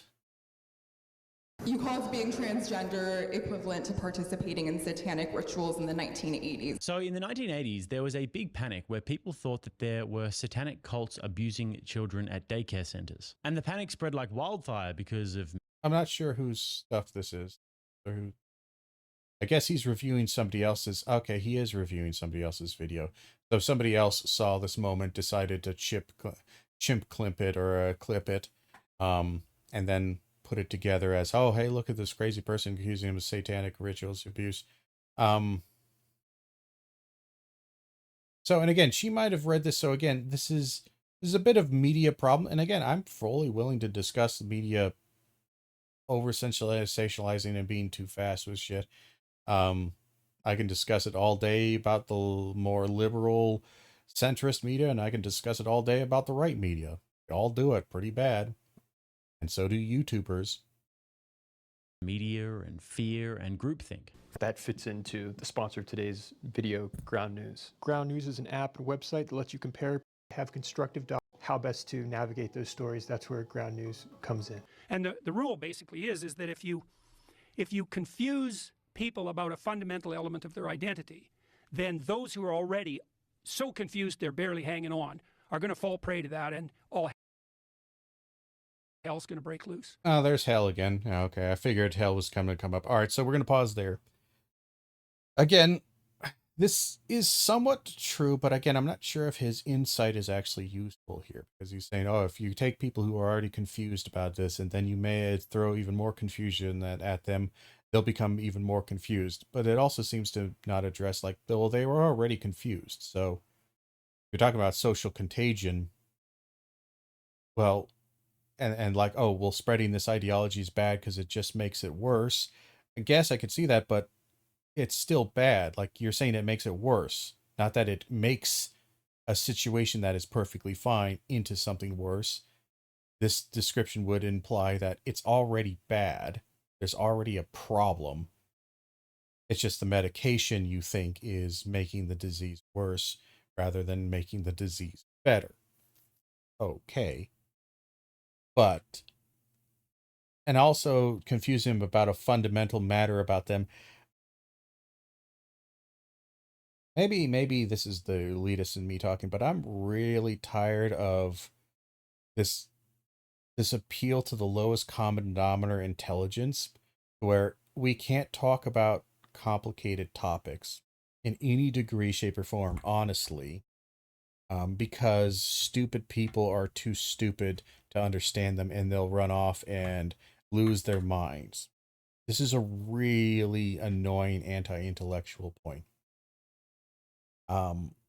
Because it's kind of like the issue of, and this is the issue when it comes to both science and social issues, is that the general curriculum that you are taught in school does as best as it can to give you a basic understanding of things.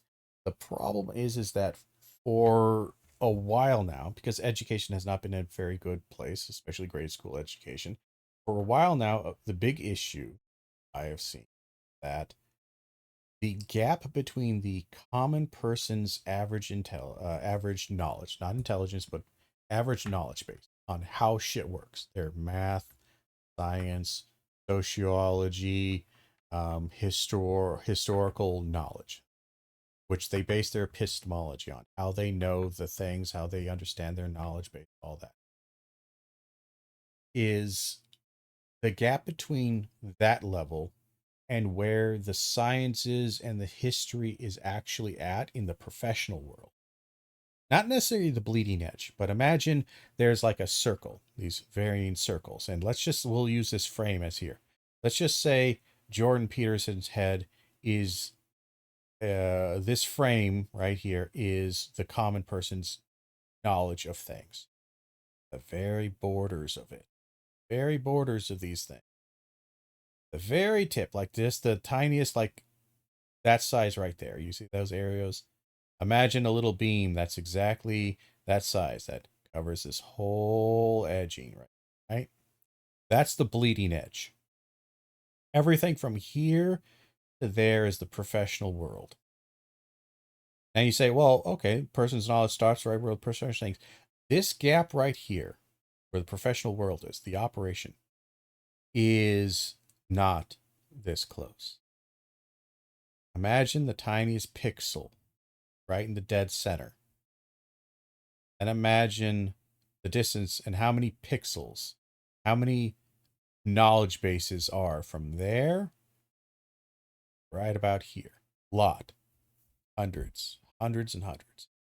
The issue is that the distance between the common knowledge of the average person when it comes to the sciences, chemistry, and social, cultural, philosophical, historical, the academic studies. Distance between their academic understanding of the world and where academia is actually. We're not even taking the extreme, weird, crazy theories. Just the base knowledge, like we have really strong evidence for all of these claims. We have strong stuff. The distance is nearly insurmountable when it comes to trying to explain it.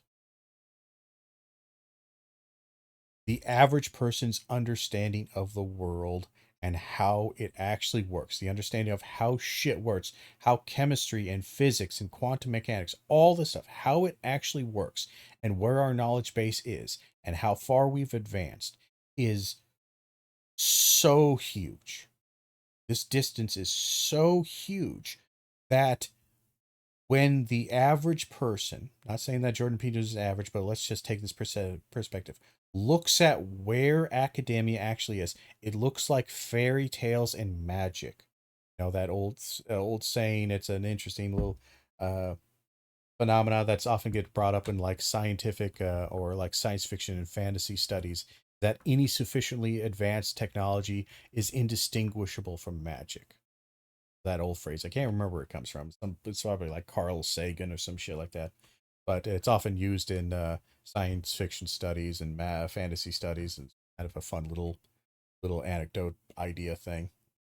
But that's the issue that I see, is that I spent years and years studying, going through all this stuff, going through all these things, all these questions and problems that every single common person has when encountering early stuff, then a little bit more advanced, and then a little bit more advanced, and then a little bit more advanced as we move along further and further out, and building on these blocks. And I test and rethink and analyze, and I self-reflect on all of these things, and I put another building block on, and I stand on that, and then I go a little further and a little further and a little further. The problem is that that's years of work and effort And now when I'm talking to things and I bring up, okay, well, here we are, because I'm not putting them in pithy little self-help guru comment shits. I'm not breaking it down to the simplistics, but because the problem is that it's not. I'm sorry. There's only so far you can break down a concept to where it starts not having any meaning more. In many ways, my issue with what Jordan Peterson does is that he's in many ways a deconstructionist, almost like a postmodern deconstructionist, where he takes an extremely complicated, extraordinarily nuanced things, and he breaks it down, deconstructs it to its core elements, quote unquote core elements. The problem is that what he ends up doing, because it's such a far distance, is that that's like deconstructing a human body and the human experience down to hydrogen. Well, look at this. It's hydrogen. Wow, okay. And carbon. Okay, so we have like hydrogen atoms. But we have like some carbon in us? Yes.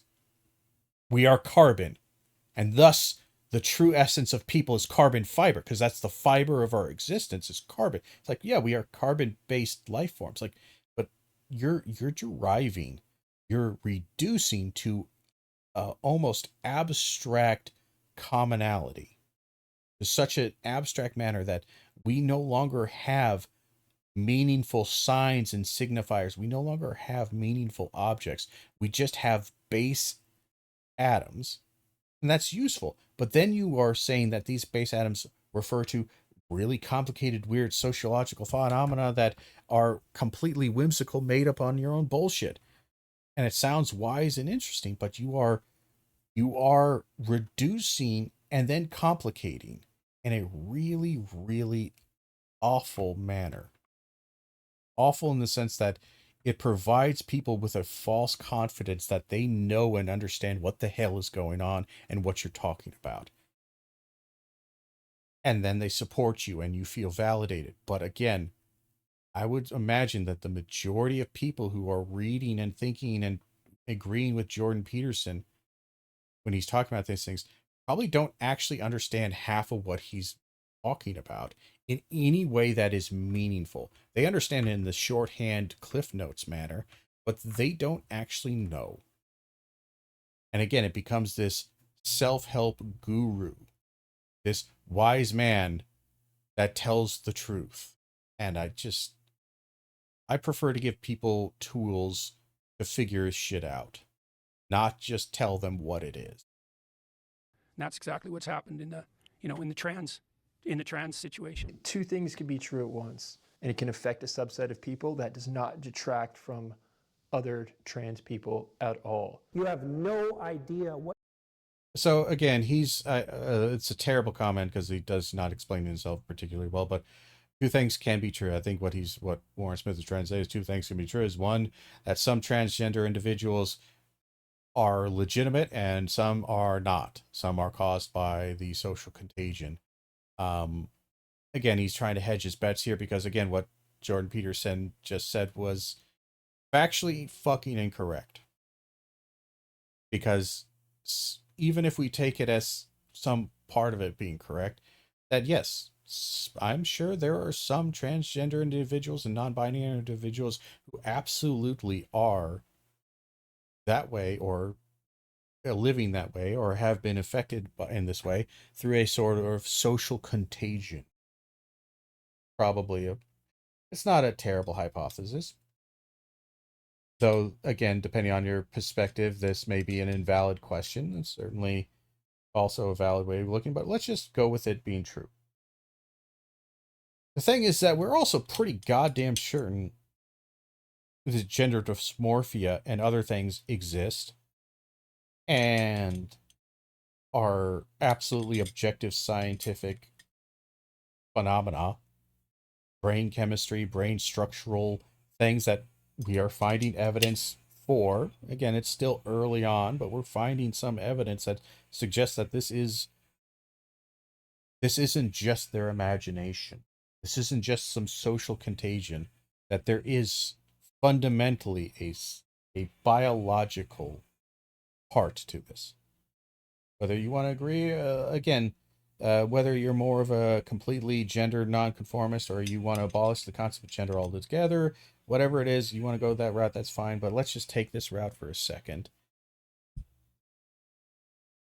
We know that to be true, which means that what Jordan Peterson just said with all that confidence, we know this to be true, is factually wrong.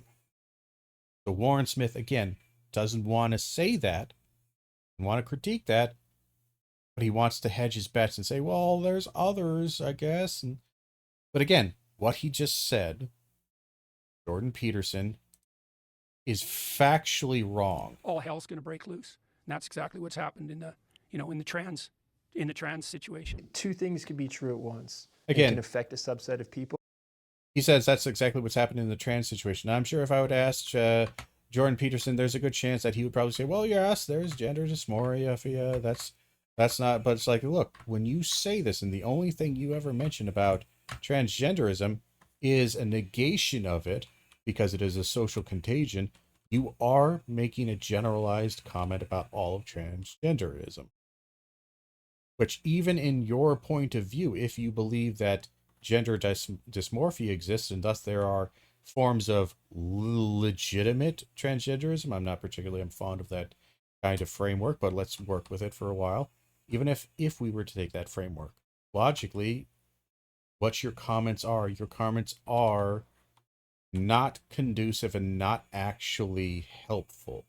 Because again, the average viewer, the average Joe Rogan viewer, and the average viewer of Warren Smith probably is going to go, yeah, transgenderism is just some social phenomenon, mental illness, and we shouldn't care or respect it. And there's no biological or chemistry or neurological basis for any of this shit. And people like this are perfectly fine with that idea being allowed to go forward. I'm not. I don't know one way or the other. I haven't spent too much time really studying transgenderism from a biological standpoint. I've looked at it more from a linguistic and kind of semi-philosophical one. But I'm not willing to let that summation, which is ultimately inaccurate, that reduction, ultimately inaccurate, continue. That does not detract from other trans people at all. But again, you never ever validate any of this. I'm trying to remember a video. I haven't watched a ton of your videos, Warren, but I've watched enough at this point, and I've watched a good amount of Jordan Peterson's. Especially with regards to Jordan Peterson, I'd be honest, I can't remember the last time he said anything validating towards the concept of transgender existence as just being a thing, and that's something that should be treated with respect and treated with care and treated with perhaps some degree of medical and psychological and psychotherapy of some degree, and maybe even validated or dealt with the concepts of gender dysmorphia. He hasn't said anything in a positive, affirming manner about anything relating to this. So again, my issue with most of your guys' solutions is that they aren't really solving the problem so much as they are destroying the complications. It's kind of like, how do I have this wall that's a little bit cracked and it's in this building, and I need to fix this wall, but it's a load-bearing wall. So how do I fix it? Your solution is nuke it from orbit. Not, well, some people are saying, well, you just spackle over it, or, well, you just build the house to accept that the wall is failing in this direction. So maybe build this support over here and the support over there that will counteract that. It'll take the pressure off the load-bearing thing. Some people would suggest, well, build these supports temporarily so you lift the house off this thing. And so now you have a temporary support wall structure. Then you can knock down the wall and rebuild it. Then once it's rebuilt and settled, lower the temporary supports, lower the roof, lower the house back onto this support structure, and everything's fine and dandy. There's a lot of solutions to it that don't involve nuking it from orbit and destroying the entire woke mind virus. This is the fundamental anti-intellectual, anti-academic, anti-fixing shit perspective. And you, Peter Boghossian, and a lot of these newer guys, a lot of these anti-intellectual people who might have had a legitimate reason to be pissed at academia, because there's plenty of reasons. I got more than a few to be pissed off at academia, and I'll voice them happily. But you started with maybe some degree of justification, and boy, you are running with the burn down the village narrative. You have no idea what you're talking about.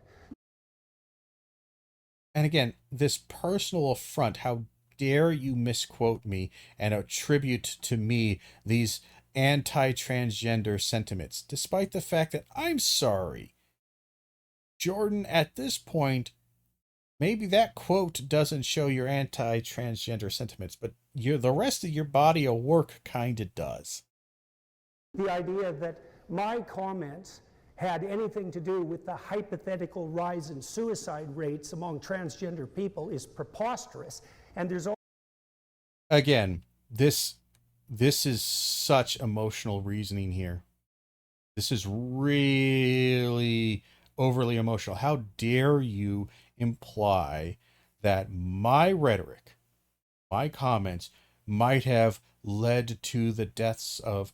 This is one overly specific and kind of losing the point here. Or more importantly, it's addressing the point in an overly accusatory manner. She was accusatory. Doesn't mean that you should respond exactly in kind.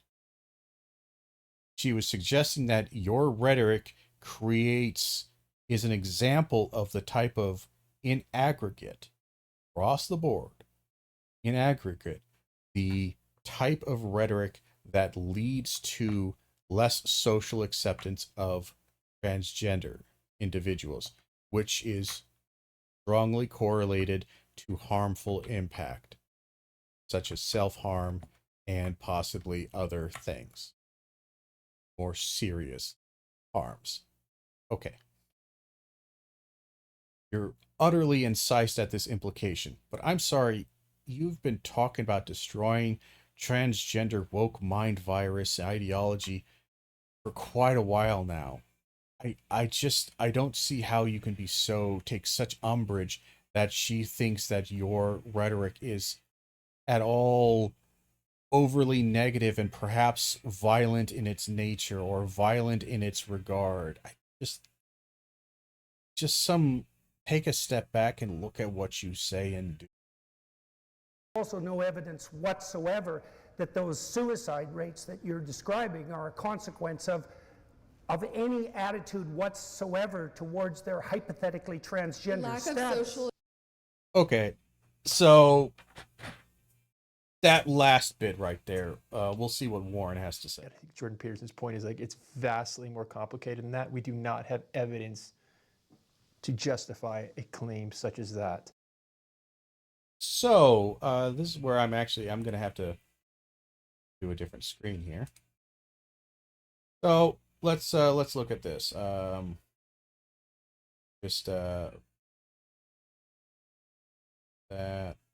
Close this out just for a second. So we actually do have a shitload of evidence that suggests that social acceptance and social kind of positive reinforcement or social reinforcement. Again, you can find like dozens of articles within half a minute. These are just a couple I got. One from CDC here that has a strong linkage. Again, among 1,600 transgender women, 59.7% experienced certain forms of violence, harassment, 17% or about reported suicide ideation.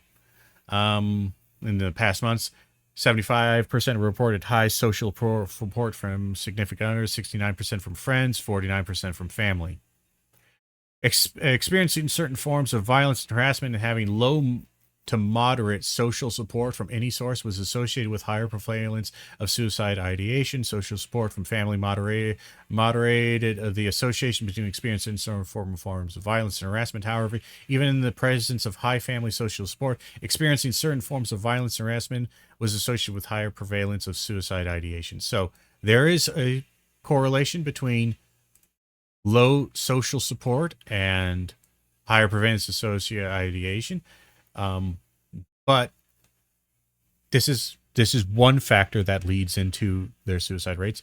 Having high family support, if they receive certain forms of violence and harassment socially, hence they are in the small microcosm of the family support system is strong, but socially the response is negative to even forms of harassment and violence.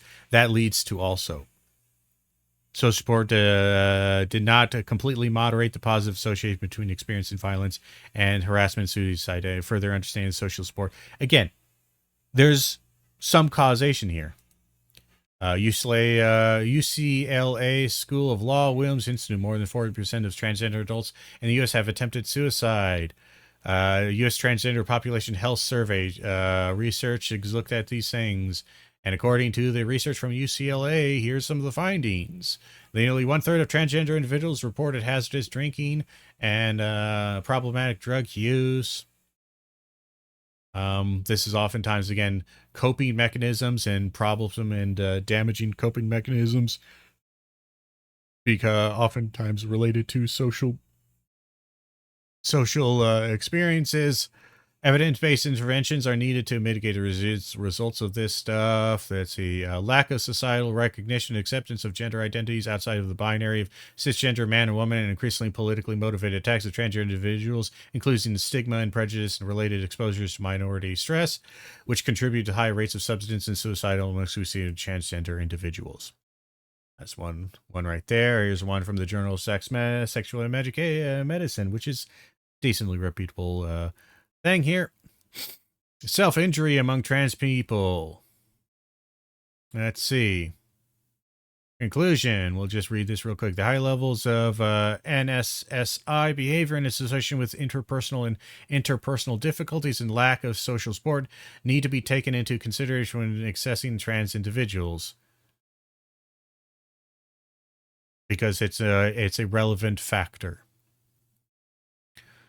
National Library of Medicine. We have this is from the Marianne. Can't fucking read that. I'm goddamn cursive. Transgender health. This may be somewhat of a biased source, but seems to be, again, they looked at 8,218 transgender non-binary youth. Each category of adult and peer gender acceptance was associated with lower odds of past year suicide attempt, and with the strong association within each individual category being accepted from parents. Again, want to reduce suicide ideation. You want to reduce self-harm within transgender communities. The evidence relatively quickly, again, I could look into this more, seems to suggest that there is it may not be the strongest correlation, it may not be the strongest causation, but there is certainly a significant correlation and a significant enough causation linkage, we might say, to suggest that the suggestion that social acceptance within the family and society can and often does have a positive, if not majorly positive, but at least a positive impact on the overall mental health and well-being of the transgender individual, and leads to less self-harm, suicide ideation, and whatnot. There seems to be again, I did this in about 10 seconds, 10 minutes, because I had seen a clip of this somewhere, this thing right here. It was actually Jordan Peterson, not Warren Smith. But I looked at this one because he's looking at the same. He's looking at the same thing that I was looking at. And this literally, I did this in 2 minutes. Just through like a Google search. Not that hard. And also, this is not at all. This is also something that we see when it comes to other social contagions that he listed, especially social contagions that are not in themselves, because what Jordan Peterson didn't list is that there's many social contagions that we might observe and have observed that are not in themselves intrinsically harmful to the individual. That, again, it's like wanting to I'm trying to think of a good one off the top of my head. But like we could see fashion trends. These are social contagions. Are they inherently harmful to the individual? Well, I mean, I suppose some degree of fashion, like if you're going to do like weird piercings or some kind of body harm or modification, that could be harmful. But again, are fashion trends intrinsically harmful? Oh, maybe the hairspray might give you some fucking asthma, but for the most part, no. Now there might be I'm not talking about like body size or body shape or health stuff. I'm talking about purely fashion. They're not intrinsically harmful, but the lack of social acceptance, like say goth, somebody putting on heavy black makeup, black lipstick, painting their fingernails black, dyeing their hair black. None of this is harmful. None of this kills the person. It's an aesthetic thing. It may harm harm them. Again, the only harm you could see is that other people in society would look at them strangely, which, again, that's societal harm, not intrinsically harm of the aesthetic. And that harm is only happening because it is seen as abnormal. It was abnormal at one point in time for women to wear pants. Wearing pants out in public as a woman would lead to harm because the society was not accepting of that difference, of that norm, or of that abnormality. However, social acceptance for this has led to a decrease in that reaction, which means that women are wearing pants. And guess what? They aren't spontaneously exploding. Their uteruses aren't shooting out of them at Mach 5. Their heads aren't exploding. They aren't they aren't devolving into beasts and eating their own children. They aren't becoming succubuses and sucking the souls out of men. Women already did that to begin with.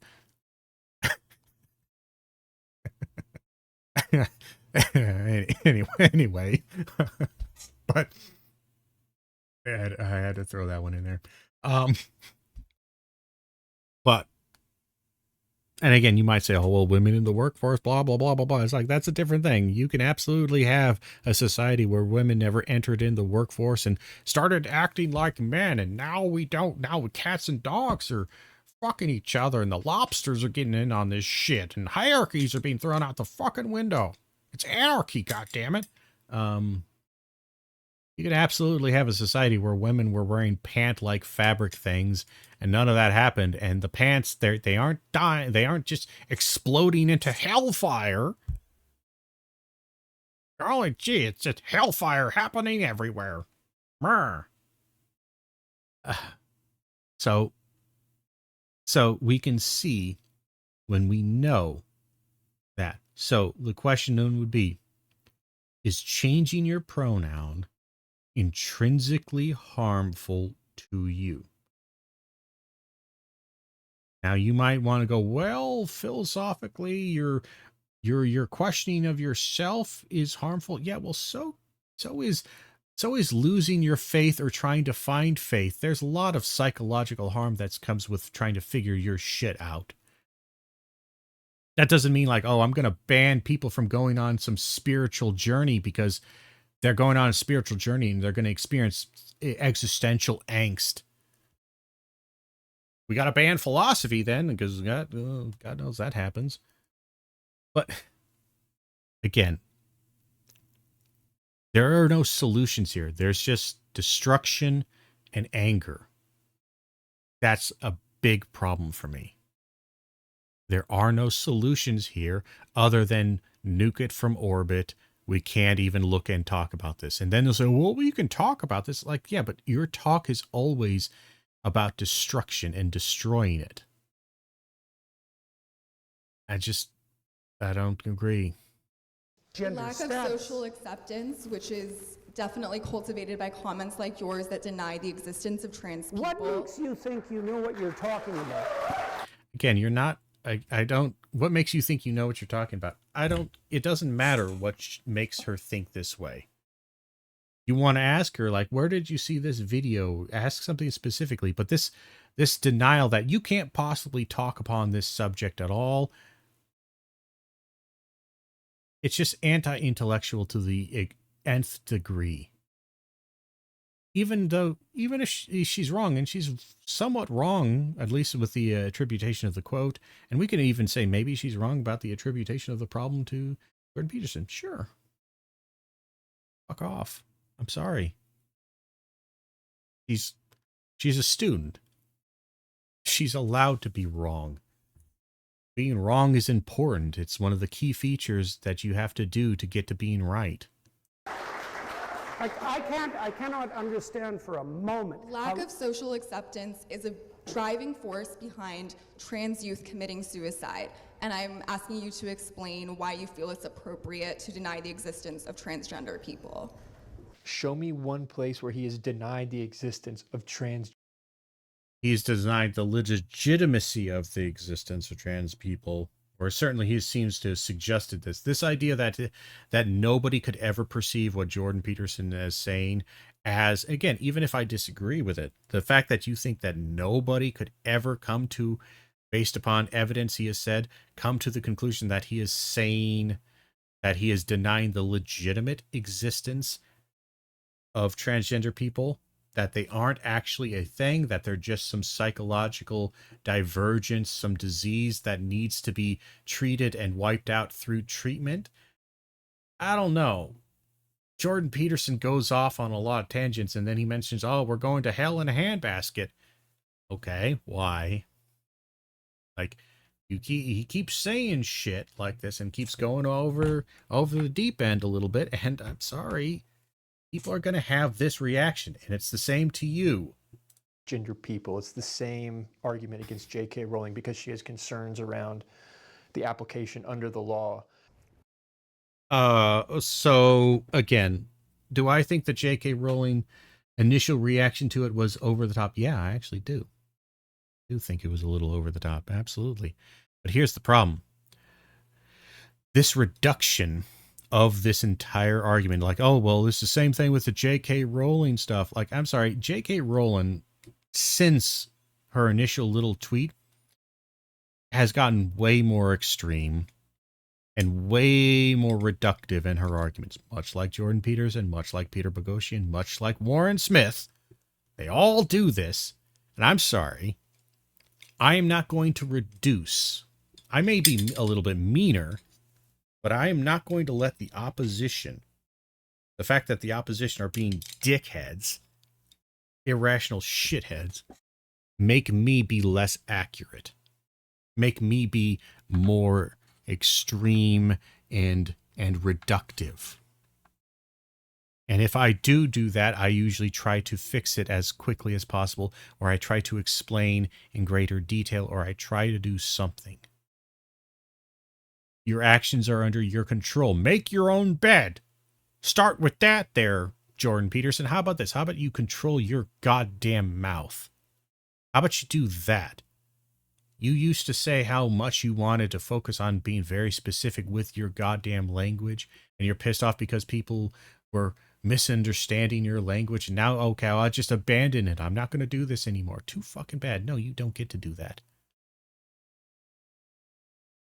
If people aren't understanding the words that you're saying, maybe that's a fault on them, and maybe that conversation goes nowhere. Then okay, I guess I'll just stop talking to you. It sucks, but we can't figure this out. You live your life, I live mine, I guess. Oh well, fuck it. But the other way to take it is also, well, maybe I can keep working on this. I'll keep working on this. You know, say, oh, well, he's been working on for 10 years. It still doesn't work. He has been getting more reductive every single year. He has been working on it. He's been reducing it. He almost immediately got more extreme. There's maybe a couple of years when Jordan Peterson or J.K. Rowling was at all reasonable, and then they jumped off the fucking cliff. And I'm sorry, again, this idea that J.K. Rowling, the idea that anybody could have seen her, that people could perceive her as being transphobic, is so utterly outside the bounds of any logical thought. that is deceptive. And if you're wondering, well, she didn't say anything, according to what I saw in Warren Smith's video, she didn't say anything. Was that the only tweet? Warren Smith didn't acknowledge that at all. He said, hey, this student who barely had any goddamn opinion to begin with, hey, can you find any tweet? And like the student didn't have any tweets. He had to look up and he found like a recent one, or he found one that was recent at the time. It's like, okay, maybe this one. I don't know. Like it's a total hack job kind of thing. I will do a video on this eventually.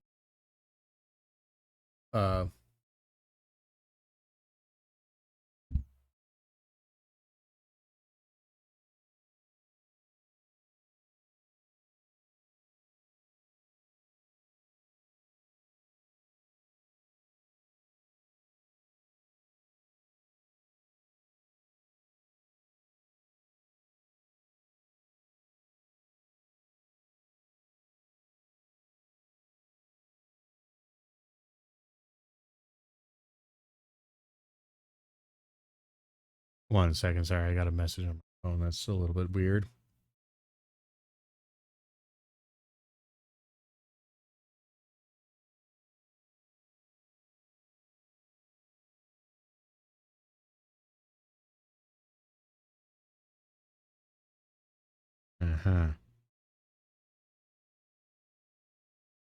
Weird. Anyway, all right. We'll deal with that at a later time. But now this, again, the other questions you would ask if you were a critical thinker, we're going to give you a little preview of that, maybe that next video. If you're a critical thinker, you would look at, is there a context? Because let's just take this. I used to do this exercise with the students. When it comes to recognizing racism, bigotry, or like doing a critical analysis and analyzing language, and like, okay, let's analyze language. Let's see, can we spot harmful language, or can we spot logical traps, all this kind of stuff. And one of the things that I would do is I would say, okay, so we can recognize racist slurs, and when people say racial slurs, that's an obvious indicator of racism, right? Okay, we can see that.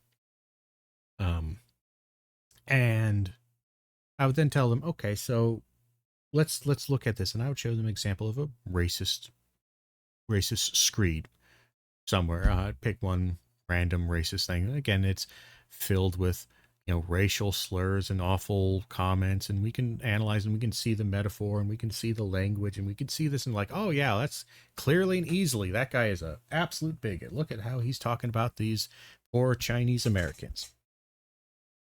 And then I would go, okay, I want you to look at this document. And I would give them a document. Sometimes I print it out, or sometimes it's a PDF, and I would anonymize it. And I would say, this is a court document. You look at this court document, because court documents, courts can be extremely racist bias, right? And like, yeah, we've heard about that from history. The students agreed. You're like, yeah, we've heard that. All right. I want you to look through this particular court document. I'm going to tell you, I want you to tell me if you see anything racist, anything sexist, anything at all. Maybe it's racism, maybe it's sexism, what it is. I want you to look at it and see. It's an old-timey document, so some of the language might be a little bit weird. It's from like the 1800s. It's older, it's weirder. So you might not recognize some of the language here, and some of it may seem weird and harsh and stilted, but it's not really at that time period.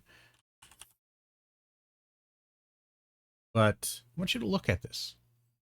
Read it.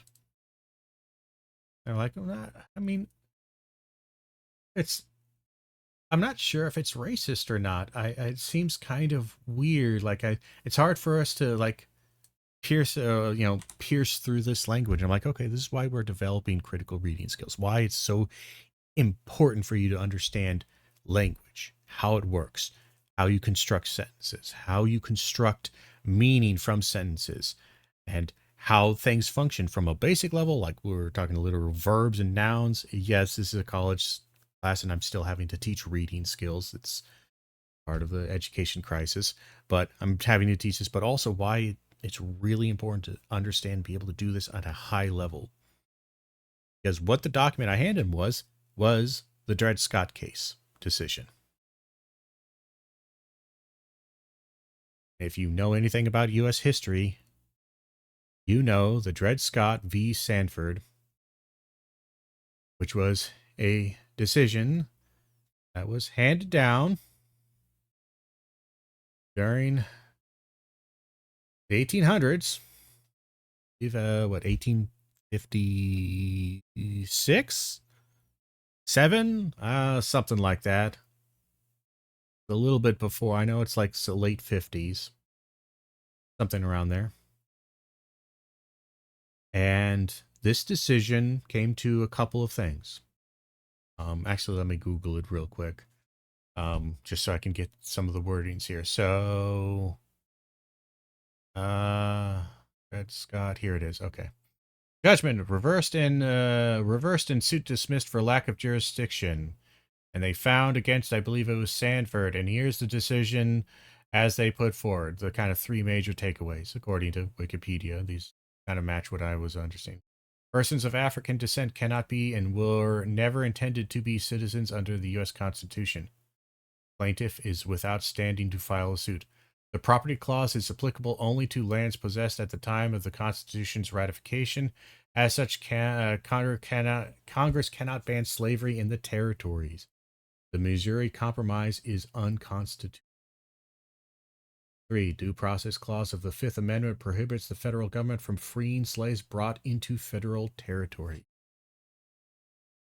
It is considered one of the greatest black marks on the history of the Supreme Court. It is a horrific capitulation to slavery and the justification of slavery. It is an absolutely awful decision. Even from a legal standing decision, it is questionable.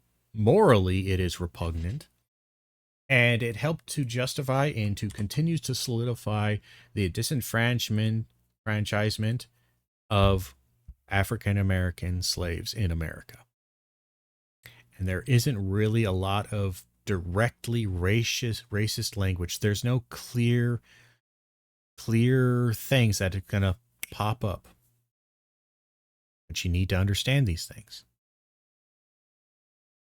It's entirely possible that given the context of J.K. Rowling's tweets, the historical things that were happening around there, a critical thinker might say that it is entirely possible for something that is on its surface, there is nothing racist, sexist, transphobic within that comment, but the intent and the circumstances in which it was being made and the consequences of it, the context of it, could absolutely be deemed transphobic. Thus, you would require to look into, not just look at the tweet, but to look at the tweet in context.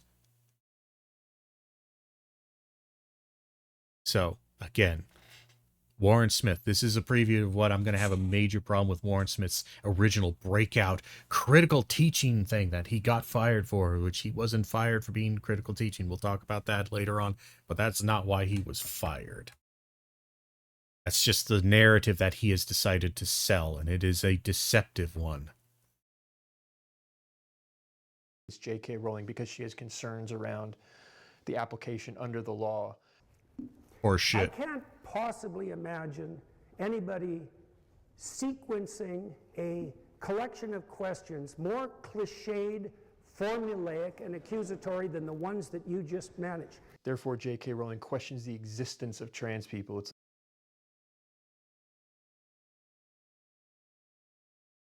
Yeah, she kind of fucking did, to a certain degree. Even though she has clearly stated, love who you want, live your best life, I don't care. It's the same argument here. We can go into why, again, that's not really support. And that's not... there is some complication here, but again, he's reducing it to a nice, quick little aphorism, a quick little thing that misses the point. You don't have any idea about what you're talking about, and your confidence far exceeds your competence.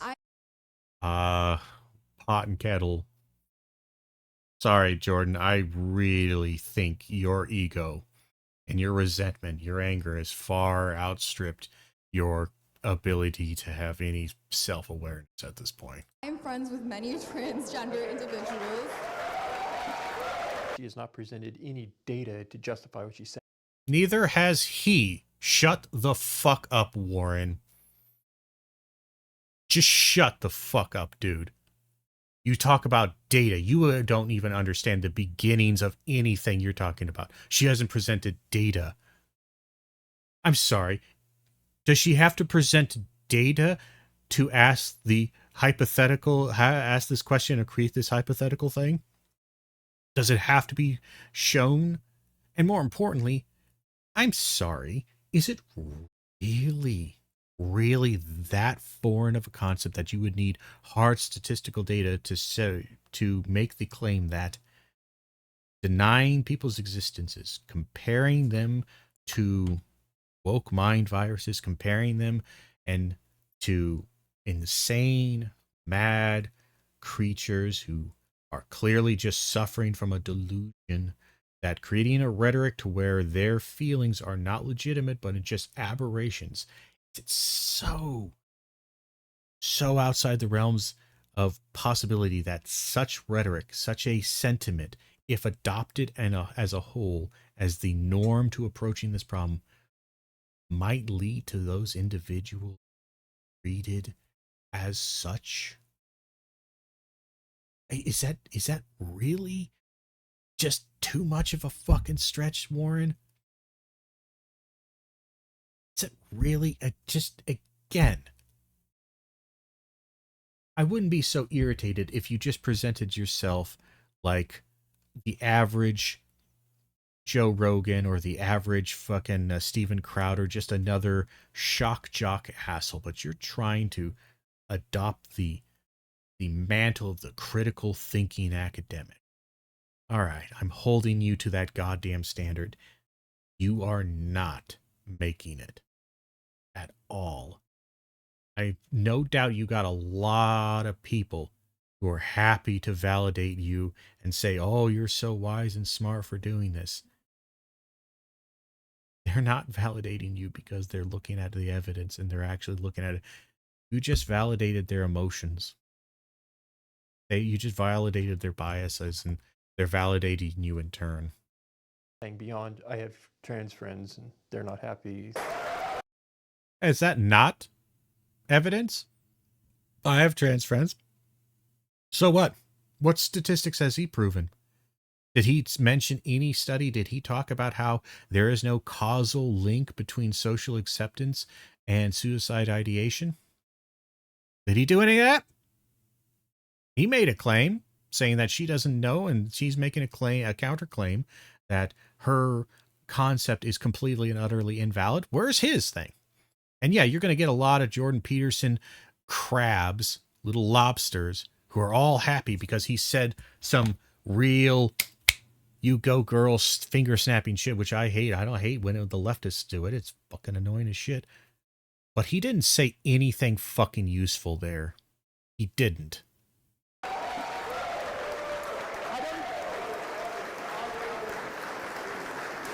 And again, there is not an insignificant amount of evidence with even a cursory look that would suggest that what she is saying has merit. For a guy who claims he knows a whole lot about this, and I've read all the literature on this. This is psychology like 102. It might not be 101, but it's like 102. The idea that, again, the impact of social acceptance on psychological well-being. Fuck off. I also don't know who educated you at this fine university, but they're doing a damn dismal job. Okay, fuck you too. Don't you, just because, even if the student was stupid, just because the student's stupid, it does not mean that's a failure of the education teacher. They're doing their best. I'm not in control of whether or not my students are actually going to listen to what I tell them to do, or tell them, or follow good examples. That is again another, oh, it's the institution. They're doing a damn terrible job at it. Quite frankly, no, they're not. Dr. Peterson, I think one of the things at Oxford Union we welcome all kind of questions, and I think I would appreciate if the substance of what she's asking. There was no substance. Yeah. What is the substance? That was just a series of accusations. I mean, the only... That doesn't...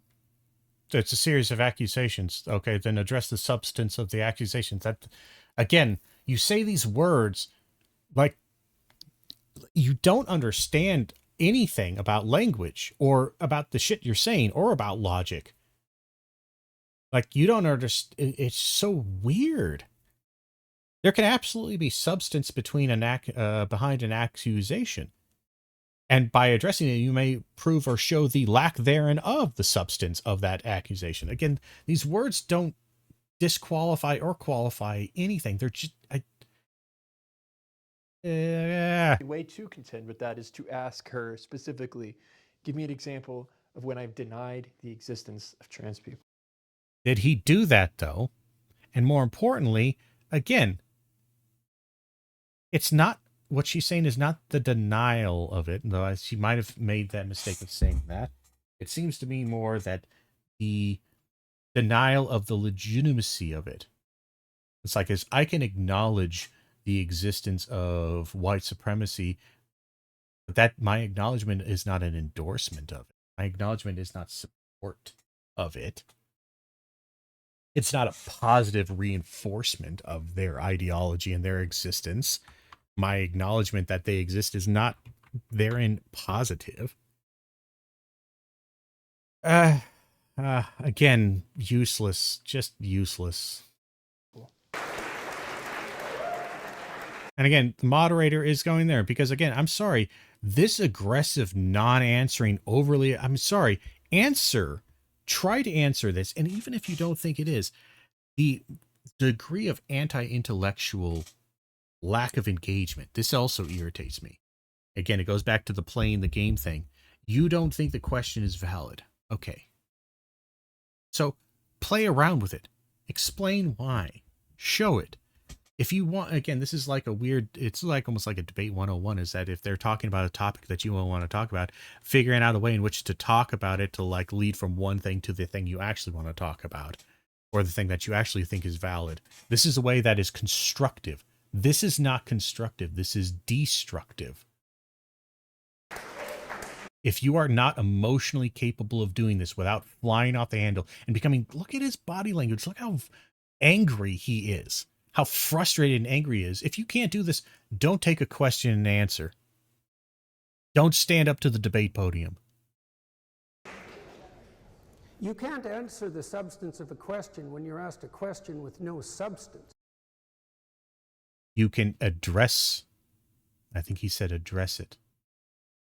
But even if he said answer, you should understand you can't answer the substance of a question when the question doesn't have substance.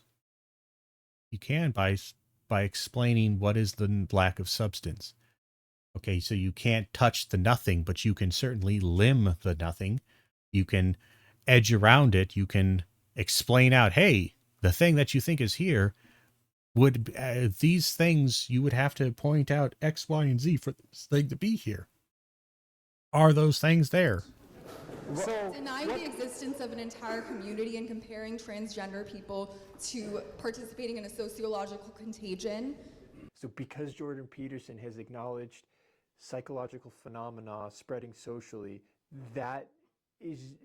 He hasn't acknowledged it. What he did was he presented it as that is what it is in its entirety.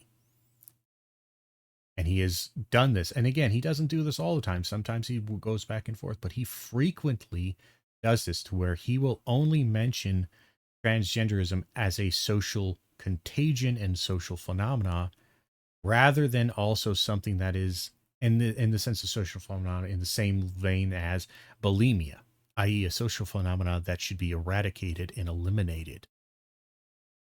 Not in the sense of social phenomena in the sense that this is something that should and can exist alongside normal other things or normative things, blah, blah, blah.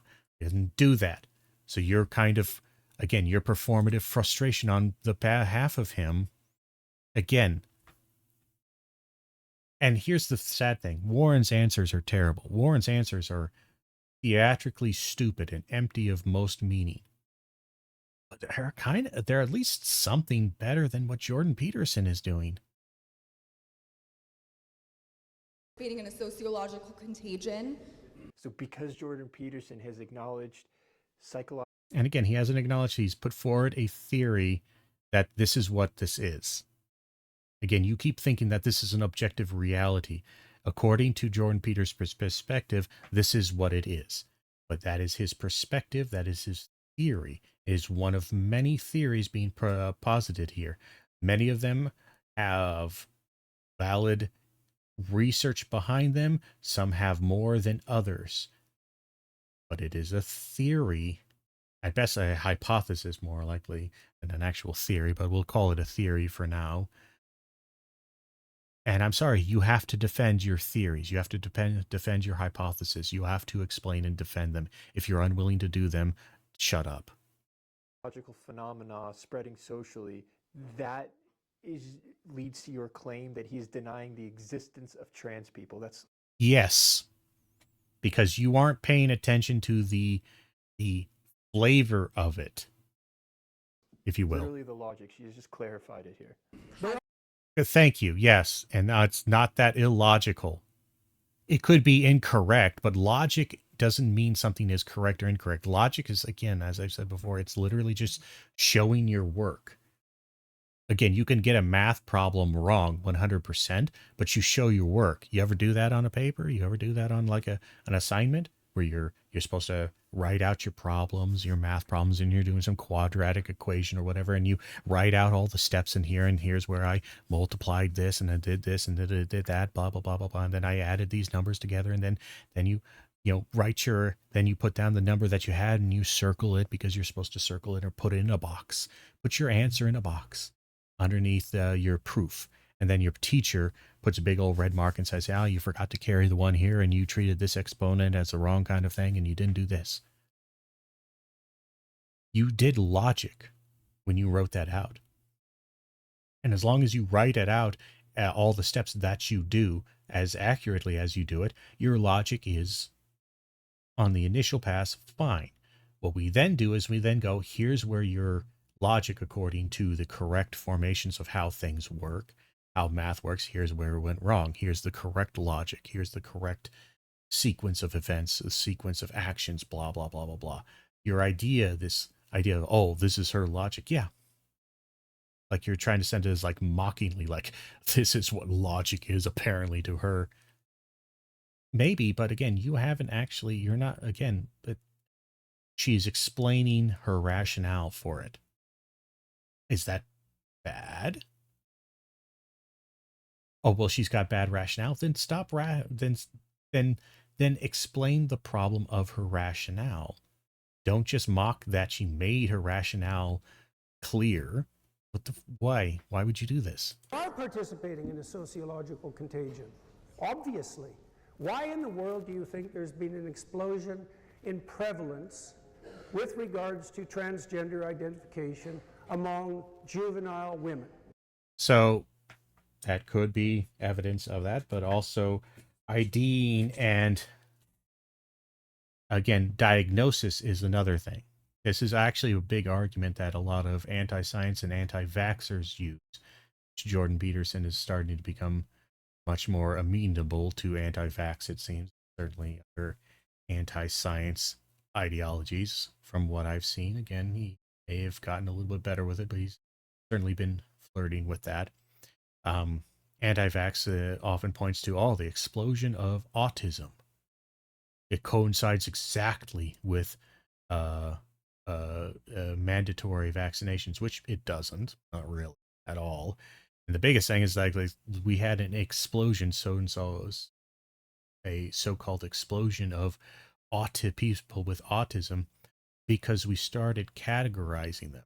Before we just called them weird. before we just assumed they were freaks, before we didn't even categorize them, or we categorize them as various types of morons or psychological or some other kind of thing.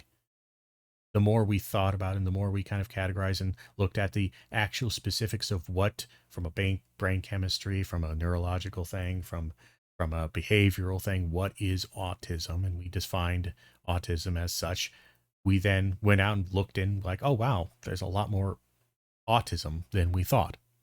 It doesn't mean that there was an explosion. It just means it was already there. We just didn't categorize it as such. It's like saying, oh, wow, why do you think there's been such an explosion of oil in this field here? Like, it's clearly manufactured by God. It's like this. No, the oil was always under there. We just didn't drill for it yet in the field, in some field in Texas. Oh, it was dry as a bone and just some wasteland that was useless and had no value. But then all of a sudden, magically, there was this oil that pumped up from the ground and made it all that. Wow, how you can't explain that except for God and God's plan to do this, that made this, or it was the woke Marxists who planted that. And it's like, no, it was there all along. We just didn't dig for it there. We just didn't find it. Or even we could take it the other stand. Let's just say if we decide that we are going to categorize everyone with blue eyes as suffering from schizophrenia. Everyone with blue eyes suffering from schizophrenia. It's a terrible and stupid diagnosis, but let's just say we decide that's how we're going to define it. Is there now a social phenomenon of a schizophrenia exploding across the Americas and especially in the Western society? This shows how Western society is losing its way because, look, the diagnosis of schizophrenia has increased by 10 billion%. Like, well, yeah, there's a lot of blue-eyed people in America and in the U.S. in the Western culture. I'm one of them. My eyes are blue. I am now been categorized as schizophrenic. I'm not schizophrenic, but because we chose to change the diagnostic criteria, I am now schizophrenic. I was blue-eyed yesterday, and now I'm blue-eyed today. I was blue-eyed when I was born. My eyes have been blue from the beginning. Does that mean that but according to Dr. Peterson, there's been an explosion of psychopathic and schizophrenic diagnoses within Western civilization. And this is clearly indicating that the Marxists are warping our children's minds and warping everybody's minds. No. The diagnostics changed so that when they did a next survey and said, hey, do you have blue eyes? I wrote down, yeah. And they said, oh, you're schizophrenic. And I went, well, that sounds stupid. But again, there's a perfectly rational and logical explanation that has nothing to do with this. Is that, hey, maybe instead of calling them cross-dressers, maybe some of the people we were calling cross-dressers, based on their behavior and style, they actually aren't really cross-dressers. They actually were maybe transgender, and they weren't actually cross-dressers. Or maybe, again, maybe it's a social contagion. Maybe there's some degree of that. There's a lot more non-binary people. And again, people do that. Maybe that's because people are experimenting with it. Does that mean that they're always going to be transgender? That would be the big thing, is that are there more transgender people who are sticking with it? Or are some people not? Some people experiment with it and then ultimately go back to being just cisgender. If that's the case, what's your problem? If it's not the case, what's your problem? This explosion of more of X does not necessarily mean, unless you think being transgender is a negative, people turning into a transgender. Again, if I was to turn, let's just say magically turn into a woman, I wouldn't enjoy that because I enjoy being a man, but let's just say magically turn into it, and like 50% of the male population in the world turned into women. So now it's 75% women, 25% men. Sounds like a terrible, terrible situation. Is that now just like, oh, well, this is a terrible tragedy? Why? Is being a woman a tragedy? We still have men. We didn't lose it. And that's like the most extreme kind of case there. well, we're going to lose, like, you have to make specific examples to where, like, okay, this is an actual negative, like, oh, being a woman can't do a military stuff, I guess, or I don't know. Like, it's just, there's nothing more here. He doesn't provide any more substance beyond, there's a lot more of them, and that scares me. Okay.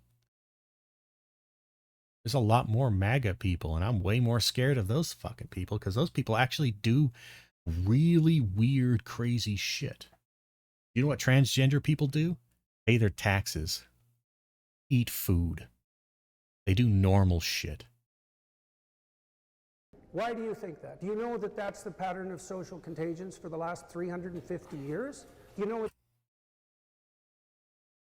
Again, just because you've seen this 350 years, like, again, that we've already covered time. It's always juvenile women? No, it's not. It's frequently juvenile women, but it's not always. And even frequently, again, women tend to have an extreme amount of social pressures on them. And this is not always the case all the time with all of these things. It's just for certain ones which you have decided, like bulimia. A lot of these things relate to, again, body standards and image standards, which is the social phenomenon you're seeing. But there's also, like, there was also social contagion of young men going to Africa to become men and engage in jolly good sports. Is that a social contagion? Or guys, fucking Jack Kerouac releases his On the Road fucking piece of shit book. Hate that book. And that led to the social contagion phenomena of a bunch of hipster douchebag guys getting a motorcycle and or crappy car and driving across the world to experience the reality of people and experience the real and, you know, shed the trappings of society or whatever bullshit they did. What was that? That one book, Philosophy and Motorcycles or some shit like that. It's basically like a kind of a pseudo self-help / psychology, philosophy / biography book about guy riding on a motorcycle. I know that led to like dozens of people, hundreds, thousands of people all of a sudden deciding, oh, I'm going to buy a bike and go to Africa and drive it across the world, or I'm going to go to India and ride on a moped, and that's where I'm going to find my philosophy. Is spirit of that. Like, there's lots of social phenomena that you are not acknowledging, lots of social contagion phenomena that you are not acknowledging, that don't just affect women, that affect men. You just only are categorizing ones that are bad, that happen to be these ones because these are the ones that we looked at that said were bad, but we just haven't really analyzed the other ones for any impact. It was eating disorders. It was cutting. It was the eating disorders were anorexia and bulimia. In Freud's time, it was hysteria. Yeah, but hysteria also was kind of a Freudian bullshit term, like hysteria of, oh, women acting hysterical, and even that social phenomenon, I don't know. That one's a weird one for him to throw out. Because that was just kind of a bad diagnostic thing. Even Freudians don't really agree with it. So I take a lot of issue with you pretending to care about women as an avenue for perpetuating hate towards minority groups. If he has said anything here that is incorrect, please point it out in the comments. But notice she can't. Well, I probably should here. I probably really should point this out. It's only a few days. I wonder if he'll actually respond. Maybe we'll make a list. But he certainly has made certain assertions that are not really correct, or at the very least, if I was being generous, he's overestimating certain of his comments. And again, your arrogance on this matter matches his arrogance on the matter. And again, you're going to like, well, has he said anything factually incorrect? Like, has he said a data point that is incorrect? Well, he hasn't said any fucking data point. That's also a big thing. You accuse her of not bringing up any data or facts or figures. He doesn't actually bring up any data, facts, or figures. He brings up his statements and opinions and his assessments of these facts, but he doesn't quote research. He doesn't He's not doing any of that. So fuck off with that one, Warren. Not do that. So she attacks the frame, his motive. Yes, the frame is itself something that should and can be justified, because the frame and your perspective can change how certain facts look. As that can be just as much. I'm sorry, as a filmmaker, aren't you a filmmaker? Don't you understand how camera angles and framing of scenes can give them different senses and feelings? How lighting and frame and all of these things that have nothing to do with the actual text, that have nothing to do with the dialogue, that have nothing to do even with the actor acting and any of their facial expressions, just by changing a couple of framing devices, whether it's the camera angle, the editing, focal length, focus, can have massive impacts on the actual message that is delivered. How the hell are you a filmmaker and you can't understand that criticizing or examining the framing of a question and the framing of a thing is bad? Pointed out in the comments, but notice she cannot do that. So she attacks the frame, his motivation. You're pretending to care about women because you're acknowledging these psychological patterns. You did this earlier in your conversation with the president. Horseshit. And doing it once more, but You really are something. thank you. There's a clear game being played. He likes saying that now, which is a very dehumanizing kind of actual comment, because when he says that, he's saying like, you're a real piece of work. You're a real something. And again, it's so petty and shitty. I expect this from her. Student, she's young, she's stupid. Go on. She's going to do these things. I expect that degree of dumbassery from her. But I'm sorry. You are way too old and way too experienced and way too... You don't get this excuse anymore. The only way to combat that game is to get more, to go a level deeper by asking questions. And No, that's not the way you combat. That's okay. Well, actually, no, I'll agree.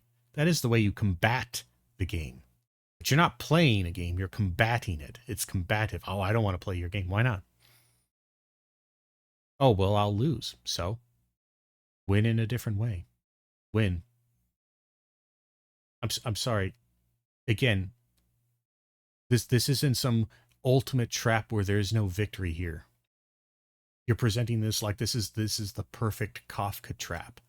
It's not. This isn't a Kafka trap. This isn't some trap to where no matter what participation it means you lose, not even by a long shot. What this is at best overly hostile, overly emotionally reasoned question and accusation. You can absolutely dismantle this by examining and discussing certain things. But that's not what he's doing.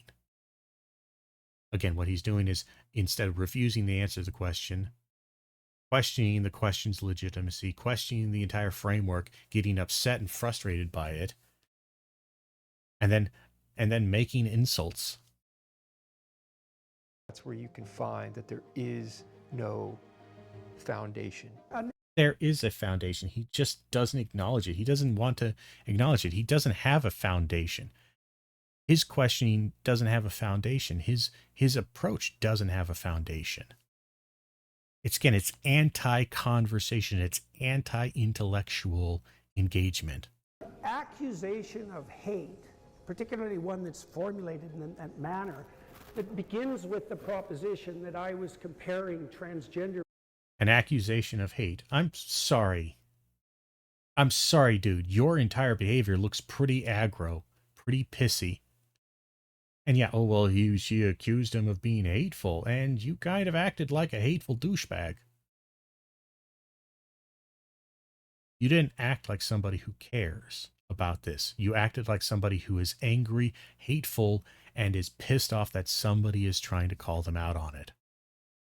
People, to those who participated in satanic rituals, which is not at all what I said or meant on the Joe Rogan special, is not a question with substance, and that's for sure. It's not a question of Yes, it is. You may disagree with the substance, and thus you can attack the substance and say, that's not what I said. You notice that?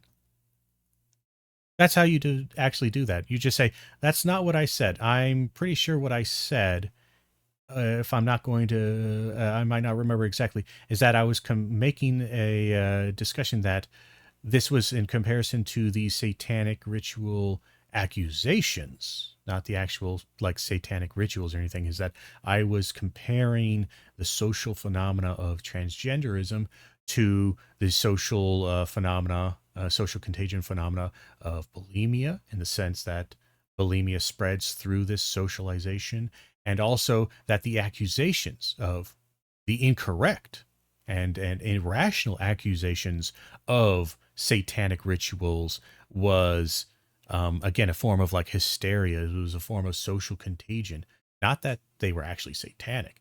That's how I've addressed the substance of the question and also dismantled it. You know, that's how I did that. It took me like 2 goddamn fucking seconds. And I was able to do so, again, even with my irritated state, I was able to do so in a more respectful and a direct manner. Yes.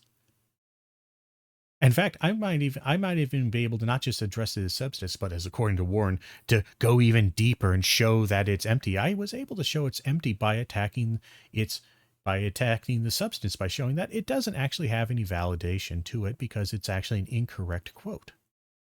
But I was able to do so in a way that didn't dodge the question completely and utterly, and didn't go off some on random angry tangent and pissed off virtue. How dare you accuse me of these things? Silly. Ridiculous and silly. It's a form of moralizing Pharisaism that's designed to reputation savage the target of the question in precisely the manner that female personalities characterized by antisocial bullying are particularly proficient at. So that's a little bit of a weird tangent. I would say it's somewhat misogynistic on that one, actually. We could say that there's some degree of truth, because in the sense that there is some degree of truth in the sense of how various how the genders kind of bully and or socially manipulate people, and you can maybe make that, but honestly, it's not particularly a woman thing. It's, I don't know. That's a bit of a weird thing. Again, I think what he doesn't really like, and I think he's starting to get to the point, is that he doesn't like any young people at all. And young men he sees as, if they are challenging him, as infantile, effeminate. I think he's becoming fairly misogynist or very anti-women, because he's had this kind of this tick with him for a while about the feminine wiles and about the female chaos agent that corrupts the individual. This is inappropriate. If her accusation is inappropriate, that random fucking tangent of anti-feminine, toxic femininity kind of rant was a little bit. So yeah, that's what I have to say about that question. And again, I'm sorry, the moderator is allowed to insert and say, hey, maybe do this, especially if they got a speaker that is this fucking aggressive. That this dismissively aggressive. I'm sorry, I would step in, because look, I'm in charge. If I'm the moderator here in the questionnaire, like, I am somewhat in charge of ensuring everyone is comfortable. And they are my charges. These are, quote unquote, my students, my individuals that are currently under my charge. I am managing this debate. If I am managing this debate, then yeah, I'm going to insert myself if I see somebody getting that aggro. But that's enough of Warren Smith and Jordan Peterson both being tools. I'm fairly confident at this point, because I also did a little bit of investigation into Warren Smith's background and his supposed firing well, he was fired, but the rationale behind it and just his overall kind of who he was and what his project was prior to this, and the very manufactured nature of his profile and his presentation. I'll probably do a review of that tomorrow, discuss some of my findings and or assessment, but overall I'm about at the point to write him off as a complete and total pseudo-intellectual right-wing grifter hack. He's just another anti-academy. Again, it's hard to say right-wing because it's not right-wing, left-wing, or libertarian or whatever. It's just standard, it's just another dickhead capitalizing literally and figuratively on anti-transgender, anti-progressive sentiments, anti-academia, and that's all he's. And I'm at the point where we could just close the book on him as being anything of value. I would highly suggest not engage at this point or anything he does, because again, I believe in free speech and I believe in engaging with contradictory and difficult ideas. I don't think he actually has much of substance at fucking all. Most of his comments and his utility, his additions to these videos is at best like just substantively crap. At worst, it is the most banal, like non-statement bullshit I've ever heard, where he just either repeats what he just heard in with a face, or makes some kind of half-ass summarization before something is about to be said to frame it in a weird way. Again, this is almost completely and utterly useless. This does not give you critical thinking tools. All it does is either validate your notions and unexamined biases.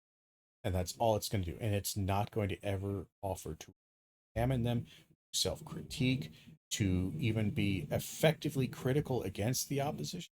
Most of his stuff is not particularly effective and critical, because I can do way better picking apart her bullshit and her arguments than Warren Smith, and honestly, the way in which Peterson's gone about it. You just have to actually address them and go after them. It's not that hard. I can do that.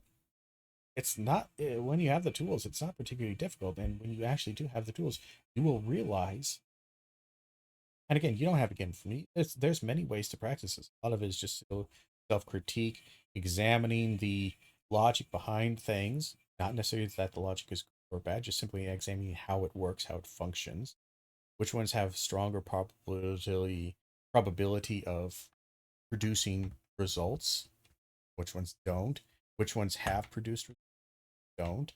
Doing self-critique, again, examining, is there preponderance of evidence that leans one way or the other? Examining, again, rhetoric and rhetorical tricks that exist. There's a ton of tools. Some I can provide, some other people can provide way better than me. Don't watch me just for this. You watch many other people. You can find stuff online. It's probably not going to be that like in YouTube, but there's plenty of articles and stuff that give you an idea. Warren Smith isn't it. This guy is an absolute fraud. From the base of his goddamn feet to the top of his stupid little haircut, he is an absolute fraud. Anyway, we're going to go ahead and end it there. Thank you all for being here. Thank you for hanging out. And until next time, and as always, we have a good one.